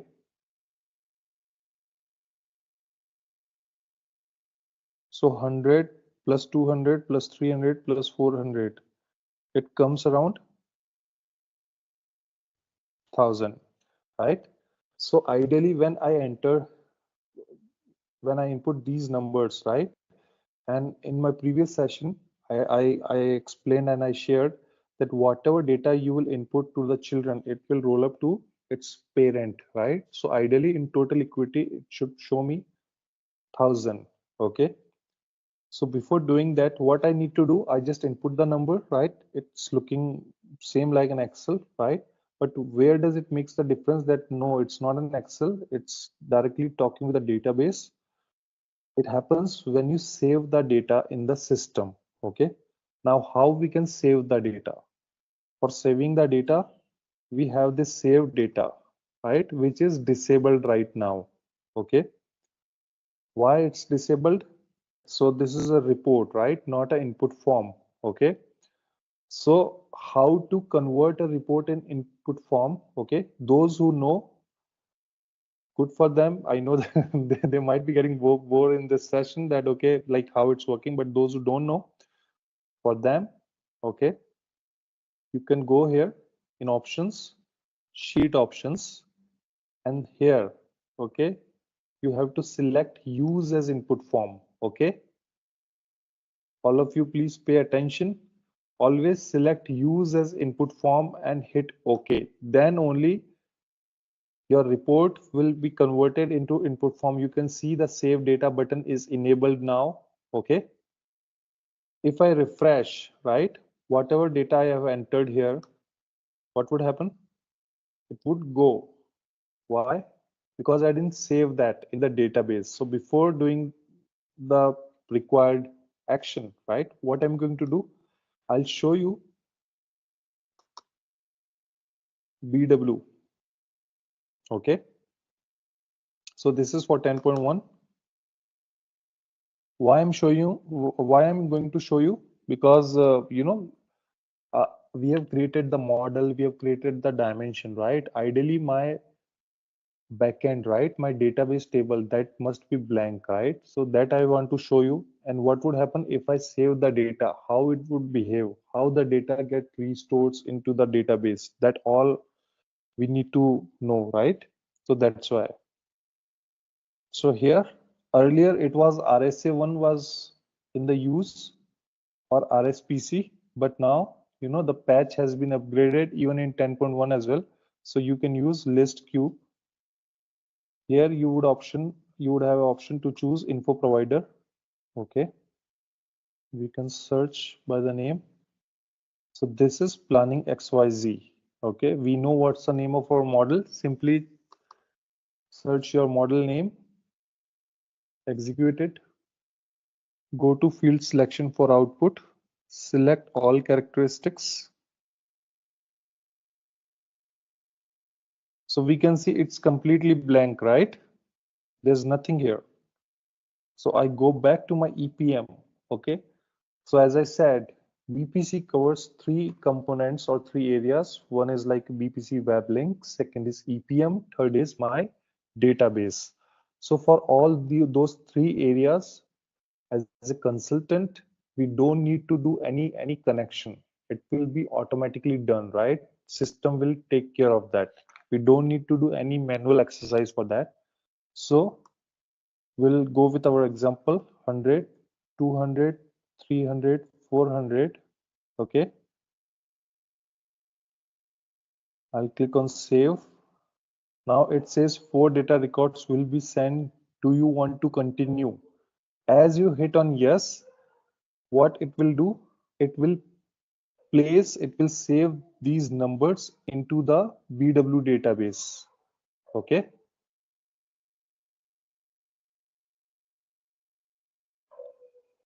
So what we can see, if it would have been successful, it could have shown, it would have been showing accepted count as 4, but now it's showing 0, rejected count 4. So this is how you will read the error messages as well. The more errors you will get during the build or during practice, that's good for your learning. Okay. So what's the error message? Total product of dimension product is not a base member. Okay. So this is related to total product. Okay. Now I have selected accounts and time. I didn't select any product. Why it's giving me error for the product? See, what we have in our report is like account. Okay. Here I mention account, or what I can do, whatever dimension you select, there are options. Whole report gets driven by these 4 tabs only. I go to sheet option. Okay. And here in formatting, okay, I can select repeat row header. Sorry, display dimension names. Okay.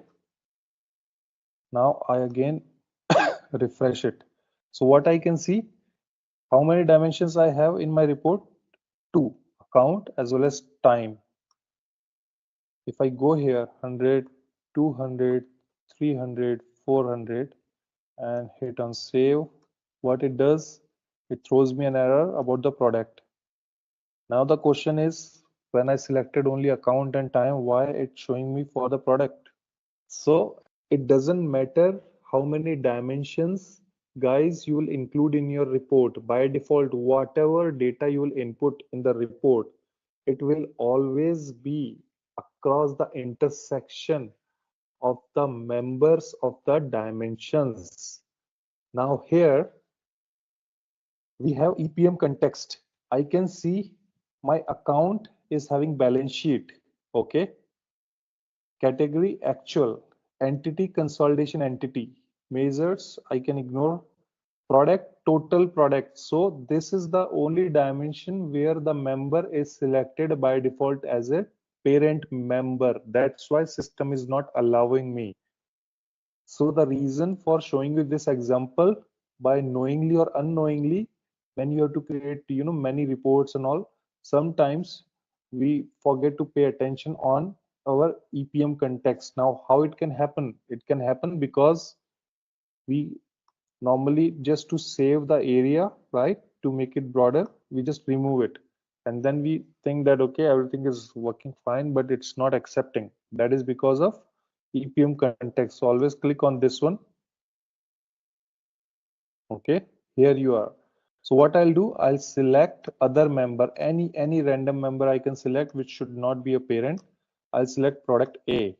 Now what should happen if I enter 100, 200, 300, 400? Would it allow me to store or not? Yes, it will. So we can see accepted 4, saved 4, rejected count 0. That means whatever we have entered, it got saved successfully in the system. I'll click OK.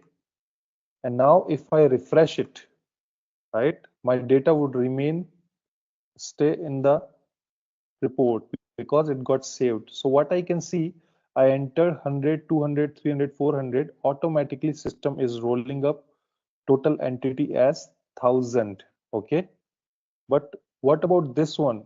Total liabilities and equity and balance sheet, I didn't do anything here. Why it's coming? Because my total asset as well as total equity are getting rolled up to, total assets and total liabilities are getting rolled up to total liabilities and equity. That's why it's showing 1000. Okay, whereas if I expand balance sheet,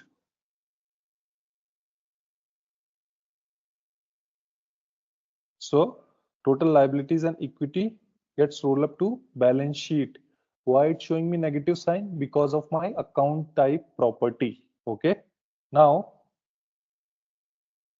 let's check in the database. So this is blank right now. Okay, just go back, hit it. So you can see that now there are 4 entries in the system. What are those? 100, 200, 300, 400. In BW backend system, you would not ever see any parent member data. Okay, that will happen only in EPM. Okay, automatically. So for BPC system never saves any roll-up data. Understood? Always remember this from a conceptual point of view. Okay, because it always saves the data at base level. That's why it will always save the data in the backend at base level only. It would not show any parent level data. So we can see there are unwanted columns as well, which you can hide it, or what you can do, you can go there, right? You can choose field select all characteristics other than dimensions, whatever it is, you can remove it, right? Make sure you always select sign data, which stores your transaction data, which we just entered in the system. Okay, and other than that, if I remove these are the properties. These also you can remove it. Okay, so we can see this, or to show you in a very short manner what I can do, I can remove this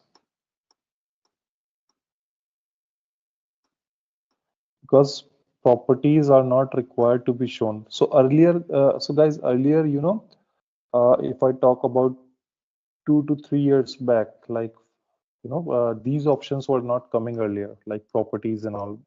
Based on latest patch, now the system is allowing.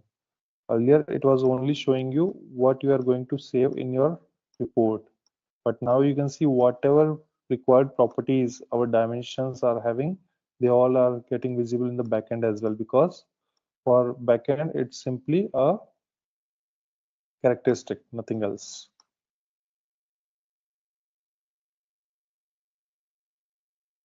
Okay, so this is what we stored actually. Okay, these are the IDs for my equity. Okay, this is my entity, type of data, what kind of data I just stored. This is actual kind of data. Although in real-time scenario, actual is something which will flow from other SAP system or any other legacy system to your BPC. It should get stored in budget category, but just for showing you, this is the first time. That's why we have used actual. Okay, this is for product A, and N is, this is by default the property. You can ignore this one, and this is the currency. Okay, and this is my signed data. Now here is my balance sheet a parent child, I mean a parent node or a child node. So if I select, let's say my product as total product, system would not allow me, right? So I had to select a child member. But here in account, I have a parent node. Then why system is allowing me to save the data, right? It should also be selected at a children node, right?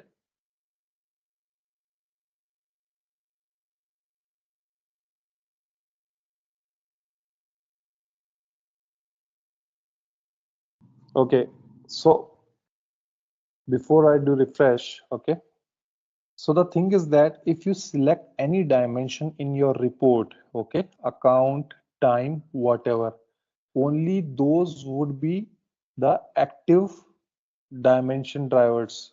I mean, not drivers, but you can say that my dimension would be driven by my report only, not by my context. Clear? For example, if I, I select, I edit report,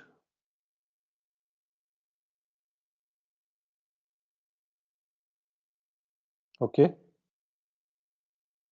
Now what I did, I selected product A, okay, in my report, which is the base level already, okay.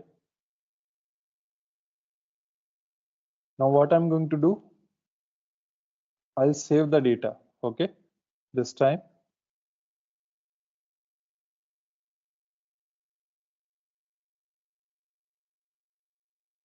So did you see system allowed me to save the data even the total product have been selected in my EPM context as well?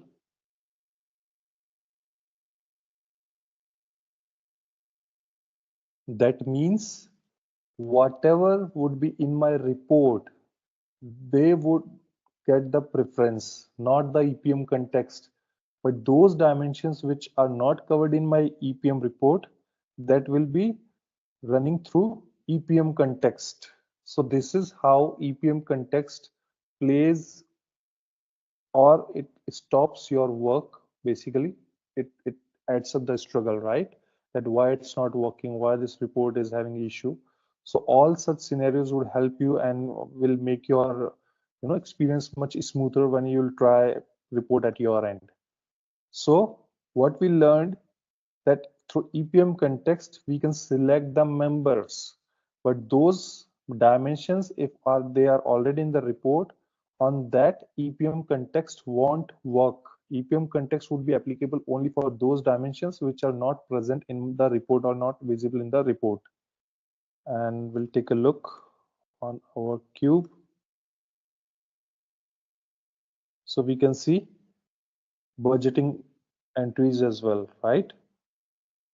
See, so this is the data we have created. Okay, so far, like before we move ahead for data manager or for other aspects, okay, of the report, right? So let's see this. If I show you here, okay, it shows 200 right now, okay, BS 211, okay. Let's see how it works. I was coming on that part actually. There are many other scenarios. Okay. Let's say we take 700. Now, ideally 200 should get replaced with the 700. Only one record which is going to save. What we actually saved? We saved 700, right? So Yeah. what it did, system checks that, okay, 700 means 200 already there, then 500 more, right? So it makes it 700. Why? Because BPC is a software, okay, which basically works on, accounting mode, right? Debit and credit, okay? That's why it does the adjustment.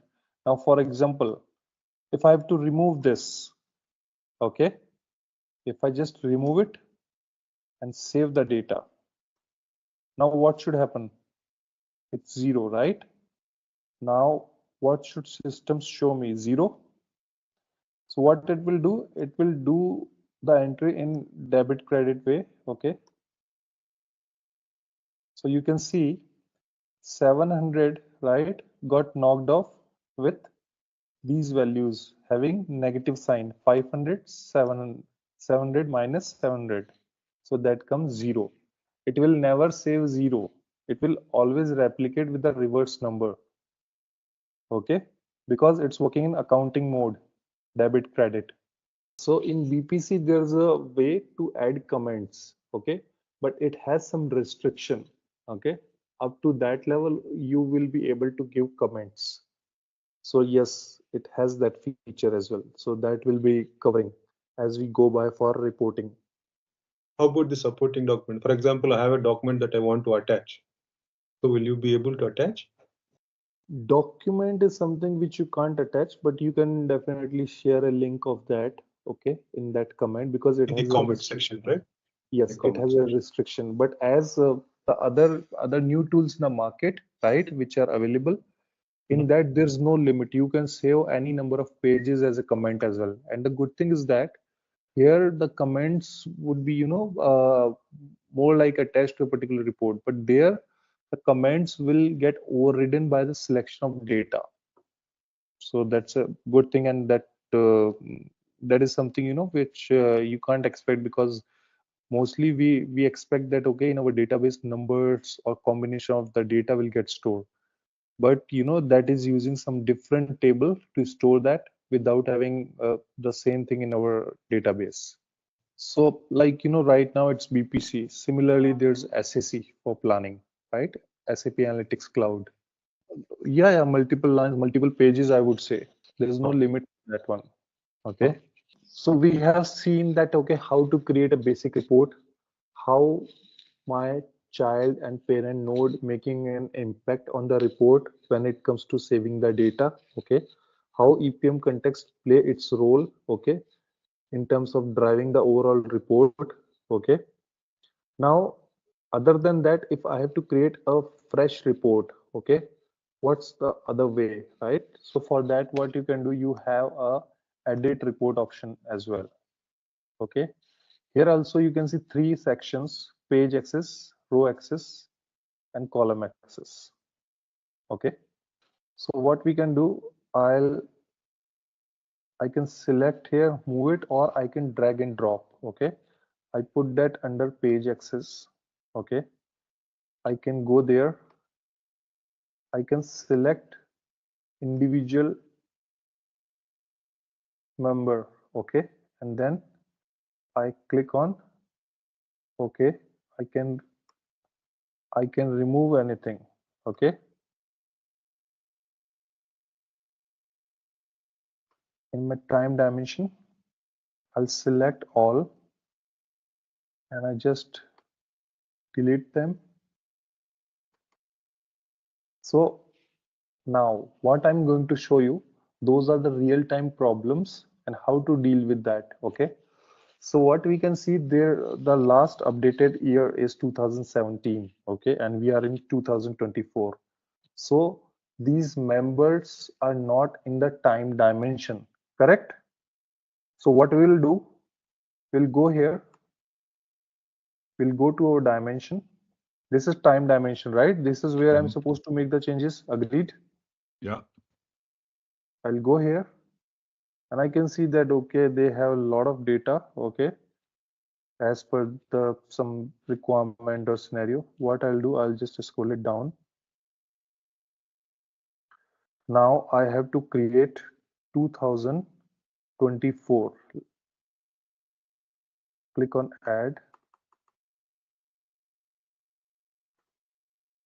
Okay, I'll create with simpler hierarchy.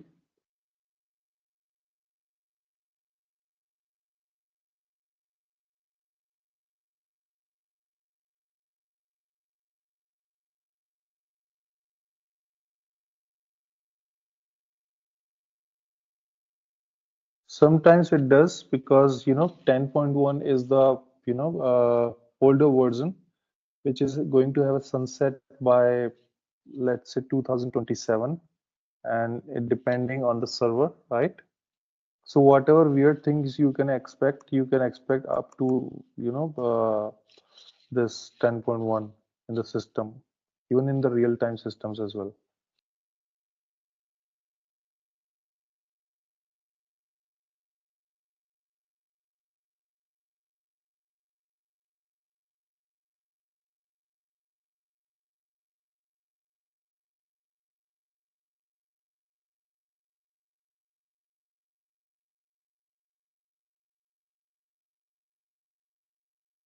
So what it's saying, that error exists in the member list. So we need to solve those errors.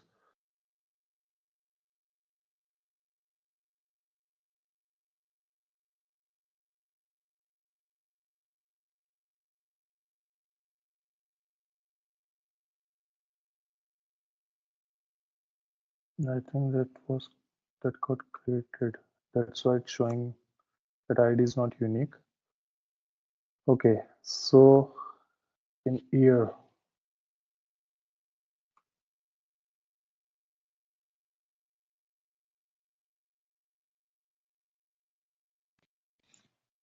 okay, so dimension got processed. Okay,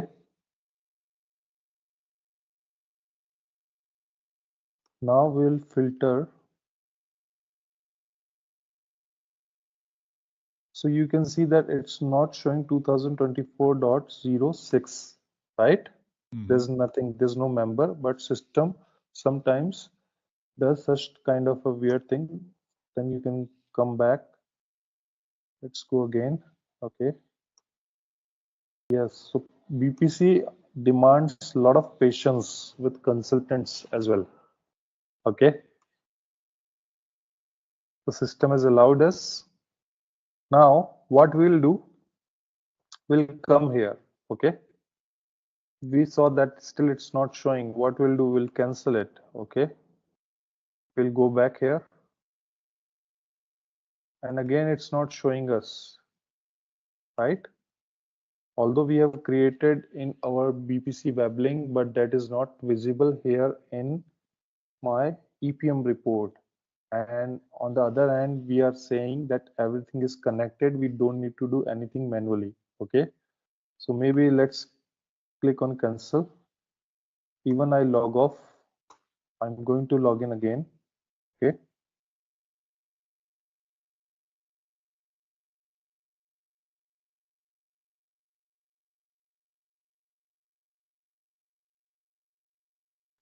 Okay.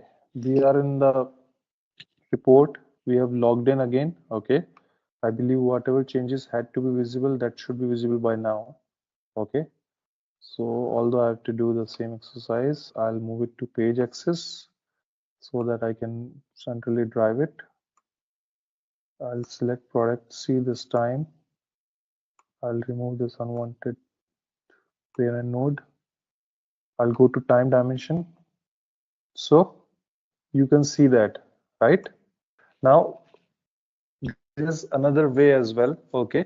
Let's say you can't do, log off, log in again and again. Okay. So for that, ideally, this is something which you should try when nothing is working for you. Okay. I'll create 2025.01.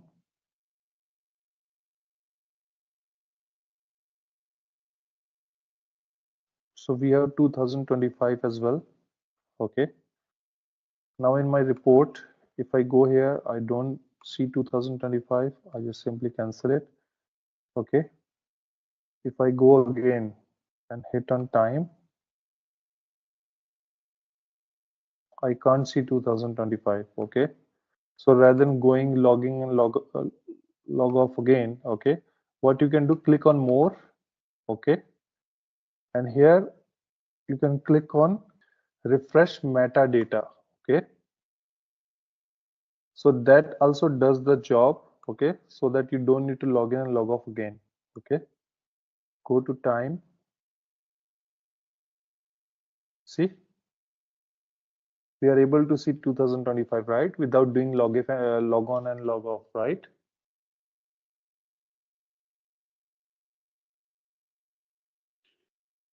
Correct.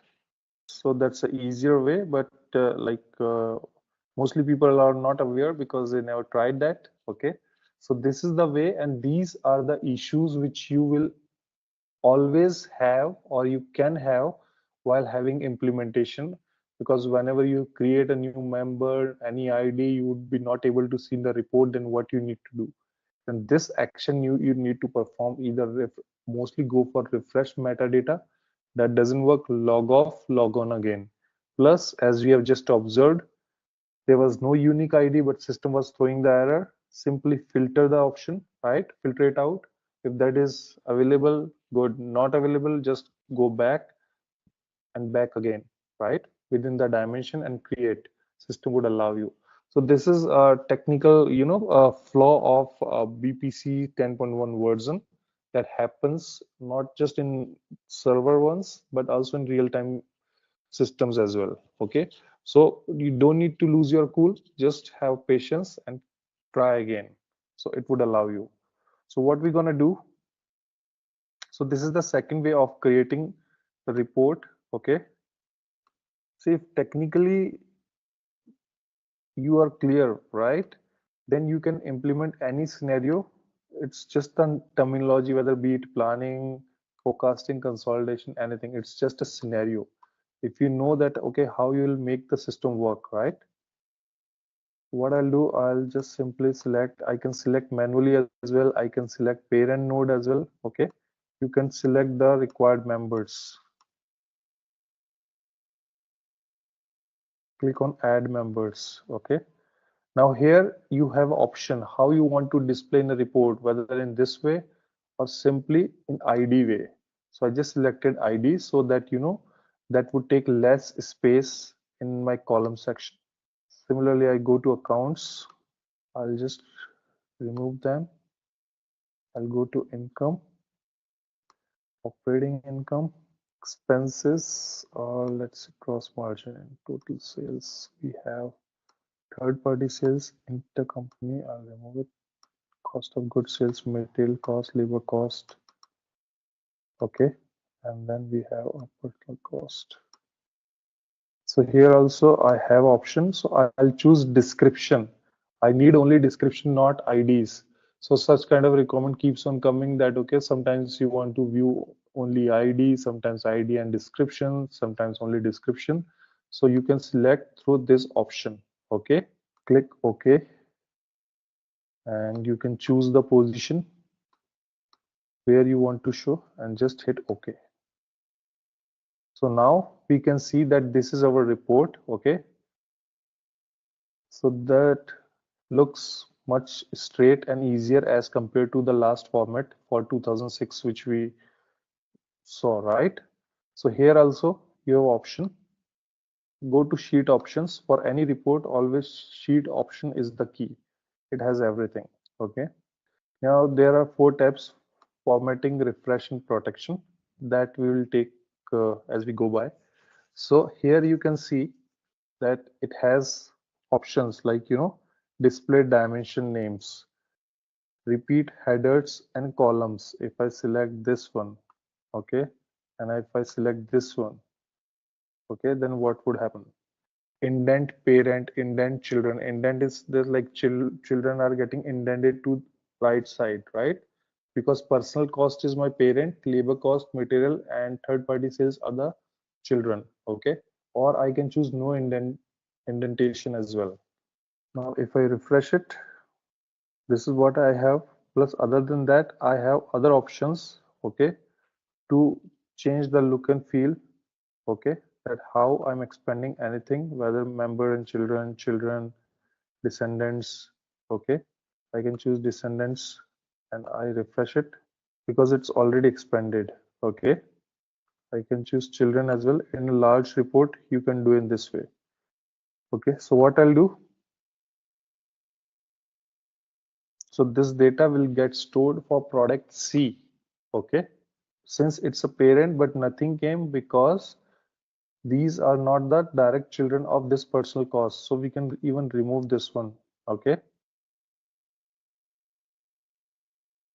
So 100, 200, 300 we have. So these are the three columns, 100, 200, 300 we just saved for product C. So I hope everybody in this call is very much clear that how our, whatever we input in our EPM report, how that makes impact in my database, how it will look like in my database, right? So this signed data, is something which we entered as a figure in our EPM report, right? That gets saved under the column signed data. It is at the intersection of the other dimensions members, right? Like budget, product C, USD, US. These are the accounts, labor cost and all, right? For these time periods, right? These periods. Now we know that, okay, how to create a basic report, how to just enter the data, right? How to play with dimension, with member, with model, right? Then how I can do things with the calculation, okay? How my calculation will play the part. See, property is, in edit report, you can go, okay? There also you can go, you can choose or make selection based on properties as well. Here, this is the option, filter by properties, or there are EPM functions as well, okay? So on which we'll discuss, okay, when we'll be, only working on reporting part. But here, like as per today's agenda, it's more about data manager package, right? And before data manager package, I wanted you guys to be on the same page with me that, okay, how that works and where that works. So for that, basic reporting knowledge was required. So that we have covered here. Now, this is what we have done on EPM, and this is what you will do on EPM tab. So this is all about creating the report input form, okay? Then what about data manager? Okay, as I said, data manager is the tab which is used to execute the calculation, which is used to make the system work based on some conditions or based on some process chains of, okay, which are standard ones. So that actually process chains are nothing predefined functionality or calculation, okay. So data manager is used to execute the calculation. How to create the data manager, okay. So before creating the data manager, you always need to create a data manager group, okay, that defines what is the data manager, what's the use of that, okay. How to do that? So for that, we have organize, package list, package link list, right? There are different use of these. But before that, let me show you how my data manager looks like. When I click on run package, now what does this run package means? Package will execute a particular calculation, okay? If you click on this, what you can see here, there are two process chains, right? In package chain, in package group. This is for model consolidation, okay? Having different process chains. These are standard ones, okay. So before that, what we'll do, we have to create, yeah. So here you can see connected to planning this one, okay. But when we go there, that shows ng2. That is the reason it's not showing us our own model, okay. So for that, what you can do, you can simply come here, click on this one. Wait a minute, BPC connection. Okay. Choose your connection again. Now, if we go to data manager, run package, we can see planning XYZ. Okay. And there's another thing, many times when you will select this thing, right? Even after then system would not allow you, right? So in that case, what you can do, go to EPM, okay? And then you can click on report actions, manage connections. And here again, you need to select particular model and click OK. Okay, that you need to do when you try everything, but still system is not allowing you. Now, if we click on run package, okay, what we can see, data management. So all the basic operations related to data, for that there are predefined or ready to use process chains are available, which will do particular work. How it will work, that we'll see. For example, copy. It says copy transaction data. It will copy the transaction data from one intersection to other intersection. Okay. So if I select this, simply click on run, then it says handling of records, how you want to carry forward. There are many ways of doing that, but since this is our first session on data manager package, okay. So copy records with match key, or copy by replacing data in same data region of this, right? We can select this one, go to next. Do you want to run default logic? Now, what is default logic? That also we'll discuss. Click on no. Do you want to check work status? I know there are many new terms are coming for you, right? So that will cover. So for a timing, click on no. Now here we are. Okay. Now what it shows, based on our model, right? It's showing the exact dimensions which we are having in our model, right? Now we have to define, okay, we have to select how, as the name suggests, copy. What it will do, it will copy my data set from one intersection of the data of same dimension to other intersection of the dimension members. So for example, what I want to copy all these numbers, right, to where, to a particular any member which I'm going to select. Okay. So for example, if I believe we have done the entries in January, right? I'll select, click on add.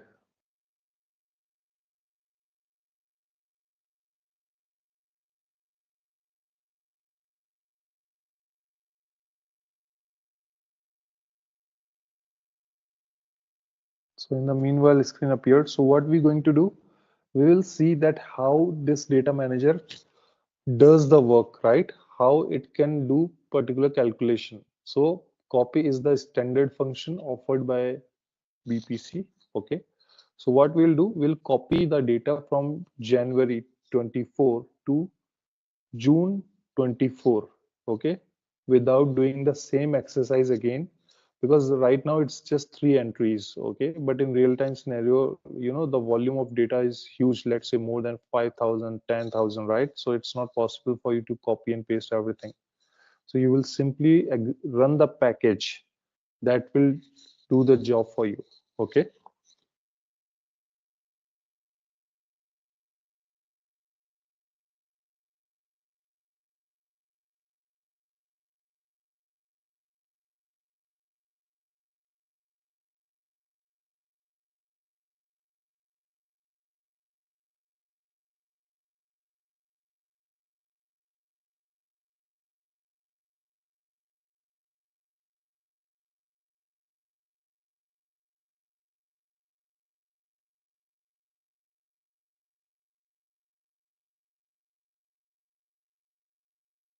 Okay.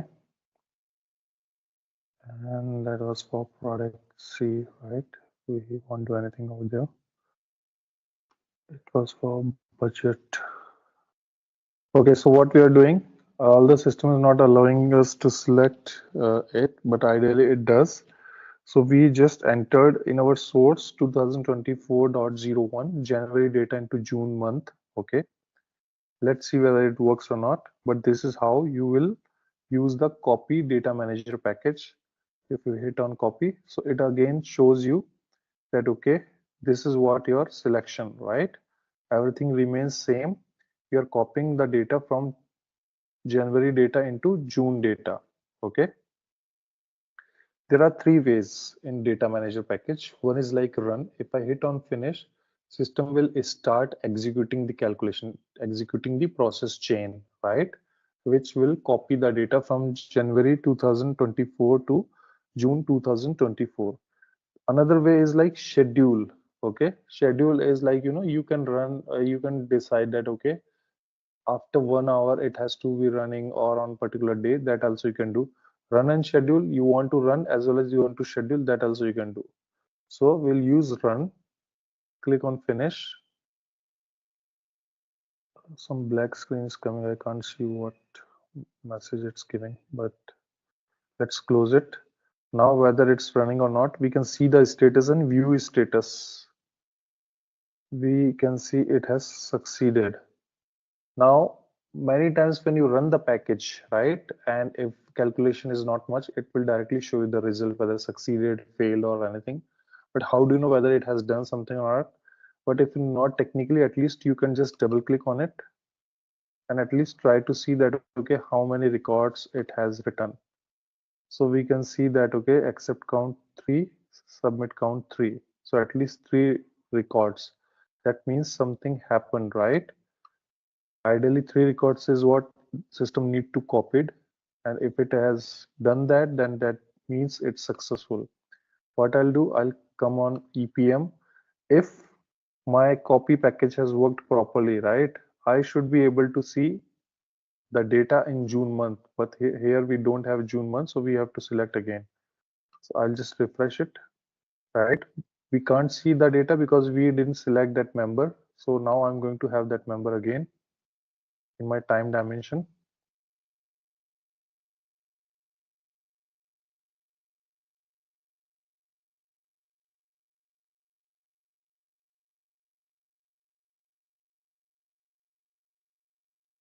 Maybe we need to close. I don't want to actually, we didn't save it.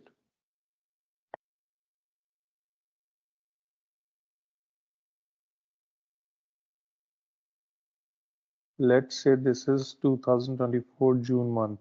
Okay, I hit enter. Okay, I refresh. Now if it's June, right, as I refresh, system would show me the same data what we have in January. So this is how data manager helps you, right, to perform calculation without doing the, you know, same work by in traditional way, where you will copy the data and then paste it and then save it, right? So it saves a lot of time. Plus we will do calculations. Okay, how that works based on data manager package, that also we'll see. So is it clear that why it's working and how it worked to everyone? So you can ideally, you can go to data manager. Okay, you can go to view status. You can see the status, double click on this. Okay, you can expand it and you can see this, everything would get covered here, that from here to this is the combination.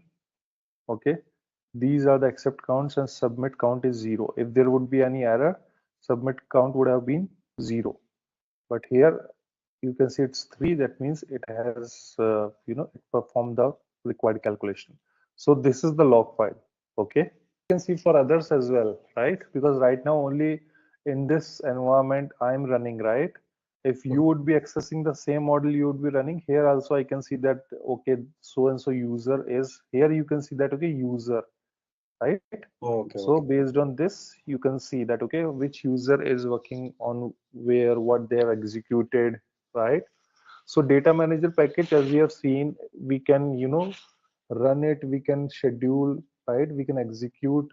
So there are many process, many activities which don't need human intervention, right? And that can be executed during the night times, right? Where we don't want anybody to wake up and, you know, run the a particular job or particular process chain, right?